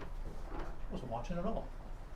I mean, I don't blame her. There's a lot going on. She's taking care of Isaiah. Haneen is arguing back and forth with her.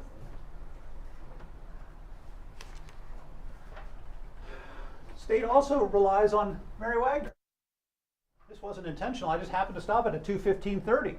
She has now decided to run across the street and start, saying, "Hey guys, knock it off." Everybody who was around there, nobody said that they saw my client strangling. They said, "Yeah, I saw her grabbing her, saw her holding her."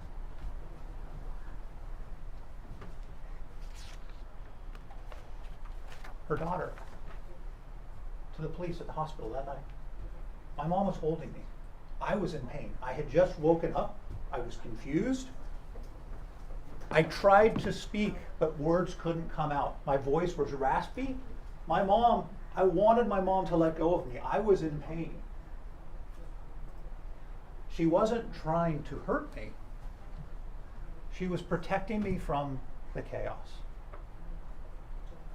I can't imagine an attempted murder charge where the alleged victim is telling law enforcement that night, "I don't think the person's trying to hurt me." There was chaos. I had just been rendered unconscious from a previous struggle that my mom wasn't involved in.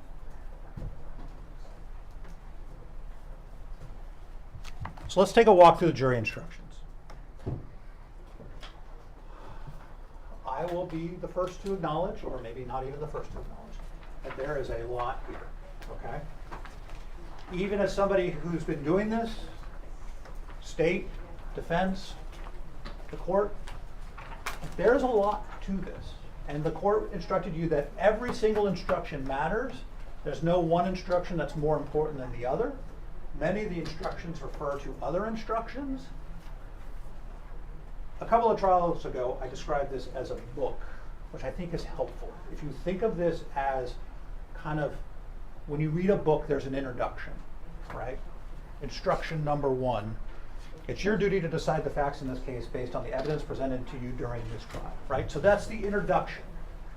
Judge talking about, her role. I'm not ever intended to comment on the evidence. If you think I did, don't do that. I don't take that way. How you evaluate evidence, how you assess credibility, lawyers' remarks, objections, evidence. So that really kind of basic stuff. So then we talk about jury instruction number 2. As jurors, here's your job. Your duty is to discuss.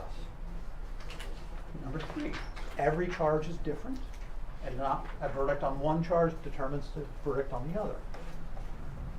Instruction number 4, reasonable doubt. Okay? Everything has its place. So then we get to around 13. We talk about accomplice liability. And then the first one is a to-convict instruction for Mr. Ali, and that's 15. Okay. So if you're taking notes, you can take notes or you don't have to. But there are 5 to-convict instructions for my client. Attempted murder in the second degree, to convict is instruction 16. The assault 2 is instruction 30. Unlawful imprisonment is instruction 35. And I'm going to walk us through some of these. Burglary in the second degree is 46. And violation of the court order is 48. And so we often spend a lot of time talking about those because that is the ultimate roadmap for you as to how you decide, in order, has the state proven beyond a reasonable doubt the following elements? And then it refers to other instructions. So then you get to the end, and then it kind of is a concluding instruction, and it tells you, okay, here's how you deliberate. Select a presiding juror, kind of the order in which you consider things, when you do a special verdict, when you consider a lesser, okay? Now, there will be times where I can imagine a juror saying, well, what about this? The answer to that question, if there is an answer, is somewhere in here, okay? You have every right to ask the court a question and say, as the foreperson would write the question and say, we're asked for the following information. And as Ms. Stone alluded to, we are very limited in the ability to answer those questions. I'm not saying you're not going to get an answer, but very often it will be, please refer back to your instructions. Because we have to be careful to not influence your process and give undue attention to a certain instruction. Or if there's a mistake, it will often be clarified. But if you get a response to say, please refer to your instruction, the answer is somewhere in there. And maybe it's unsatisfying, but that's kind of how this works. Okay, so I want to be conscious of time, so I'm going to kind of walk through the two convict instructions. Turning to 16, which is attempted murder in the second degree for my client. Okay. Now, if there is a reasonable doubt as to any of these elements, you're done. The state hasn't established beyond a reasonable doubt. And Mr. Kading talked about it a little bit, but the reasonable doubt instruction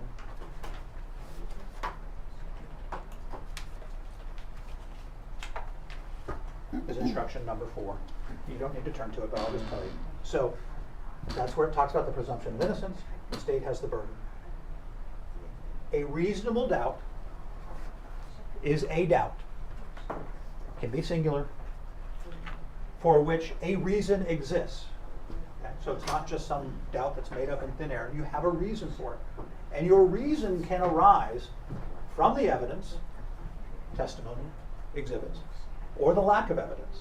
Well, how come we didn't hear from this person? We weren't given this, okay?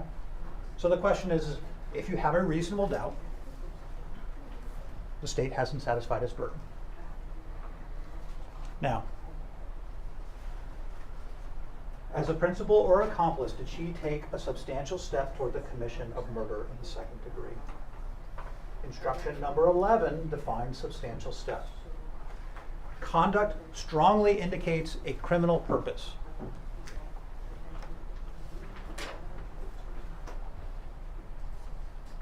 So when she walked up there, was she acting as an accomplice?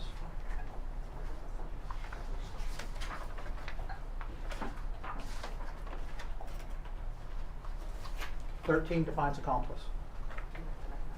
Did she aid? More than mere presence and knowledge of criminal activity of another must be shown to establish that a person present is an accomplice. She didn't solicit, she didn't command, she didn't encourage, she didn't request her husband to commit murder in the second degree. Did she aid or agree to aid in his attempt to murder his daughter? Well, the state has acknowledged that there was no plan. There was no, Mr. Ali didn't arrive there with the intent to murder his daughter. So in the seconds that she walked up there, after seeing her husband being punched, she said to the officers, "I saw that." As she approached, her husband's on the ground, her daughter's on the other side, there's kids in between. Mr. Wagner, coming from the other direction, had a clear view of Fatima. The state would have you believe that in those mere seconds, she formed the intent to say, wow, I'm going to help my husband kill my daughter. By kind of standing around, trying to push Isaiah off, who had just been punching her husband in the head.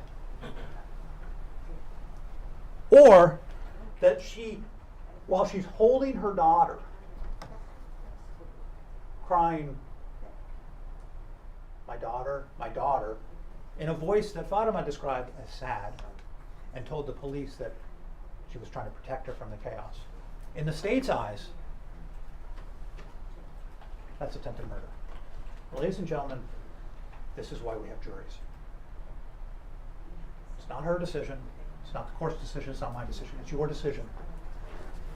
It's your responsibility to hold the state to its burden, that we start from a presumption of innocence.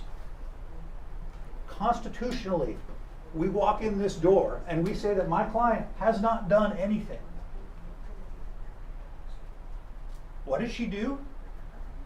She ran across a parking lot, through a crowd of kids, said that she could see her husband being punched, not 30 times, not 40 times, towards the end, stood there, as we saw in the video when it zoomed in, kind of with Mr. Wagner. Wagner goes in, frees the daughter. If that's attempted murder, we're all in trouble. If a mother going to the aid of her daughter, checking on her husband, who a mob has surrounded and kicked repeatedly and beat,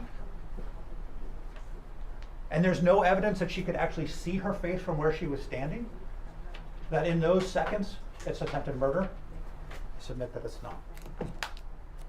Next is the assault 2. Instruction 30.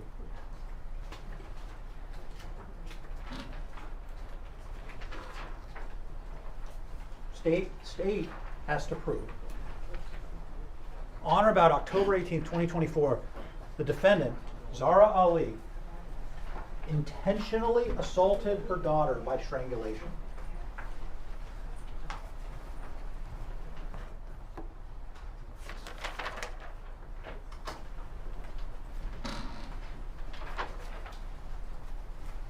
Isaiah Williams.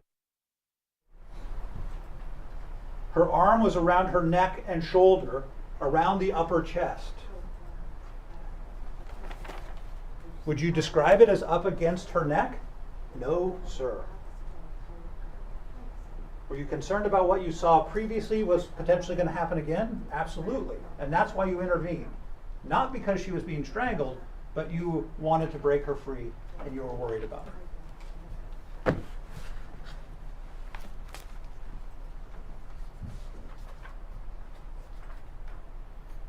Instruction 35, unlawful imprisonment. Did mom substantially interfere with the liberty of her daughter? That the restraint was without legal authority, and that the defendant knew such restraint was without legal authority. We revert back to instruction 21. And that is the parental discipline. Discipline isn't really, I think, an appropriate term, because you think of it in terms of somebody who's been bad. But in terms of basically, when do you get to hold your child? So physical discipline of a child is lawful when it is reasonable and moderate, and it is inflicted by parents for the purposes of restraining or correcting a child. She's not trying to correct her. I don't even know that she's really trying to restrain her. I think she described that Fatima described her mom's actions perfectly. She was trying to protect me from the chaos. wailing, my daughter, that seems to run entirely counter to criminal intent, acting unlawfully. The defendant knew that such restraint was without legal authority. Okay, I want to turn to the burglary. And I know I'm going fast, but you guys have been sitting here all day, and I want to be respectful of your time. Okay.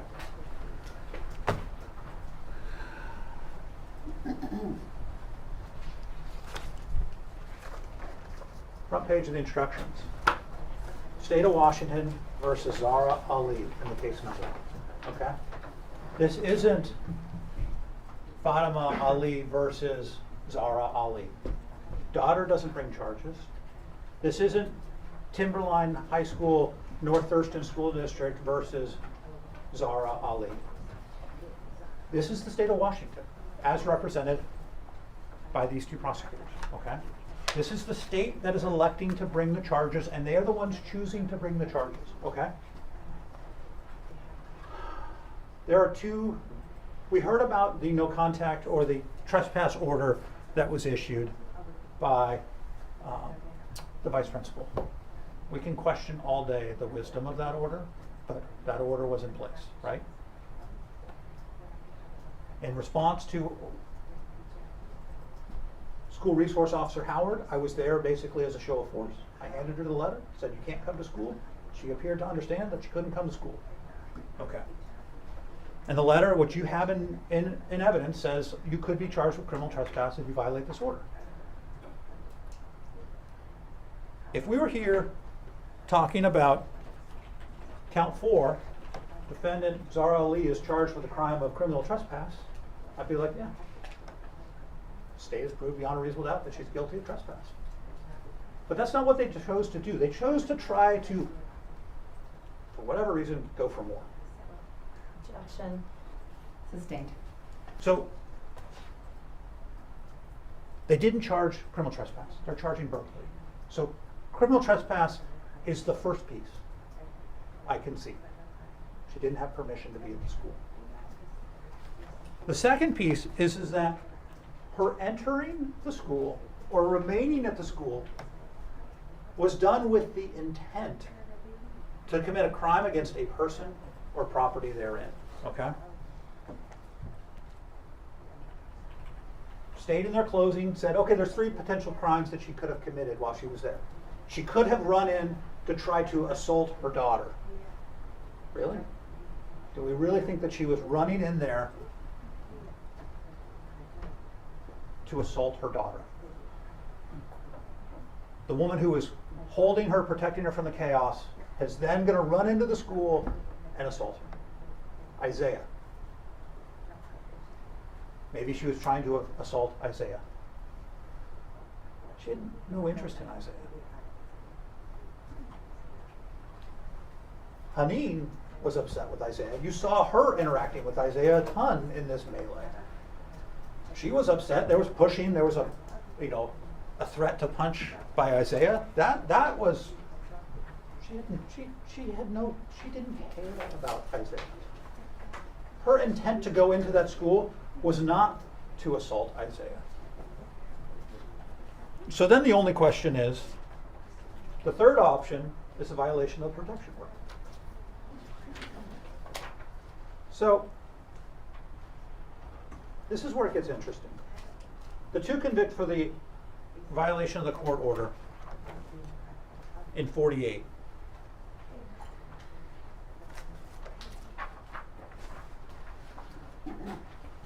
You have the body-worn video, Exhibit 38, from the officer who handed the order to my client. You get to see, and this is the miracle of body-worn video, you get to see what she said. You don't have to rely on his interpretation. He says, she's like, are you with the school? No, I'm not with the school. I'm not a school resource officer. What is this? Haneen comes and you can hear them talk in Arabic. State chose not to translate. They have it on video. They didn't bring in an interpreter to say what was being discussed.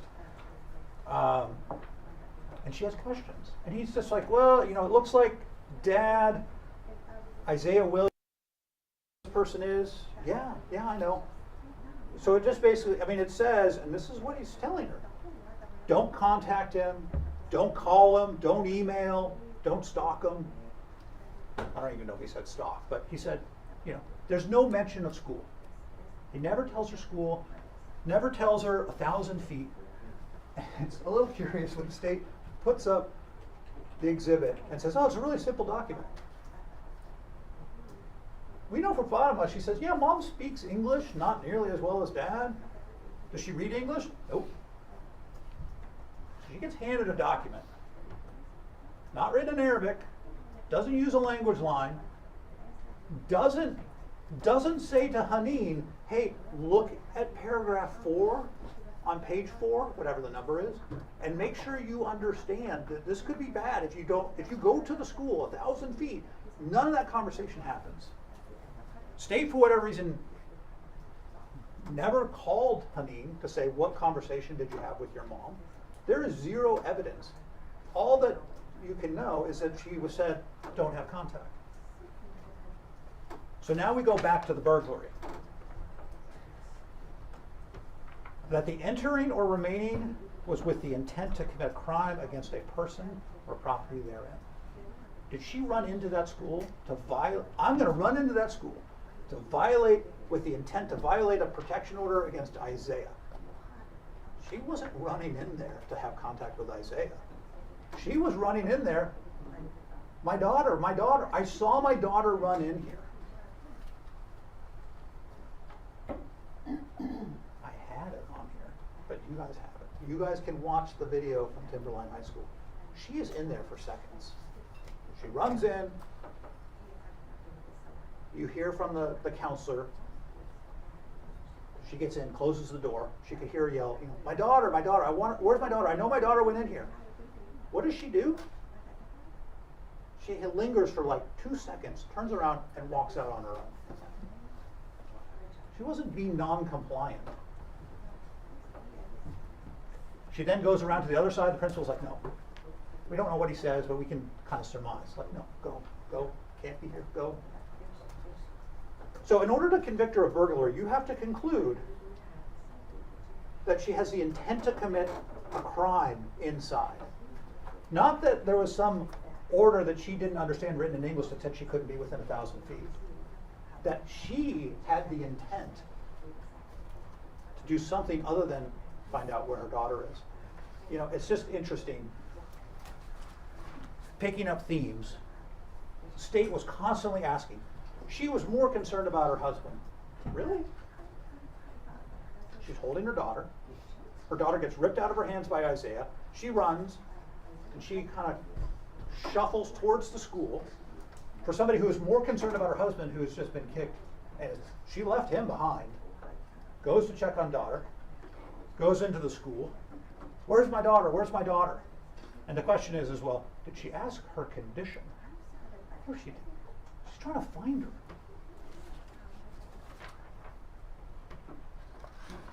So then we go to the final crime, the violation of the court order.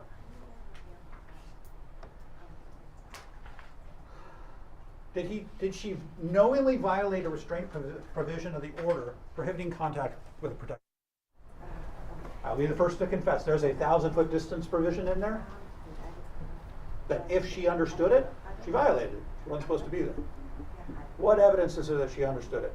You hand me a protection order written in Arabic. I don't know what it says.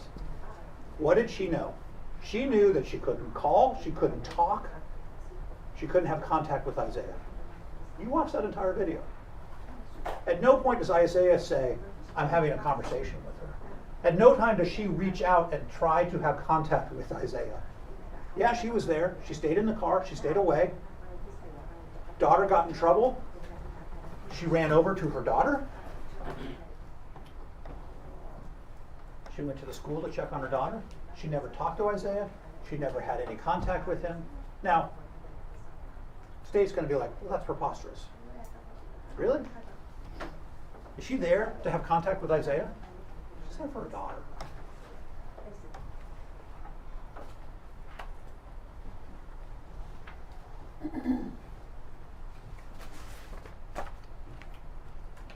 Sitting in that car, October 18th. She knows she's different. She's from a different country, speaks limited English, has limited success with navigating the school. She tried to do what was best for her daughter, tried to get her transferred to North Thurston. Couldn't imagine a scenario where her daughter went to school, was running away from a school that she could never even go to. She tried to get in-person school for her and was turned away. Went to the police, tried to get help, didn't work. Went to the school to try to intervene, wasn't told the condition of her daughter, wasn't allowed to see her daughter. Her husband was taken away.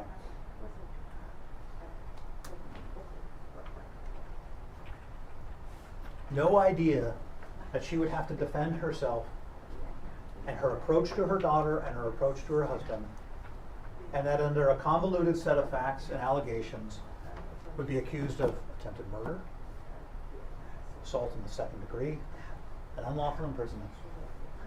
All because, as her daughter described, she was trying to protect her from the chaos. She went into the school to look after her. On the one hand, the prosecutor says she doesn't care about her. She cares more about her husband.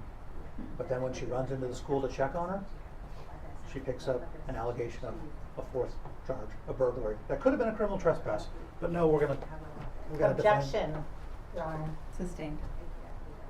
Has to defend herself against a burglary in the second degree charge. We talk about unconscious bias. My client's different. You can't allow yourself to look at her any differently and reach a decision because she's different. The decision has to be the same, whether or not her child grew up from kindergarten to junior year, played sports, was in the school, the mom was the head of the PTA. She was the head of the PTA. She did exactly like my client did. I don't think she would have been here. And that has to be concerning for each and every one of us. And that's what I love about our system. We have a presumption of innocence, and it is designed to safeguard, protect clients who may be different, to be a check on the government, and to say no, not this time, and not this case.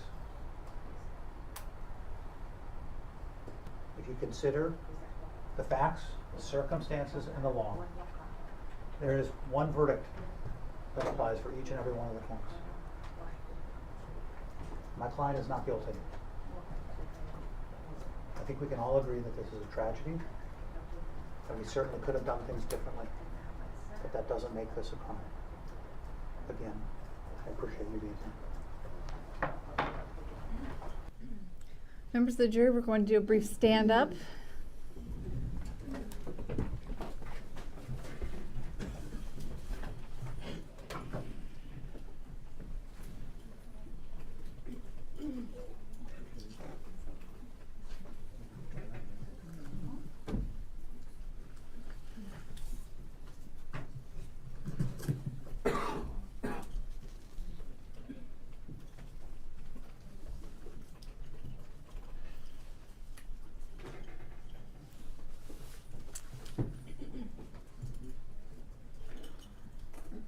All right, I'll ask everyone to come back to order, please. Members of the jury, because the state has the burden of proof in this case, they have an opportunity to make what is called a rebuttal argument to you. So if you would please give your attention to Ms. Stone.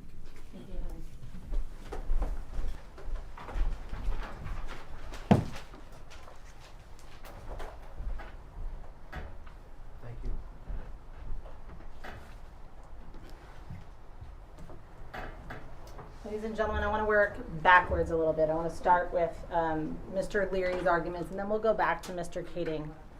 So let's start first with Mr. Leary's arguments. How did I get here? How did, as he says, his client is thinking all these things? Well, you don't know that. There was no evidence of that. There was no testimony of that. You have no indication of that whatsoever. There was quite a bit, actually, of Mr. Leary describing to you over and over again what his client is thinking. You, in fact, have nothing about what his client is thinking. So you don't get to take that as evidence in any way. You get to look at his client's actions, her behaviors, and her statements, and you get to evaluate the evidence in this case based on that, not what Mr. Leary asserts to you his client is thinking during the course of this time. He says that this is her last chance to parent. That's what is probably happening on this day because they're getting ready to go to Iraq. I submit to you, this is in fact her last chance to isolate Fatima. You heard from Fatima, this wasn't just like, oh, you know, I'd rather go somewhere else, somewhere different. She had real fears about going back to Iraq. She had real fears about that. It was a one-way ticket. There was no intent or explanation or indication of return at that time. You heard her say, I'd been before and there were some things I liked about it, but mostly I did not feel safe. And when I have now been pulled from school, I am no longer around anyone. I've had my cell phone taken away. I can't communicate with anyone. I am at home where my parents can see me all the time. I don't have any adults to talk to. And now I'm going to a country where I don't feel safe. There might be family there, but as Fatima has demonstrated throughout this trial, and this evidence has demonstrated, those are not family members that support Fatima. That's not what she's expecting. And there is no return ticket to come home for a 17-year-old who has lived here for a long time. That was very concerning to her based on her own personal experiences, and she expressed that to you. There is, Mr. Leary referred to, going back to voir dire, the juror that talked about what his experience was with that, his runaway child. And let's be very clear, that's not evidence in this case. That's simply voir dire. But notably from that, at no point during his efforts to get his daughter home did you note that he said he strangled his child to do so. The evidence here is what has been presented to you from the witnesses and the testimony. Mrs. because of the evidence, not because of something different, because of the statements of witnesses, because the statements of the people that were present. He says, how could his client know? She just gets there. She has no idea. Yet every single other person that is present says it is obvious, immediately obvious. Not kind of obvious, no, I had to get around to a couple people to see. It is immediately obvious that this child is unconscious and being choked, but somehow mom is the one person of this whole thing that can't see it. She's the only one. She can only see what is happening to her husband, not to anyone else. When we talk about the kids who say they saw it, that's incorrect. Isaiah sees mom strangling with her arms around. She says she can't breathe, and that's part of why he, in fact, reaches down to help her. Athena specifically says mom has her around the neck and is pulling at her around the neck. When you go back and look at those exhibits, you'll see that in one of Noah's still shots, Fatima is sitting there and you can see mom's arms around her neck. Not in the same way dad's are, it's a different hold, but it is around her neck, and Fatima tells you she can't breathe. You will see also that at some point it looks like she's being pulled back and her leg is popping up because mom is in fact pulling on her. Athena said very clearly that mom is grabbing at her to get her, and it is overly aggressive. That was Athena's description of mom grabbing her by the neck. She says Fatima is flailing her arms around and mom puts her arms around her neck.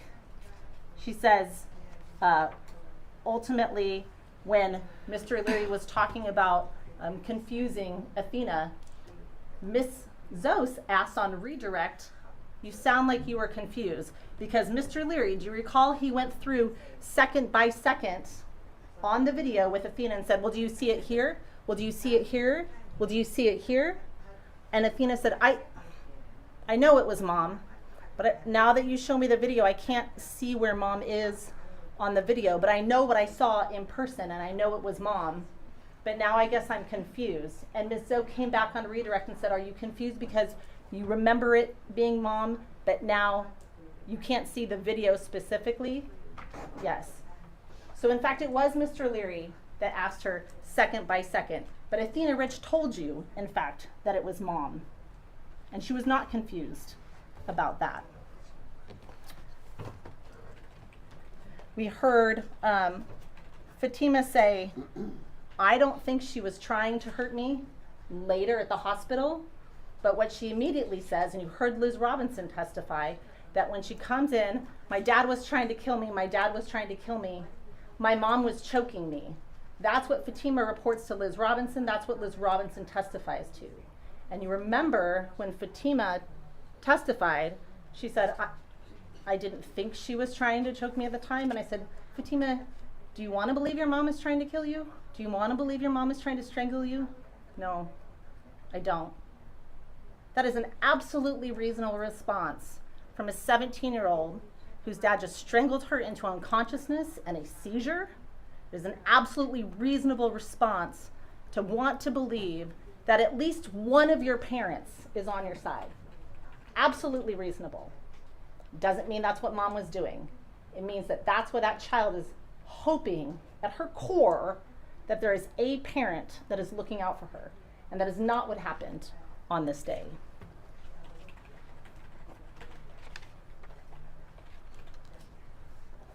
Mom has just as long on scene as Josh Wagner.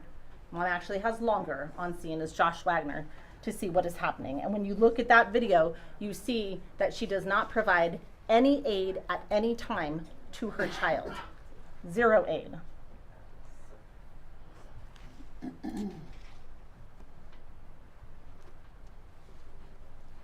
When she's standing there and counsel talks about her saying, my daughter, that is the explanation for, that's her expressing her concern. But at the time that that is actually happening, remember what is actually going on at that time. That is when Haneen and Isaiah and Zayla are having that confrontation, because Haneen comes in late. Haneen doesn't see anything that's happening. Wagner is already down, holding her dad down when Haneen gets there, and straight in puts the phone in Isaiah's face. And again, why is that? Because in this scenario, for this family, Isaiah is the bad guy.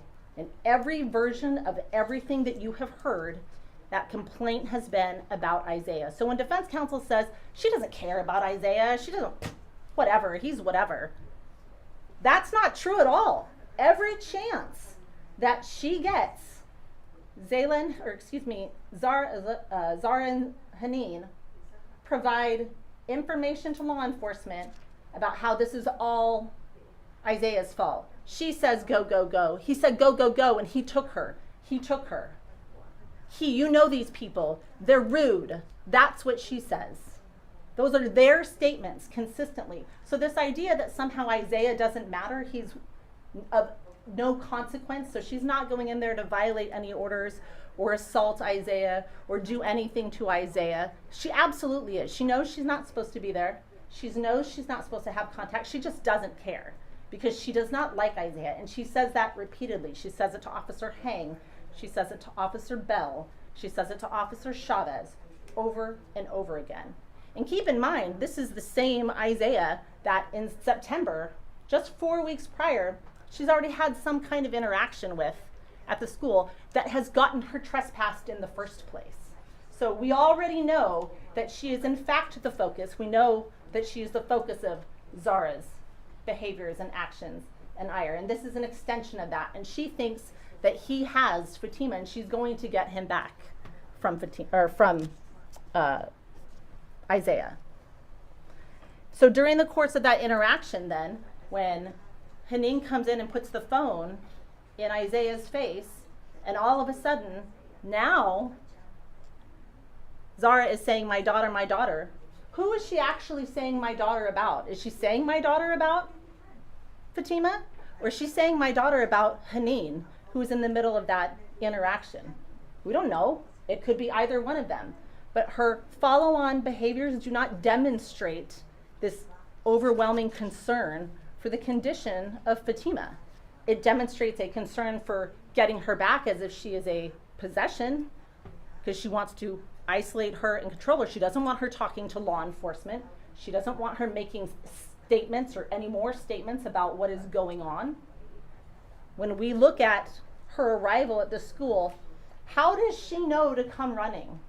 According to Mr. Leary, she arrives at the school. She hasn't seen any kind of conflict happening.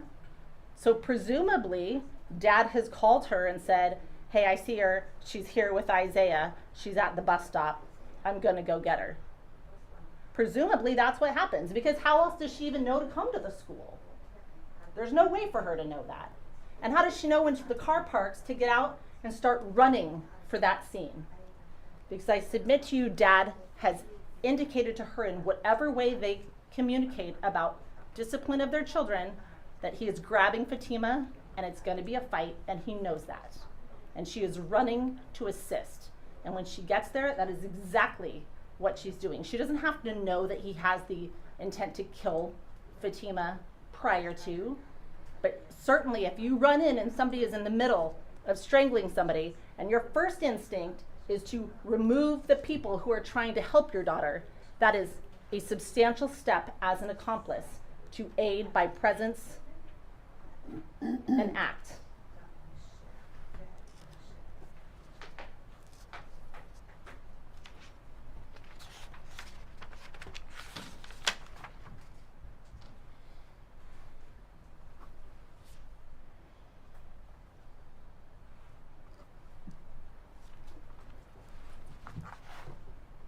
When counsel says, why didn't we call Haneen?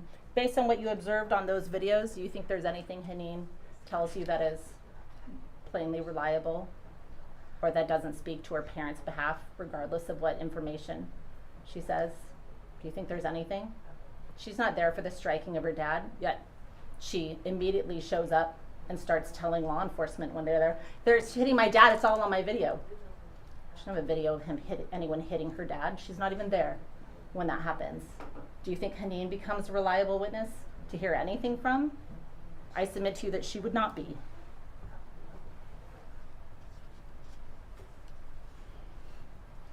When she goes to check on her child at the office, as Mr. Leary said, her first instinct is to go run and check on her child. The amount of time she spends in that school is grossly less than the amount of time she spends trying to get to her husband and screaming. Remember what Officer Bell's and Officer Chavez's cameras look like. Screaming over and over again. You let him go. He did nothing wrong. You let him go. Over and over. Her interaction, look at her demeanor and her body language when she gets in the school. It's angry pointing is what I submit to you. When she leaves that school, it is angry pointing at Mr. Dean. Then she turns around and she's gone. That's it. Remember what Officer Chavez says? I told her EMS was working on her child. What was her response? She didn't have one. No response. So where is this motherly concern that we keep hearing about for Fatima? I submit to you it doesn't exist. It's not there.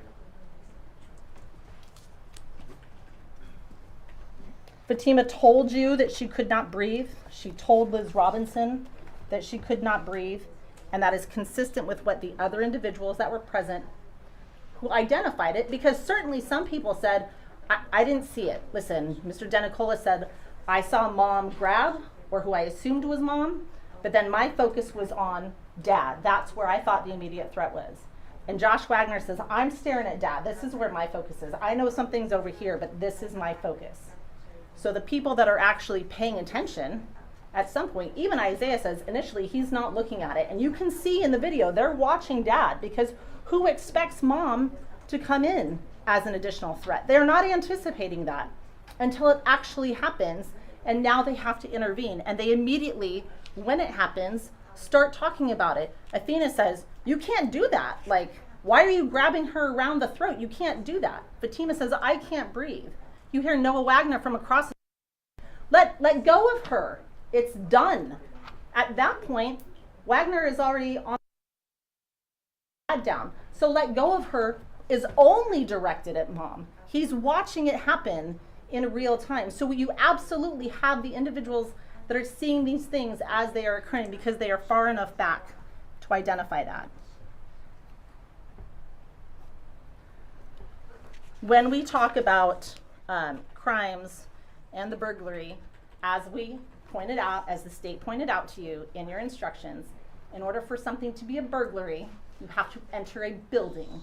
So yes, a criminal trespass also occurred, but a burglary in the second degree occurs when she enters a building. Just like when she assaults her, that is also an assault in the fourth degree, but it is not only an assault in the fourth degree, and we talked about that. So that argument by defense counsel, well, you could have done this for criminal trespass, we could have also done that. It would have been yet another crime, and instead we didn't.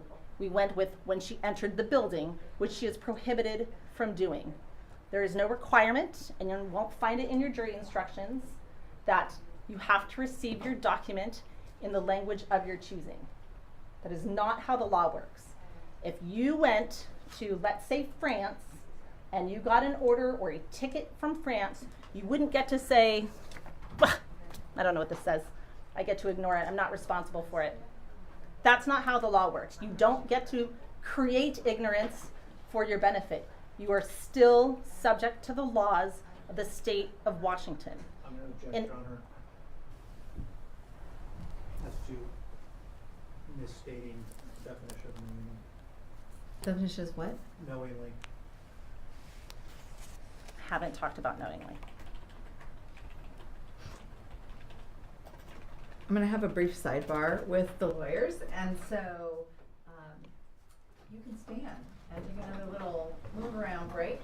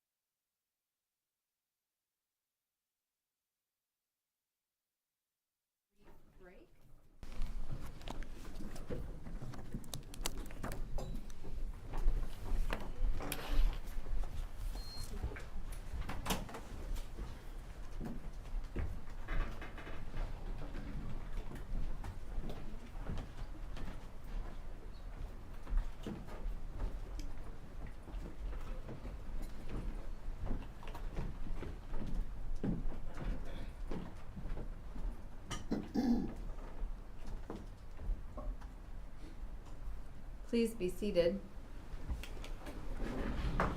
In just one moment.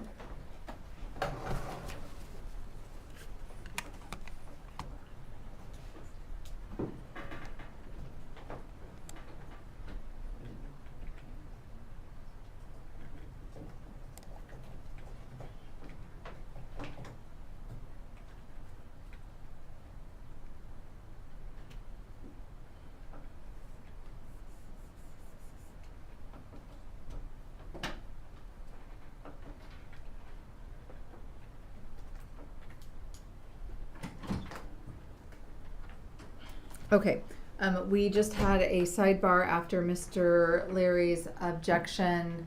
The objection is really a misstatement of the law. We got to sidebar.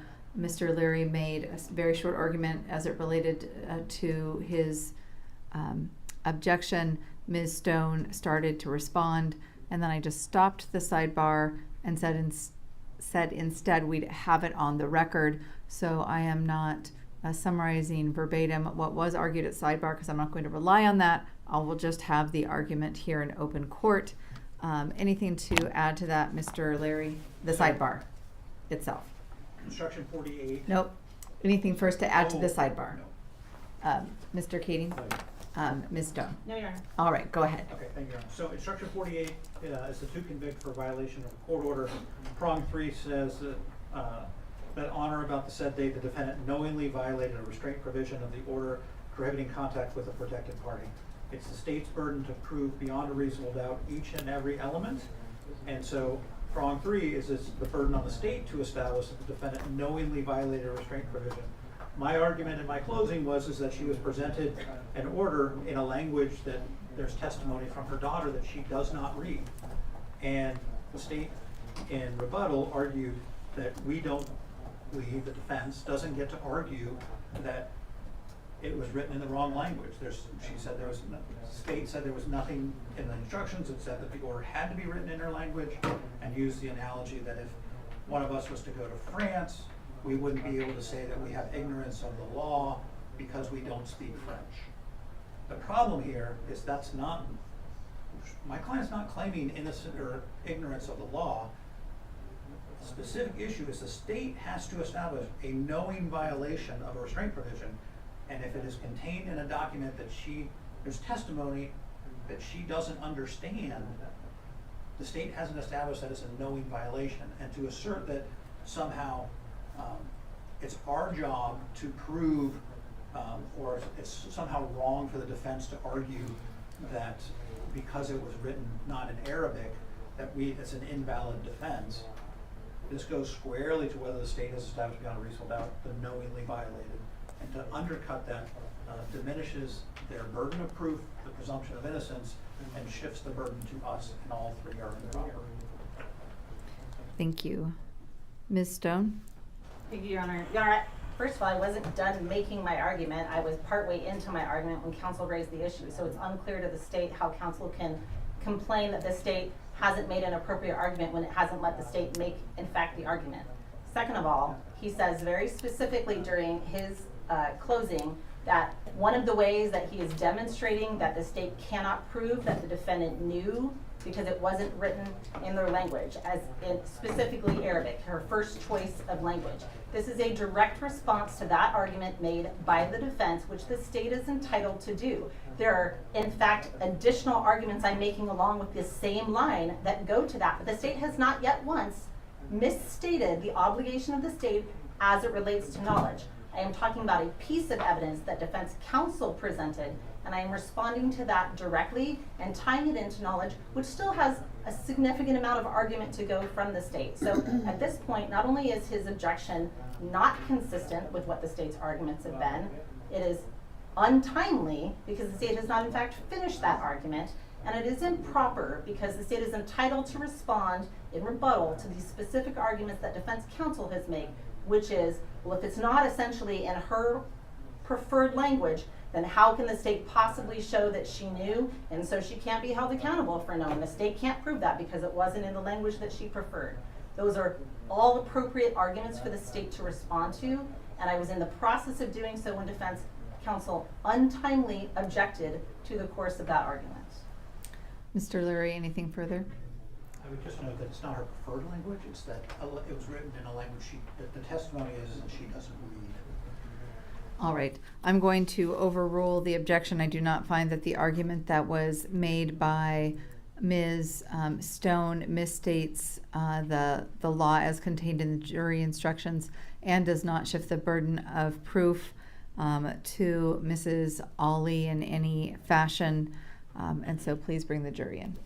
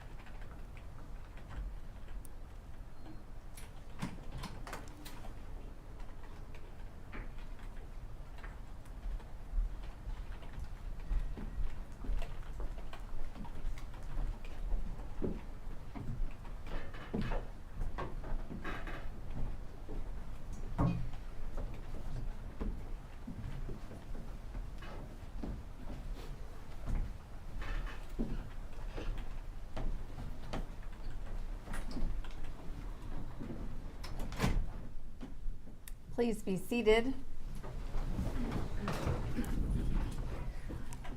I am overruling the objection. Ms. Stone, you may continue. Thank you, Your Honor. So back to what we were talking about. You're not going to find in your jury instructions the requirement that any order be written in any particular language in order to establish knowledge. That is simply not the requirement. The state has to show that the defendant knew it, and you have been given sufficient and ample and overwhelming amount of evidence that she did. Specifically, she was offered the opportunity for an interpreter, and she declined that during the course of the trespass order service. She was then asked for Haneen expressly to be provided so that she could be aware of what the limitations were during the trespass order notice. Again, during the no contact order, as you see, she specifically wants Haneen there, and you see Haneen ask the officer, "Are you okay if I'm here?" She likes to have me present, essentially, words to that effect, so that I can help her with this. And she says, yes. Counsel continued to tell you that the testimony from Fatima was that her mom doesn't read English. That was not Fatima's testimony, I submit to you. Fatima's testimony was she doesn't read it well, and she certainly doesn't read it as well as she speaks it, but Haneen usually helps her, and that is in fact her preferred version of that. You heard the school talk about they've had communications with mom. Those communications are consistently in English, so she absolutely is able to move around her universe in English. The expectation is that you are obligated to follow the laws of the state of Washington, regardless of what your first and preferred language is. I want to be very clear. That does not mean that somehow makes it easier for you. Mr. Leary made a big argument, I'll choose the word argument, at the end, that somehow Mrs. Ali, and Mr. Ali are being specifically targeted for some reason other than what their actions are. The laws of the state of Washington apply to them equally. Their actions are what are on trial, not them as humans, not them as people. You don't sit here as judges of character. That's not what your purpose is. You are here to determine if the actions that they took on October 18th, 2024 are consistent or inconsistent with the law, as the court has instructed you, and whether the state has proven that to you beyond a reasonable doubt, not whether you personally agree or disagree with anything about either one of them. That is not the standard, and you absolutely should not be doing that. We don't decide cases based on sympathy or prejudice. You absolutely should not be doing that. We decide cases based on evidence. This is a court of law, not a court of feelings, and so I would ask you to return to your instructions.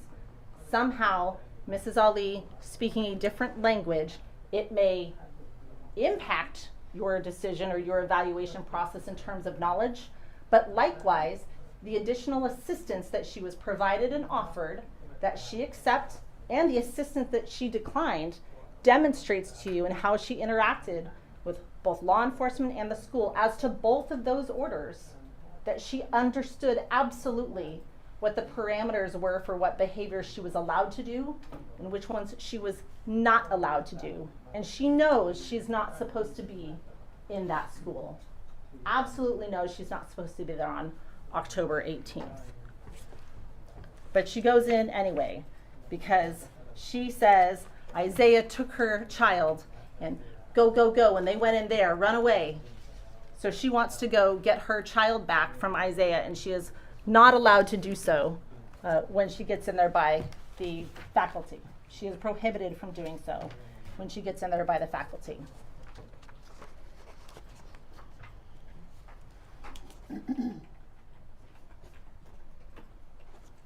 When we talk about the behaviors actually at the scene of mom, again, Mr. Leary is described it like she is comforting her child. That's what she's there for. But you heard Fatima say, that's not what we do. There's no hugging in my family. Like, not just like, hey, it's only occasional here and there. There's no hugging in my family. That is what Fatima said. These are not arms that reach around and comfort her child. This is a different kind of hold. This is a restraint. This is a choking around the neck. And Fatima says immediately, I can't breathe. And Denicola says, I can hear her whispering something, but it's not coming out, right? Remember Athena's testimony also saying, I remember her saying, my husband, as it's happening. That's what I remember. Not my daughter, my daughter. And we know at the time, as we talked about before, Fatima has been isolated significantly at the time that contact is made. So when she runs into the school, again, mom is chasing her down and trying to pull her back. So the 4 weeks of isolation that she has had leading up to this one-way ticket out of the country, mom wants her back. Mom doesn't want her to talk to law enforcement, I submit to you, doesn't want her to talk to the school officials anymore. And that is what she is concerned about. Remember, she says, just let me talk to her. I just want to talk to her for 1 minute. That's what she's telling Officer Chavez. Not how is she, what is she doing? Just let me talk to her for 1 minute. Does that sound like a mom that wants to know about the condition of her child? Or does that sound like a mom who wants to make sure that she and her child are on the same page and they are able to get their story straight?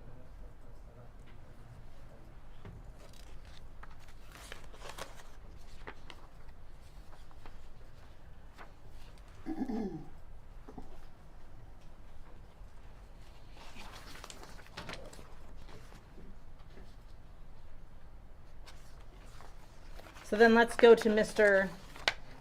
Kading's arguments. Mr. Kading over and over again says, when my client was unconscious, my client had this head trauma, when my client had all of these things wrong with him. You heard no evidence of that. In fact, you heard Isaiah say, I thought he went unconscious, and when asked, is that something you did or is that something that happens later? He says, well, when we were striking him, nothing happened. Eventually, his eyes closed. And when is that? Well, Mr. Wagner was the one and he doesn't know his name, Mr. Wagner. He says, not the adult, not the bus guy, the other guy. When that guy gets there, everything stops. And Josh Wagner says, when he gets there, his eyes are open.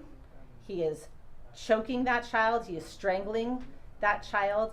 And when Josh Wagner does whatever special operations maneuver Josh Wagner does, that is when he releases. And everyone agrees with that. Denicola says, I'm trying to get his hands apart, but I'm not successful. I'm doing it on my own. And then another guy shows up at the same time. They all talk about the third individual that is present but has really no interaction. And you see that guy in the blue coat come running from the elementary school across the street. But about the time that Wagner is on top of Mr. Ali, that is the same time that Denicola is down there pulling at the hands. And I submit to you, those things happen at approximately the same time. But each of those kids indicate his eyes are wide open. Remember what Denicola says, the look on his face. This is not an individual who is unconscious and strangling. It's not an individual where there's any indication of head trauma. And Mr. Kading said, well, they didn't even check. Right, because he said he didn't need any. How in the world, why would they check for a head trauma when they've identified, would you like any medical? Do you need any medical? No. Because there's nothing wrong with Mr. Ali. There's no cerebral anything. There's no loss of consciousness. And remember what Dr. Gilbert says, when you lose consciousness, you lose control of your body. And you see exactly what happens when you lose consciousness. When you watch the video of Fatima, you go limp. Everything relaxes. You go limp. You heard Lisa Wall talk about that. When you lose consciousness, you relax, which is what makes strangulation even more dangerous when you lose consciousness, because all of your muscles relax. You know what your muscles don't do? They don't hold on and pull even tighter. The scenario that Mr. Kading offered you over and over again is not reflected in the evidence in any way. Everyone that described how Mr. Ali was holding his daughter describes it in, right to left, describes it in a headlock, a rear naked choke, armbar, and it's pinched back. Every single person did this. If he is unconscious, it all drops. It all lets go. And you didn't see that once. And when you listen to them talk about it, There's not a single person that says it looked like it was involuntary, that it was not intentional, that it was anything other than exactly what it was. He was angry, and the look on his face says so. He is intending to do those behaviors. Intent is reflected, I submit to you, by action. A lot of people can say a lot of things, but what we should be evaluating people by are the actions that they take. And the actions, the force used by Mr. Ali was with the intent to murder his daughter. That action is taken, that intent can be formed at any point during the course of that.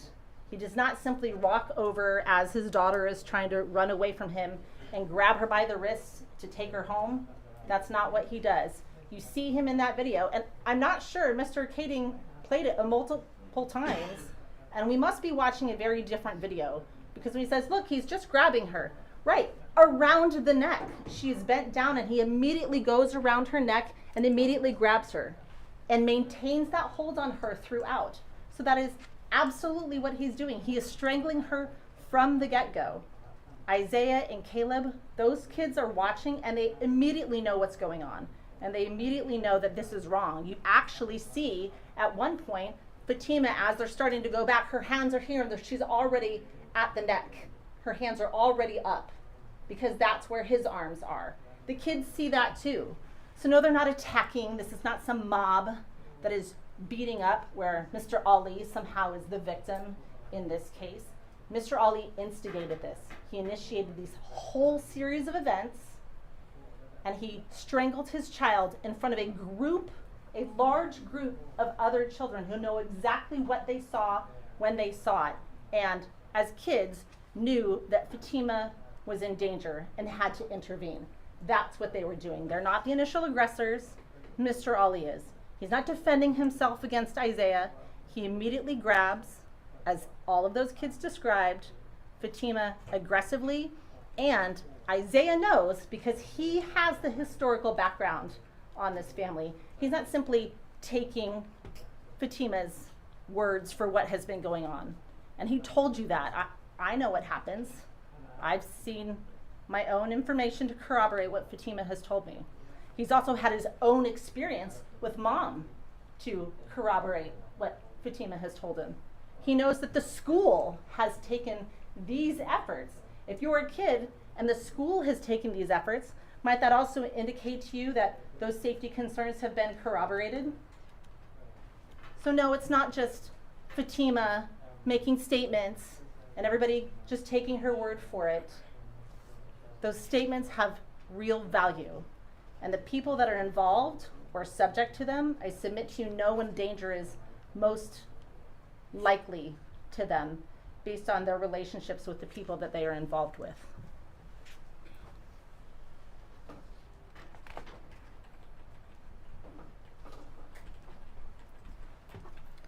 They don't call, the school doesn't call her parents, and the school doesn't call her parents because they have a safety concern. So in what world would you, as a official who has a history of interacting with a child, call the person to let them know that you found their child so that they can come home and take them when you have a safety concern? Ms. Robinson said it wasn't imminent, and then she described imminent means like he's not strangling her right in front of me. I don't need to call 911 at the moment because he's not right here, but we can make another set of arrangements for her. Absolutely appropriate.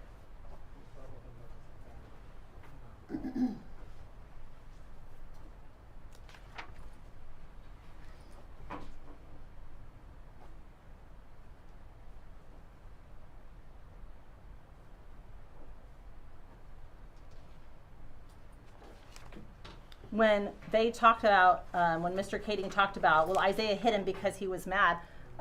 Isaiah said, I mean, I was mad, yeah, after I got punched, as I think is a reasonable, I submit to you, is a reasonable response. He doesn't say, I went and attacked him because I was mad. The question was, well, when Mr. Ali punched you, you were mad, weren't you? And he was like, yeah. That is an absolutely reasonable response for a kid to say, this adult punched me in the side of the head, He was trying to attack his daughter. I was trying to intervene to keep her safe, which Isaiah is also entitled to do. And the defendant punched me in the side of the head. So yeah, I was kind of mad about it. Fair. But then when he stumbles back, and you see how far in the video from the front of the bus, how far he stumbles as a result of that, he stands back up, he looks around, and Dad is already taking Fatima into a headlock and a chokehold. So when they go, they're not going over the push him down and start kicking him. They're trying to get Fatima out. And to be fair, they're kids. So if we're arguing that the execution of said non-existent plan by kids wasn't the greatest execution, that's probably a fair statement. But it doesn't mean the intent is any different, right? It's very clear that they're all screaming, they're all kicking, and despite all of that, Dad doesn't release. Even when Mr. Denicola is there yelling about it, even when Mr. Wagner shows up. That is not, those injuries to Fatima are not because they're just wrestling on the ground and he's trying to protect her. Nothing about what he is doing is trying to protect her, and you have that testimony. And you have the description of the injuries. That armbar hold that was described to you, that is very specific. That's not simply hands. It's not like, oh, we all got caught up and we were all tangled. It was this, and he was locked in. And Mr. Denicola described it as his hands were tied together and he could not even pry his fingers apart. He was actively resisting having his fingers pried apart.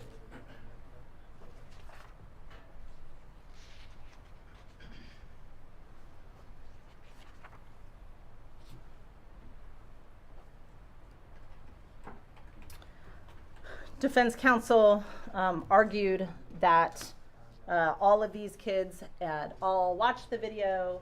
All these people had come in and they'd spent all this time testifying about the video, and so therefore that's why all of their testimony was the same. Ladies and gentlemen, that is akin to interviewing people that have left the Grand Canyon and taking issue with the fact that they all called it real big. They all described what they saw. They described her going pale. They described her lips going blue. They described her, well, two of them saw her seizing, what Dr. Gilbert would describe as seizing. They don't know that that's what they're seeing, but that's what they've described. They've described her being unconscious. All of those things are described to you because that's what they observed, and from their vantage points. And some of them didn't describe things that other people identified. And to that end, Mr. Denicola and Mr. Wagner and Mary Wagner also didn't describe all of the same things. But the things they did describe that were the same, that overlap, is because that's what happened, and that is consistent with the video. So statements to the contrary don't make any sense, right? We've described, you heard Fatima say she thinks as she's coming into this conversation, it's calm, but all of the other students are watching and they're like, it looked really angry and aggressive to me. So what does that tell you about the environment that Fatima is in? That what feels like a calm conversation to her with her dad is described otherwise by the objective observers watching, that is not calm.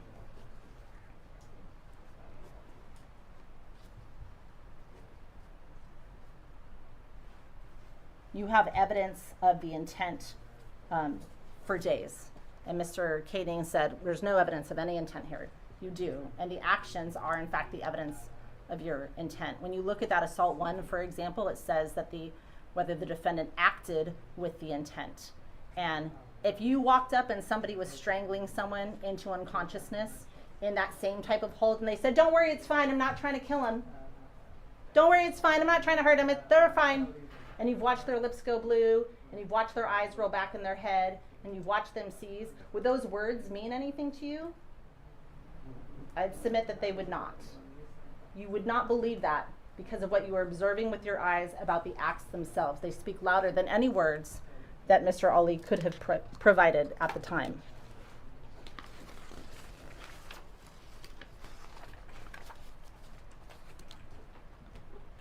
Don't get caught, please, into the idea for great bodily harm under assault in the first degree. The great bodily harm has to be inflicted. That is not the instruction to you. The instruction to you is that the force used must be likely to cause great bodily harm or death.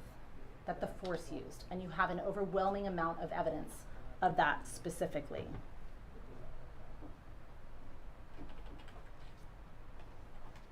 Mr. Onley knows exactly who these individuals are. He's spoken with Mr. Barnes. They've spoken about Fatima and Isaiah specifically. He knows that his wife is subject to, I submit to you, a no contact order with Isaiah. I'm going to sustain the objection. He knows who these individuals are. Objection, Your Honor. Overruled. He knows who these individuals are. He's spoken with Mr. Barnes. He knows that Fatima is in a relationship. In fact, he's told, and Mr. Barnes testified about that, said, I'll do my best. We can try and keep these kids apart. That's what Mr. Barnes told you. But what are we gonna do? Like, they're in love, but I want to be respectful, and I want your wife to stay away from my son. That was his testimony on the stand. And then as they're standing there, Isaiah is rubbing her back and essentially saying, it's okay, right? And you heard Noah's testimony. Noah says, I said, inshallah, it's love. What are you going to do? They're in love. And that he did not like that. Mr. Ali did not like that. He knows exactly. There's no indication here that Mr. Ali is dense and he doesn't recognize contextual clues, especially when there's been a direct conversation about it. That information is all information that Mr. Ali has. So if anyone also is directly under the point of Mr. Ali's ire, again, that would be Isaiah. So do you think that punch then is delivered with a bit more force because of who it is being delivered to versus a push? Maybe the reasonable alternative is a push to that. But he doesn't do that. He punches him in the head. And again, why? Because he's mad.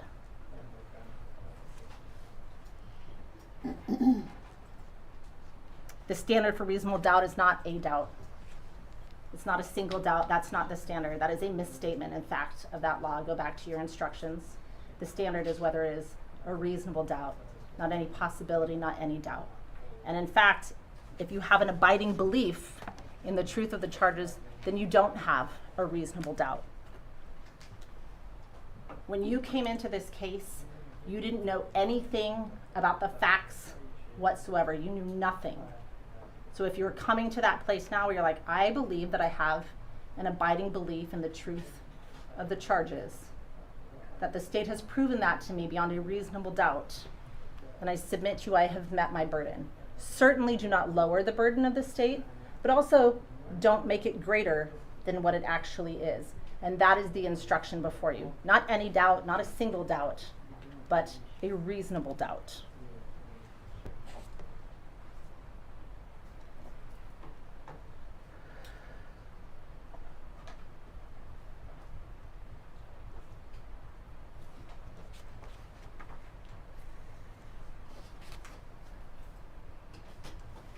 Counsel used the exception, or excuse me, the example of making a basketball hoop that, so he must have intended it, that you can only intend a strangulation by putting your hands. Anything else, bless you, anything else is not evidence of intention.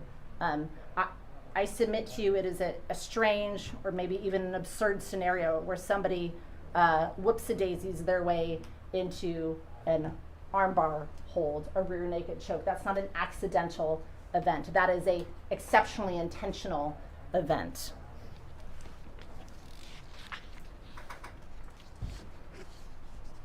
You can be, let me back up.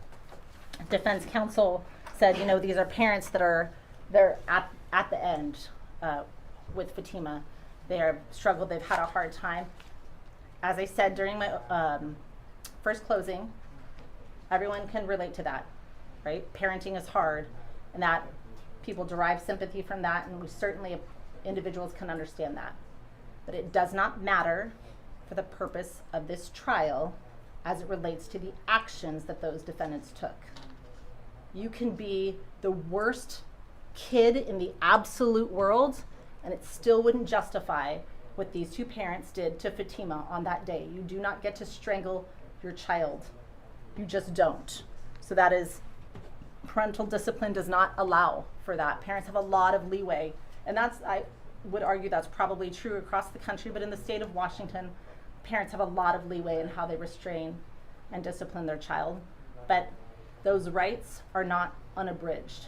You don't get to do whatever you want and then couch it under the guise of parental discipline. And here, Mr. and Mrs. Ali grossly exceeded what that looks like. Fatima was strangled for approximately 45 seconds.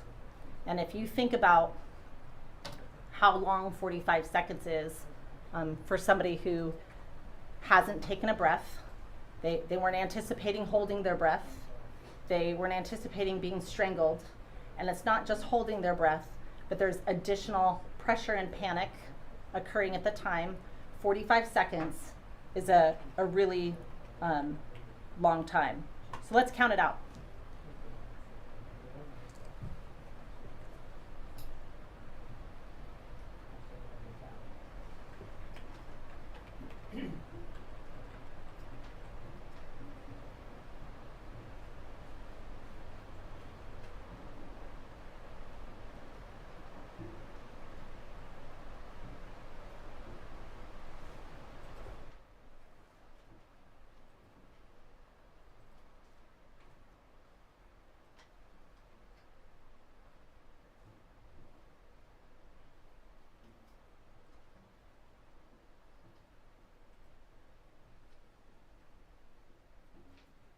That's 45 seconds. That's how long her dad was strangling her. It's a really long time, you guys. School is supposed to be a safe place for kids. It's a safe place for Fatima. She told you that when she testified. She's known adults and other students there for 2 years. She's formed relationships with those adults. The school told you they had concerns about Fatima being online and not having access to other adults. These are the same adults Tracy Arnold testified that told you they would beat her, they would give her snacks. When Fatima shows up at school that morning, she leaves the house at 4 or 5 a.m. and she just essentially waits, does circles until school opens up. She testified about that. And as soon as school opens up, she goes in. That's where she goes. She doesn't go somewhere else. She doesn't get on a bus to Disneyland. She doesn't do something else. She goes to the school. And defense counsel says she ran straight to Isaiah. She ran straight to Mr. Thomas. That was her first period teacher, also Isaiah. That's where her safe people were in that class. She goes to her first period class, to her safe people, her safe adults. And she talks to Mr. Thomas first. Remember, Mr. Thomas calls Isaiah out of class. Mr. Thomas goes and gets her snacks, brings them out to her, and then sends her to go see the counselors. And that's where she spends the rest of that day. She knows these adults, she trusts these adults, and her parents know that about her. We tell our kids to tell someone when they don't feel safe. We tell them to find a safe adult. Tell your teacher, tell your counselor, tell someone outside of your home. And that is exactly what Fatima did on October 18th of 2024. She has been characterized throughout this trial as just an angsty, bratty teenager who just didn't want to go on a family trip. That could not be farther from the truth. She did not just want to hang out with her boyfriend. She showed up, she flees her house, she hides, she goes directly to the school, she tells the school that she needs help. What evidence is there that the things she testified about on that day were a lie? What about that video that you watched, we've now all watched repeatedly, was a lie? Was there anything about that video that she said didn't happen that was a lie that you saw? I submit to you that there was not. Fatima said she was not safe. That's what she said. I didn't feel safe. I don't feel safe. I told the school I didn't feel safe. Isaiah knew I didn't feel safe. 6.5 hours later, her parents showed up and proved she was correct. So where is the lie in that? She was most certainly not safe. I'd ask you to return verdicts of guilty. Thank you. Thank you. Members of the jury, in just a moment, the bailiffs are going to come forward and lead you back to the jury room. When you return to the jury room, the two alternate jurors who are remaining will take their belongings and they will be leaving. But I will tell both of the alternate jurors I have not and do not release you from the instructions that I have given you. You are still prohibited from discussing this case from anyone seeking out information, be exposed to information, and the like. Once the trial is concluded, the bailiff will reach out to you and let you know that the case is concluded, and at that time, you will be released from my instructions. If something happens during the jury deliberation process and one of the 12 is unable to continue, number 2 would be called back, join the group, and deliberations start all over again. And same would be if we had 2 people, then alternate number 3 could still be called back, and that's why you are not released from your instructions in any way. And I want to truly, if I don't see you again, thank you so much for your service. For the 12 of you who are going to be going back to the jury room, it is 4:10. What you need to do today is you need to select your presiding juror, and then you need to decide what time you're coming back tomorrow morning, either at 8:30 or 9 o'clock, to begin your deliberations. I'd be sending you home at 4:30, so I don't want you to start your deliberations. Select your presiding juror and select the time that you are coming back tomorrow. All of your instructions remain. You are not to seek out information. You are not to talk about this case with anyone. The only time you can deliberate is when all 12 of you are in the room together for deliberations. So you can't call each other in the middle of the night because it's deliberation time. It's very, very important. So please continue, of course, to follow my instructions. Thank you very much for your time and attention this morning. The bailiffs will lead you back.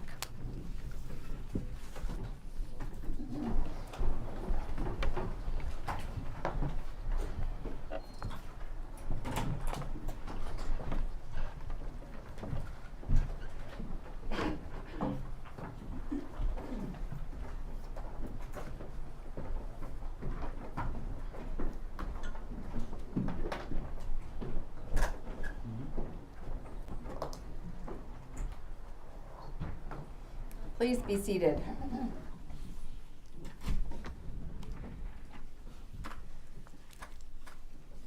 If you have not done so already, if you will provide your contact information to the clerk, please, in case we have a question, or ultimately if we have a verdict. Mr. Kading and Mr. Larry, I ask that you stay within about 10 or 15 minutes from the courthouse so that you can return as soon as possible if we have a question. I will say that we should not have a lot of questions because I think the lawyers did a nice job during closing of telling the jurors a lot of what our common questions are. But we could have questions, so I would like people to be readily available. The jury is going to select their presiding juror and then select when they are going to return tomorrow. And as I told them, they can determine that they will start at 8:30 or 9 o'clock tomorrow. And then we will wait to hear from them. Ms. Stone, do you have any questions? I do not, Your Honor. Thank you. Mr. Kading? No, thank you. Mr. Larry? No, Your Honor. Thank you. All right, so we will be in recess until such time as either we have a question from the jury or if they indicate that they have reached a verdict. Thank you. All rise, court's in recess.